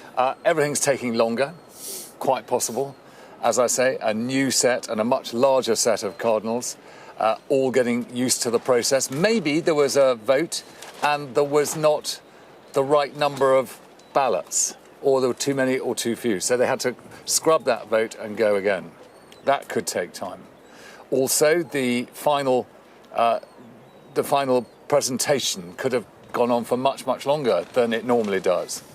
They may have asked to spend time in prayer or in discussion. I don't know, they can do whatever they require. The scrutineers may have taken more time than they might normally do. But let's say they chose someone. Somebody got more than 89 votes. Let's just say that, and they're not in there. That would take time, because they'd have to go and find the person to ask them whether they would accept the vote for them to become the next Supreme Pontiff. That will take time. So I find it difficult to believe. That's quite a theory. It is quite a thought, but it's very difficult, because we're out here, we don't know, and what's more is we'll probably never be told why there was such a delay, because everyone is sworn to secrecy after the event. But it's 133 cardinals. This is a lot, isn't it, compared to recent conclaves? And this was, you know, Pope Francis creating these cardinals. But it might possibly just be that they're taking a long time. It just takes time. Yeah. But they're all quite elderly people. They've travelled, some of them, from all over the world to get here, albeit for Pope Francis' funeral or maybe just afterwards, and they've therefore got used to being here. But they're going to want to eat and they're going to want to rest. Yeah. And this has been a very long day for the electing cardinals, all 133 of them. And I would imagine something has happened, and we probably won't find out what it is, but we are just going to have to wait and see. Yeah.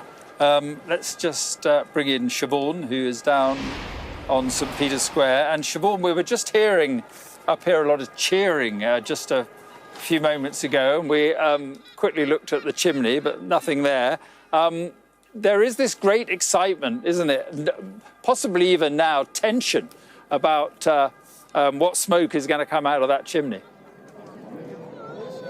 Absolutely. It's fraying my nerves being down here. Every few minutes, people start clapping in unison. We turn around and then there's nothing from the chimney. But down here now, as far as I can see in front of me, are the heads of people. When I look the other way, there are thousands and thousands filling the street all the way down, just desperate to see the first smoke that comes out of that chimney. And eyes are strained because it's really far back at the back of the square here on the top of the Sistine Chapel, but everyone's been staring at it. A few times people have shouted, smoke, smoke, but it's been a false alarm so far. And just like you and Alistair were talking about now, people are starting to question, why is it taking so long? Have they made a decision?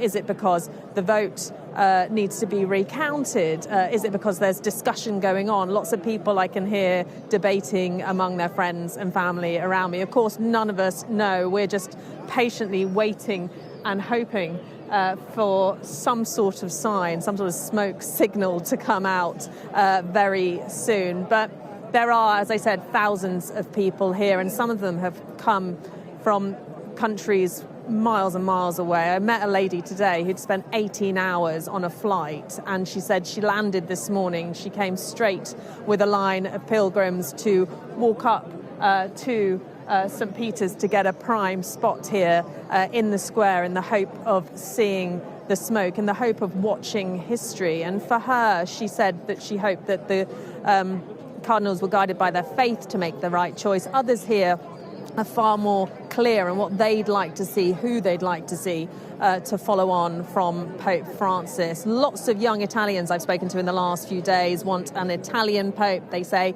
it's been 47 years. Many of the younger generation as well looking for a progressive Pope. Then others I've spoken to are saying, hang on, is this the time for Asia? Is this the time for Africa? So there seems to be a lot of debate, and it's not just debate among Catholics, actually. Lots of people who've come here are tourists, or they might be Christians, they might not have any religious faith, but they really want to see what's happening. And it seems that from the people I've been speaking to, that's one of the legacies of Pope Francis. He's really opened up this papal conclave, really open people up to understanding this process and watching this process and being part of this process. And that's why there are thousands and thousands of people here tonight. Siobhan, thank you very much. And it's worth just looking back a little earlier today, because it is quite the ceremony, isn't it? When the Cardinals gathered in a different chapel is the Pauline Chapel they gather, and then they have this processing into the Sistine Chapel. We've got some, this is earlier. This is at the Mass in St. Peter's. Earlier, yeah. And we remember when Pope Francis lay in state there, but at that altar of the benediction, all the cardinals were present. They were all con-celebrating, which means they're all wearing chasubles, which chasuble translates as little house. You put your head through the central thing, and it is worn by priests who celebrate the Mass. There are faces that we've come to know well in amongst them, but many of those who are present are not permitted to be part of the election. And they will now be dispersed around Rome, probably as interested in this chimney as we all are, to find out how the electing cardinals got on with their first vote. But it was a packed basilica. But as the cardinals went off, they then had lunch, a bit of a rest, and then they regathered in the Pauline Chapel, which is in the Apostolic Palace. And I'm sure we have pictures of that. This is them arriving and just starting their procession from the Pauline Chapel. I think what's most moving about the Pauline Chapel is one of the paintings there has St. Peter being crucified upside down. He's looking straight out at everyone who looks at the painting. And they must have seen that, and it must inspire them to remember that as they pass through the Sala Regia, the great royal hall, making their way towards the Sistine Chapel, that they had this incredible burden of a responsibility. And they passed the Swiss Guard in the Sala Regia and then turned to their left into the beautifully painted Sistine Chapel to start this process of election. And there, in the second row going in, closest to our camera, is the English Cardinal Timothy Ratcliffe, who was made a cardinal by Pope Francis only at the consistory this year in the summer, so new to it, but he is going to be 80, or probably just has become 80, but he was still 79 when Pope Francis died. As they went into the Sistine Chapel, underneath that beautiful ceiling painted by Michelangelo, and at the east wall, the Last Judgment by Michelangelo, two great and inspiring paintings, and took their position at what is a pretty crowded Sistine Chapel. It is quite small. I think it's about 5,000 square feet, or just over 5,000 square feet. But I was lucky enough to go through it a few months ago with, groups of people, and they kind of usher you through. They want you through very quickly. I think they said 2,000 people an hour were going through when we were there. And you literally get the chance to see the Last Judgment and the ceiling, which is magnificent. These frescoes, Michelangelo frescoes from 16th century. They're beautiful and it is wonderful, but you are just kind of shoved through, and they're constantly saying silence. Yes, silencio. Silencio, silencio. And, a couple of photographs, selfie, you're done. But it is the most magnificent place. And Interestingly, when Michelangelo painted the Final Judgment, one of the cardinals aggravated him so much, he actually portrayed him down in hell off to the right-hand side. And I think that's one of the great elements of an artist's capability, to try and leave for posterity. But it is a collection of the most amazing artwork. And as they went through the Sala Regia, all the paintings along the Sala Regia represent moments when the church was nearly overcome, either by invasion or by an event. And it's, again, to remind the Roman Catholic Church what it has overcome over time. Yes, and they are still in the Sistine Chapel now, one assumes. One assumes. And I see our seagull is back at the chimney, I'm glad to see. Yes. It went off for a time. It has been very respectful. It's waiting, like we all very are, patient. to see the smoke. Seagull. But if it's back, it's just come back, it might know something. Yes, and it's flown away again. Anyway, the cardinals are all wearing cardinal red, and it represents the blood of Christ. And they're wearing mazzettas, birrettas on their head. Mazzettas is that cape. They've got a white lace rochet, and then they wear the cassock. And the cassocks used to always have 33 buttons down the front, which represent the 33 years of Christ's life on earth. And, you know, once they had all taken their position, they then made their obligation to follow the rules. And it is a very secretive process. And that's the reason we're all out here guessing, trying to work out what on earth is happening. But once they come through the reredos, I think it's quite interesting, they leave everybody else behind and they come through that reredos. But look how closely packed together all those seats are. Yeah. They've never had them turned round quite like that, facing east, in order to pack in as many as they had to this time. I hope... Yeah, go on. No, I was just going to say, I hope whoever is chosen as Pope recognises that when John Paul II limited the voting number to 120, he did so for a reason, and with 133, they're really pushing it.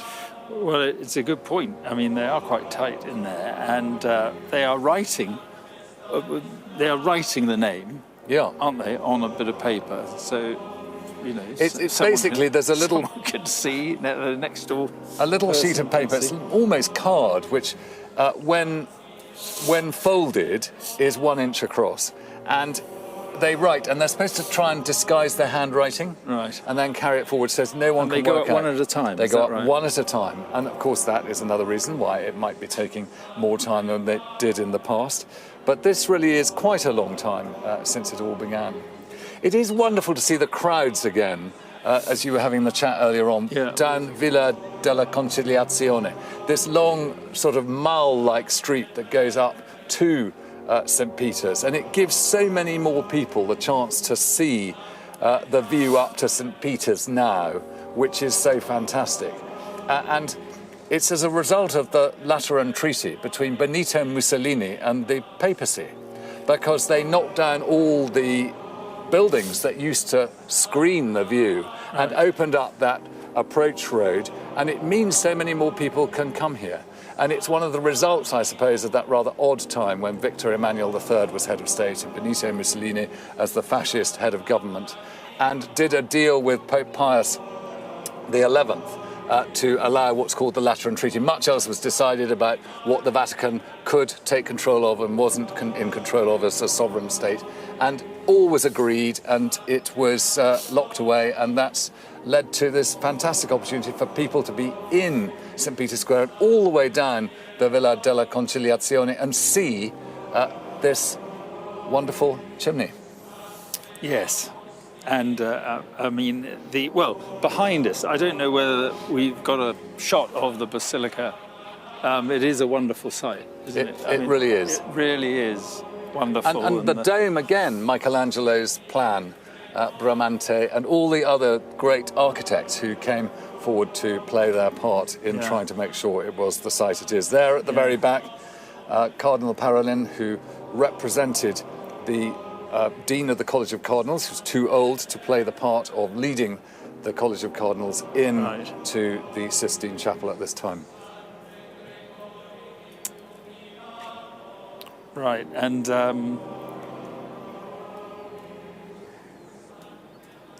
all around the Sistine Chapel, you've got a large... There's the view. But all around the Sistine Chapel, just to say that all the paintings of Christ's life and Moses' life. I mean, looking at that view, at the very centre, you've got the balcony where the new Pope, when he is elected, will appear, called the Loggia of Blessings.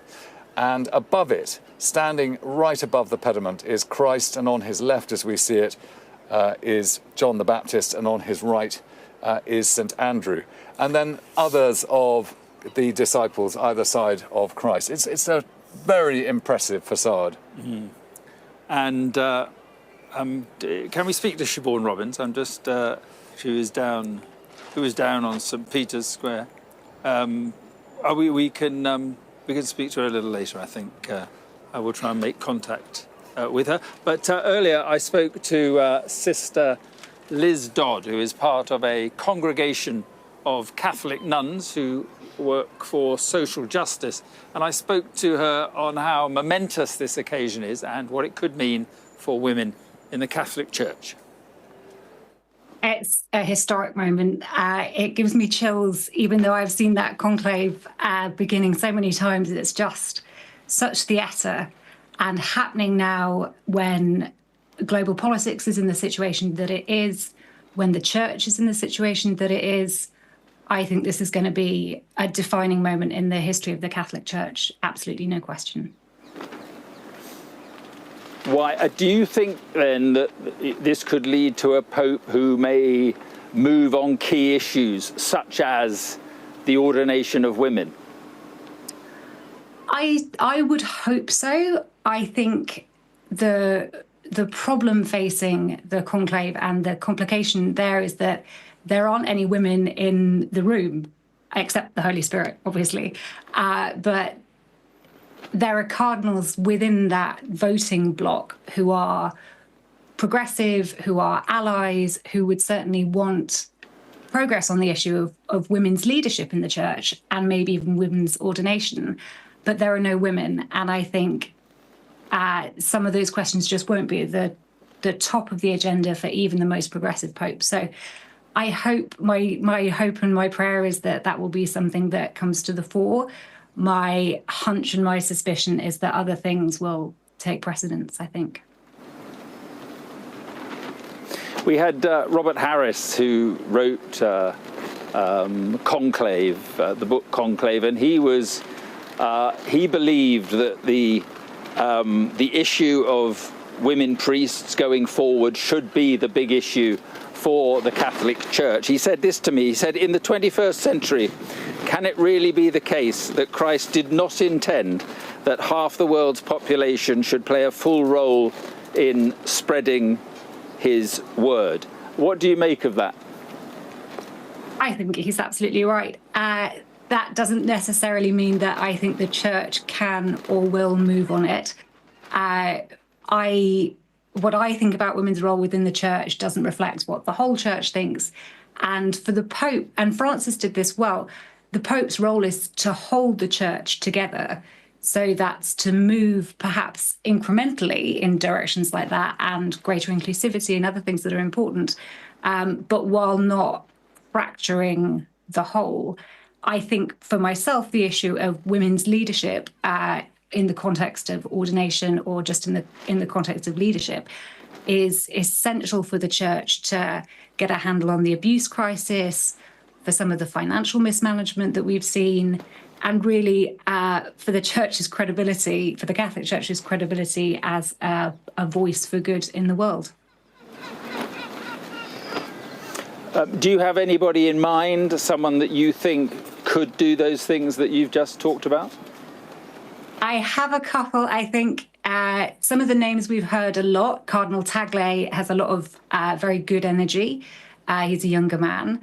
I would love to see Cardinal Radcliffe, Timothy Radcliffe, who we saw just a moment ago, taking his vow of secrecy.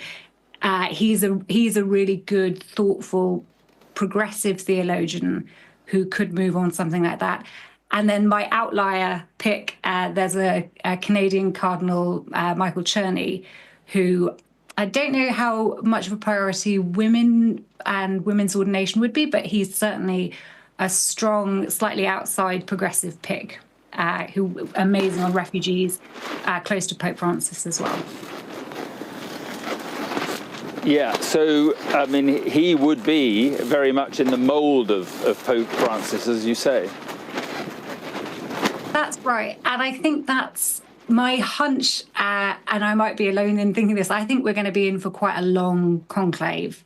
I think these first few days, the Cardinals are going to have to decide what the issues are. And that will look, I think, first of all, like, are we considering a younger man who would be Pope for a long time? Are they going to look for an older man who would be a sort of shorter interim Pope? And then what's the priority for this conclave? Is it to, in a sense, turn the church back in on itself, to consider some of those more internal issues like organisation of the Roman Curia, finance, church attendance, liturgy? Or are we going to continue the motion that Pope Francis had sort of undertaken, which is to turn the church outwards and look at politics? And I think really these first few votes are going to be the Cardinals narrowing that down. And then within that field, a contender or two should emerge. Yeah, it's interesting. If things do swing back to, let's say, a more traditional view of Catholic doctrine, what would you think about that? Or swing back, should I say, to a more, from the progressive style of Pope Francis to a more cautious traditional style, maybe? What would you think of that? That would be a huge disappointment for me and for many Catholics. I think that Pope Francis both opened up the church in the sense of turning it away from being this sort of private members society that was only concerned with policing itself and into something that was more globally engaged. And he also reconciled, I think, a lot of groups that have been persecuted and marginalized by the church, like women, LGBT people, migrants, refugees. He started making it a church for people like that. So for the next man to reverse that, I think would be heartbreaking, and it could be the undoing of the church. I think that one good thing is that Pope Francis rewrote the papacy in a way that I don't think can be undone. So, for example, he moved out of the sort of palatial apartments and into the Casa Santa Marta. He wore simple clothes. He drove a simple car. Our first read on the new Pope might be, does he move back into the sort of palace style? Does he start wearing the more ornamental vestments? Does he go travel everywhere by helicopter? Pope Francis almost left this new way for us to read the new papacy. And it would be very hard, I think, for the next Pope to move backwards on some of those issues. So if the next Pope did that, we would know, I think, immediately what this next papacy was going to look like.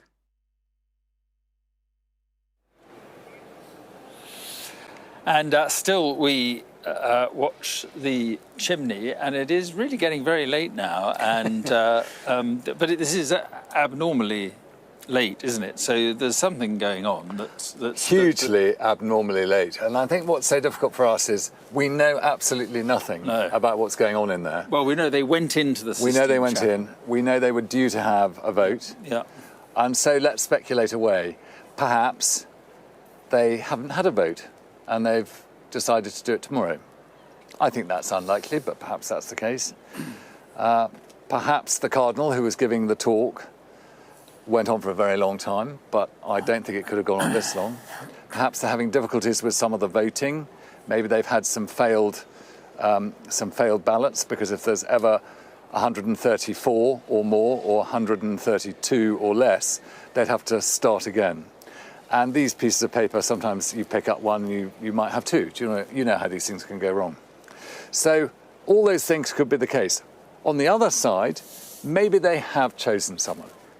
Maybe the person they've chosen to be Pope is not actually in the room. Maybe it's one of the cardinals who is older than 80, maybe. In which case they've got to go and get the individual, bring them to the Sistine Chapel and ask the question, are you prepared to accept the election as Supreme Pontiff? Well, So all of that is time. I'm scrabbling about, but those are the best suggestions I can offer. Yes, or they've elected a pope in the room, and they're just waiting to. Well, the policy that would be then done straight away. The policy then is to immediately ask the individual who has been elected, "Will you accept?" And they would say probably yes, and then immediately they are pope. What name do you wish to be known as? And they make that decision, and then they go off and get dressed as pope. Then there's a process of giving homage, but they wouldn't wait to put the white smoke out. No. The only reason I think they'd wait to put the white smoke out is if the person they've selected isn't there, or if they're not there, they've gone to dinner. They are old the most people. interesting theory is that they haven't voted, and they may not vote. Is there? I mean, is it a sort of absolute requirement that they do vote? It says that they should vote on the first day, but only once. Right. Is it possible then that they are sort of engrossed in debate and everything is possible, but in essence, but is that a normal thing in the conclave? No, it isn't. So I think that would be unlikely. So I think that they are, in a sense, a sovereign body, and if they've all agreed, come on, why don't we do this tomorrow? They're entitled to do that too. But it just may be taking a little bit longer, and the process taking longer. But I would imagine that if we're all, because I can see all around Rome. I can see all around Rome. There are people doing exactly what we're doing. They do need to tell us, don't they? But maybe the Sala Stampa, which is the press office in the Vatican, maybe they don't know what's going on. Why would they know? Everyone's phone has been turned off. But maybe somebody, if they see the buses coming back around to the Casa Santa Marta, they will maybe send a message out to us to stand down. I don't know. I mean, all sorts of things could happen, but we don't know. No. And, this the whole thing is shrouded in secrecy. And Romans, going back through history, have had to wait for this here in Rome.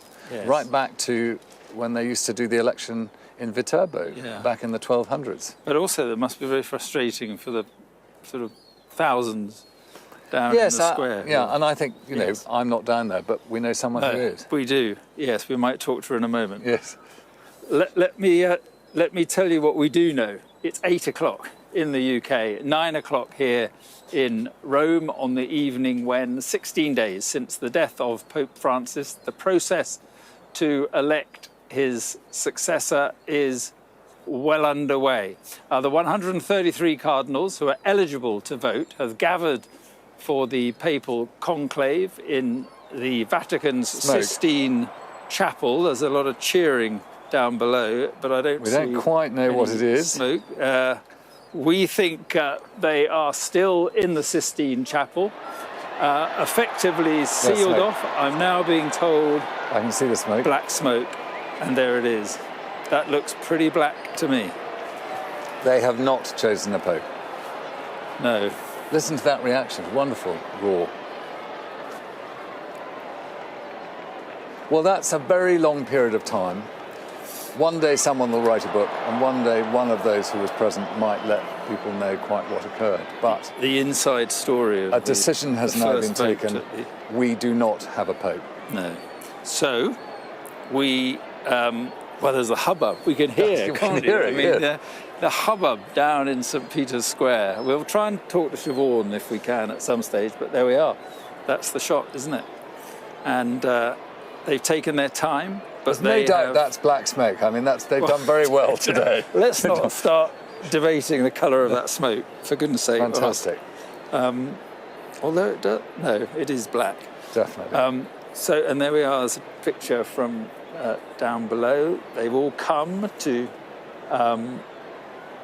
see who the next pope is. They're going to have to wait another, 12 hours. Tomorrow morning. Could be tomorrow morning. Tomorrow morning, there will be 2 votes before lunch and 2 votes in the afternoon. But the moment for the chimney may tomorrow be at about the same time for us, assuming that they are taking a bit longer with the ballots. Yeah.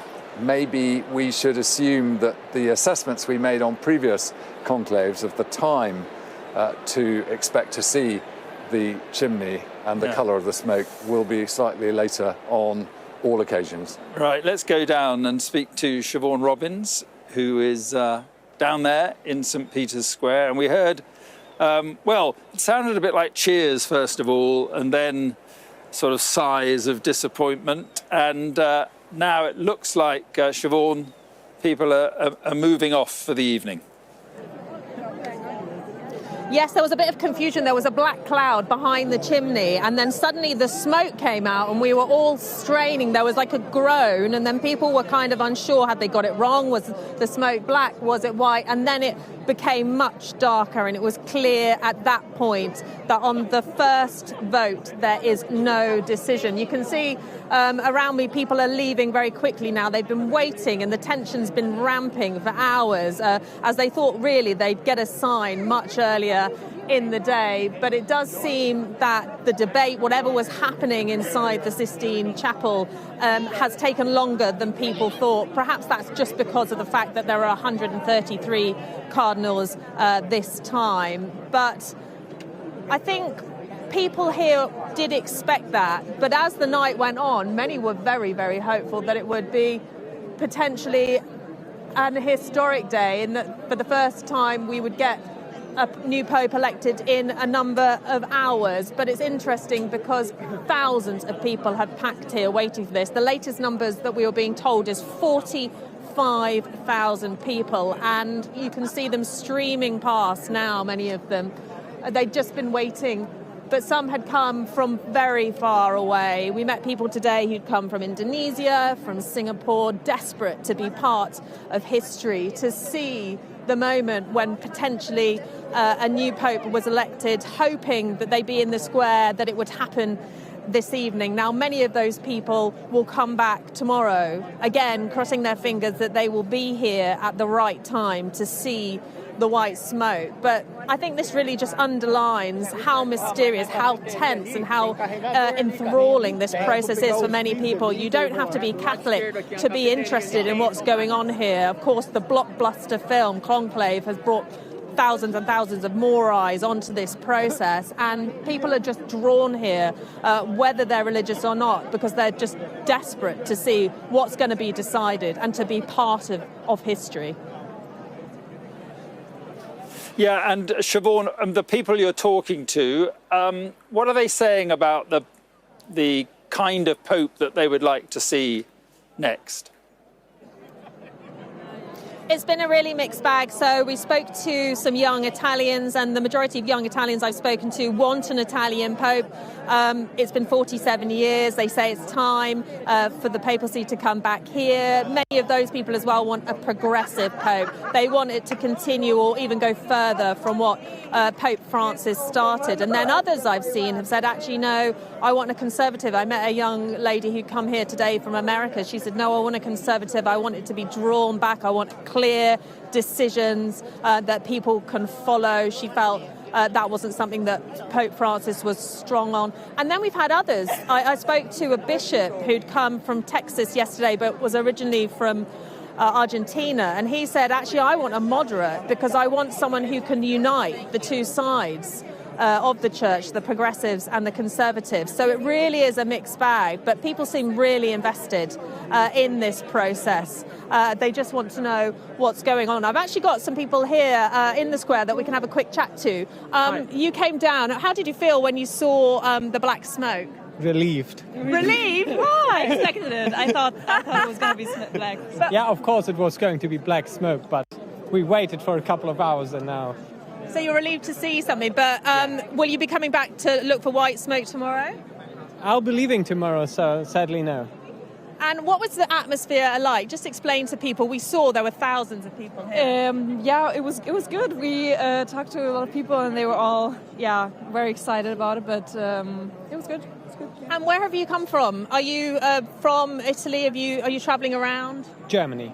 Oh, you came from Germany. And have you come here specifically for Conclave or part of your holiday? No, holiday. But actually, I am here to walk through the holy doors, so it was a coincidence that the Conclave is now happening while we are here to walk through the holy doors. And have you got a point of view on what type of person you'd like to be the next pope? Do you want someone more like Francis or someone more conservative? Probably someone more like Francis. You know more about everything. I don't think so. You can see, look, there's debate going on here. Thank you so much for stopping to talking to us. We grabbed them on the run. They were trying to escape the square, but telling us there, and you can see even there between people who haven't come here specifically for conclave, there's debate going on, there's intrigue. People are determined to see what happens. Siobhan, thank you very much indeed. So, Alistair, we'll talk about tomorrow in a moment, but what do the Cardinals do tonight? They're in this place called, what is it, the Casa Santa Marta, and which is quite comfortable, and they get well looked after, and but they'll be having dinner presumably. And but are there any other is there more talk about what they should be doing, or? Well, I think what we've got to remember that they're probably very tired. It's been a very long day for them. They will be taken probably by bus from just below on the other side of the Sistine Chapel, round the far side. Far is it? Yeah. Round the far side of the basilica, and then come into Santa Marta, which is just on the left-hand side, underneath that flashing red light. And once they get there, they'll go in and they'll divest of their choir dress that they've been wearing in order to attend the conclave, come back into something comfortable, and then the nuns who are looking after them and the others who are making sure that the Casa Santa Marta is properly run will have dinner ready for them. I expect they will have a prayerful dinner.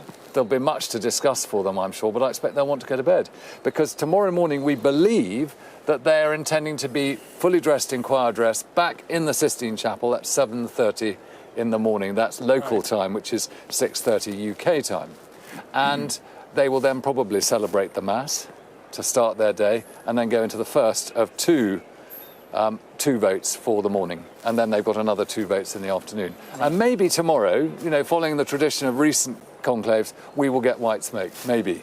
What, the sort of later in the evening is the I don't know, maybe it could come in the morning, yes. Maybe it could come at lunchtime, maybe it could come in the evening, rather like now. Yes, but it was very interesting because it did go on for so long, and it'd be interesting to see whether the Vatican ever explains why it did go on so long. I think it will be interesting to see whether they do. I mean, my feeling is that on the one hand, even the Sala Stampa, the press office, doesn't necessarily have links to what's going on in the College of Cardinals. No. Sorry, in the conclave.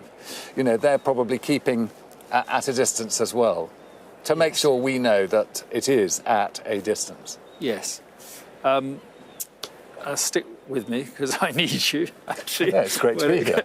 When it comes to things like this. I'm joined now by Ruth Gledhill from the weekly Catholic journal, The Tablet. Good evening. Thanks very much for being with us. I just wonder, Ruth, do you have a theory on why it seemed to take abnormally long this evening? Yes, I think the longest ever in recent conclave history, and an hour and a half beyond what we were expecting at least. So I think there's a number of possibilities. Maybe the homily that they had at the start just went on for much longer than expected. Then they do get the opportunity to ask questions, and this is a conclave with a lot of very new cardinals, a lot of them appointed by Pope Francis. So maybe there were some questions, and that took a long time. And another possibility is, of course, that the first ballot was spoiled in some way, and there was an accident or a mistake with one of the papers, and they all had to be burnt, and the whole thing had to be redone. So we just don't know at the moment.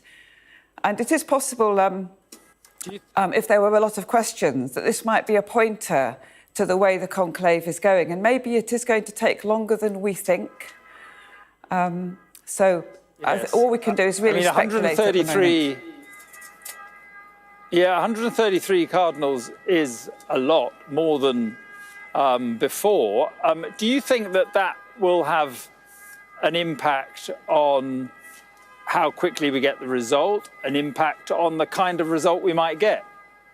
I think it has to have an impact, yes, because a lot of them, they don't know each other. In previous conclaves, when there's been fewer cardinals, they've also tended to know each other more. And so they're all still getting to know each other, maybe. And there's a lot of what Francis did, especially early on in his papacy, with the cardinals. He appointed cardinals from all over the world because he really tried to increase the demographic diversity of the conclave, of the electoral college of the cardinals, the College of Cardinals. And it's only towards the later years that he began to really consciously make cardinals who were maybe not quite in his own image, but who might be sympathetic to his legacy when it came to choosing a successor. So it's by no means guaranteed that because Francis chose so many of them, that they will choose a kind of Francis Mark II. So I think we just don't know. It's really an unknown quantity. So anything could happen. And I think although Cardinal Parolin goes into this, he's as the favourite, as everyone's saying, everyone knows the quote, you go in Pope, come out a Cardinal. I think if we get a quick result, it's quite likely to be Parolin. But if, and he would need 89 votes to get elected, 2/3 majority. But if there's a block of, say, 45, I think it's 45 is the figure, that would, a block of cardinals who wanted to stop him, and he couldn't get past that, then it might go on longer than that, and we could then get someone else, maybe a complete unknown, or unknown to us anyway, obviously not to them, and or maybe someone lower down in someone who's been considered at the moment. Do you buy into the narrative that it is essentially a battle, if you can call it that, between progressives and more conservative, more traditional cardinals? Well, certainly that battle is going on in the church, just like it is in the secular world, the battle between the left and the right, progressives and conservatives. But in the church, it's very complex. And it's more complex than that because there's also a very, very strong middle ground. And I think this is where the interesting developments will take place in the conclave. So there are many cardinals there who might agree with Francis and be progressive in some ways, or fairly progressive, but not in other ways. So there's a lot of interesting different shades of progression and conservatism within the college. And partly that's due to the demographic diversity, because the cardinals from all over the world, from Asia, there's a lot of cardinals from Asia now, and from Africa, there weren't anything like so many from these parts of the world in previous conclaves. And they have concerns that are very different to some of the concerns that dominate our agenda here in the West. I mean, do you think that there will be a reset after this? People we've been talking to today, a number of people actually have been saying that they think that there will be a more cautious pope next, a more traditional pope, that there will be this kind of reset. A number of people have said that today. Do you think that is true? I think it's possible. I think it might be slightly more subtle than that, though, than a kind of total reset. Francis, although he was progressive in tone and certainly changed the tone of the papacy, he actually didn't change much as regards doctrine. He pointed the church in a particular direction, maybe in some respects, but for example, on women's ordination, he made it clear that was not on the table, to the disappointment of a lot of women. I think we'll get some very interesting signals early on. For example, will the next pope make clear his intention early on, which he will have to do, to live in the papal apartments that Francis didn't live in, or will he stay like Francis did in the Casa Santa Marta, where they're all staying at the moment? What will he wear? Will he return to the traditional papal dress with all its finery and its beautiful elegance, it has to be said? Or will he be simple in the Franciscan style of Pope Francis? Those two things that he will have to decide very early on will be enormous signals, I think, for the future direction of his papacy.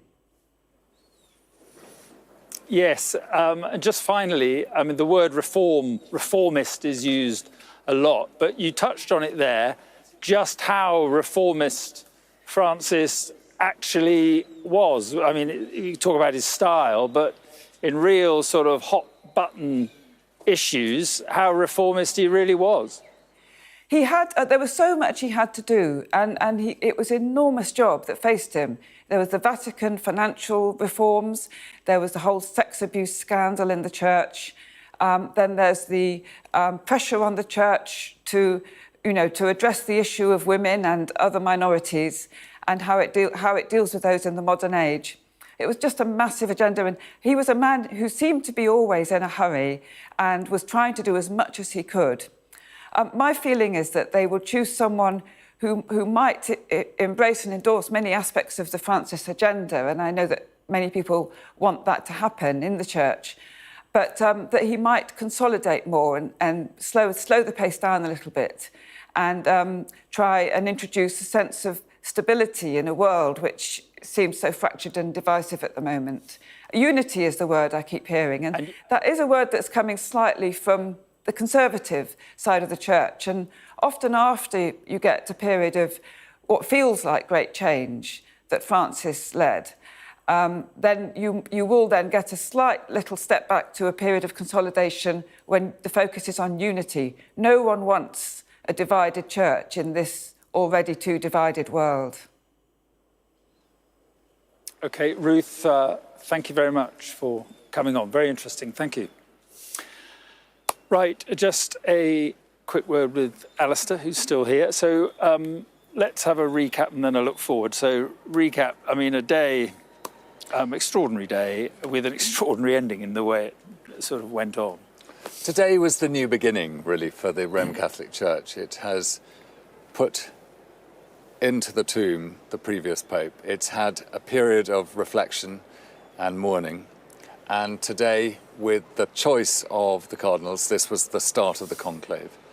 Quite understandably, they decided to begin the day in St. Peter's itself, with a Mass at the heart of this great basilica, which is in the middle of the worldwide Roman Catholic community. And after celebrating Mass, they divided those cardinals who are over 80, and they left those who are able to vote because they're under 80. And those 133, after they'd had their lunch, had a bit of a rest, got themselves dressed in choir dress and went to wait in the Pauline Chapel. And they were in silence there, prayer, undoubtedly, until Piero, the cardinal, stood up and said, now it's time to go through. And started the process. They processed through the most beautiful parts of the Apostolic Palace and went in to make their obligations and their oaths as individual cardinals. But, for Cardinal Parolin, who led the cardinals in here, this was the first time he had done that, because the Dean of the College of Cardinals, who should have done it, is too old. So, everyone's doing new jobs, and that may be another reason why it took so long. But in the end, after they had all obligated themselves in the beautiful Sistine Chapel, we waited, and how we waited. And we know that they had a second submission from one of the older cardinals about how they should consider this, what challenges the church faced, how they should go about selecting from the number of cardinals, or wider, who they wanted to have as the Pope. We know then that they went into their first election process. It takes time. 133 each had to vote, each had to walk individually saying, I promise that this is, there's a set of words they use when they put it into the dish. They had to be counted. Maybe there was a failed count. Maybe they had to do it again. In the end, black smoke. Yep. It's done.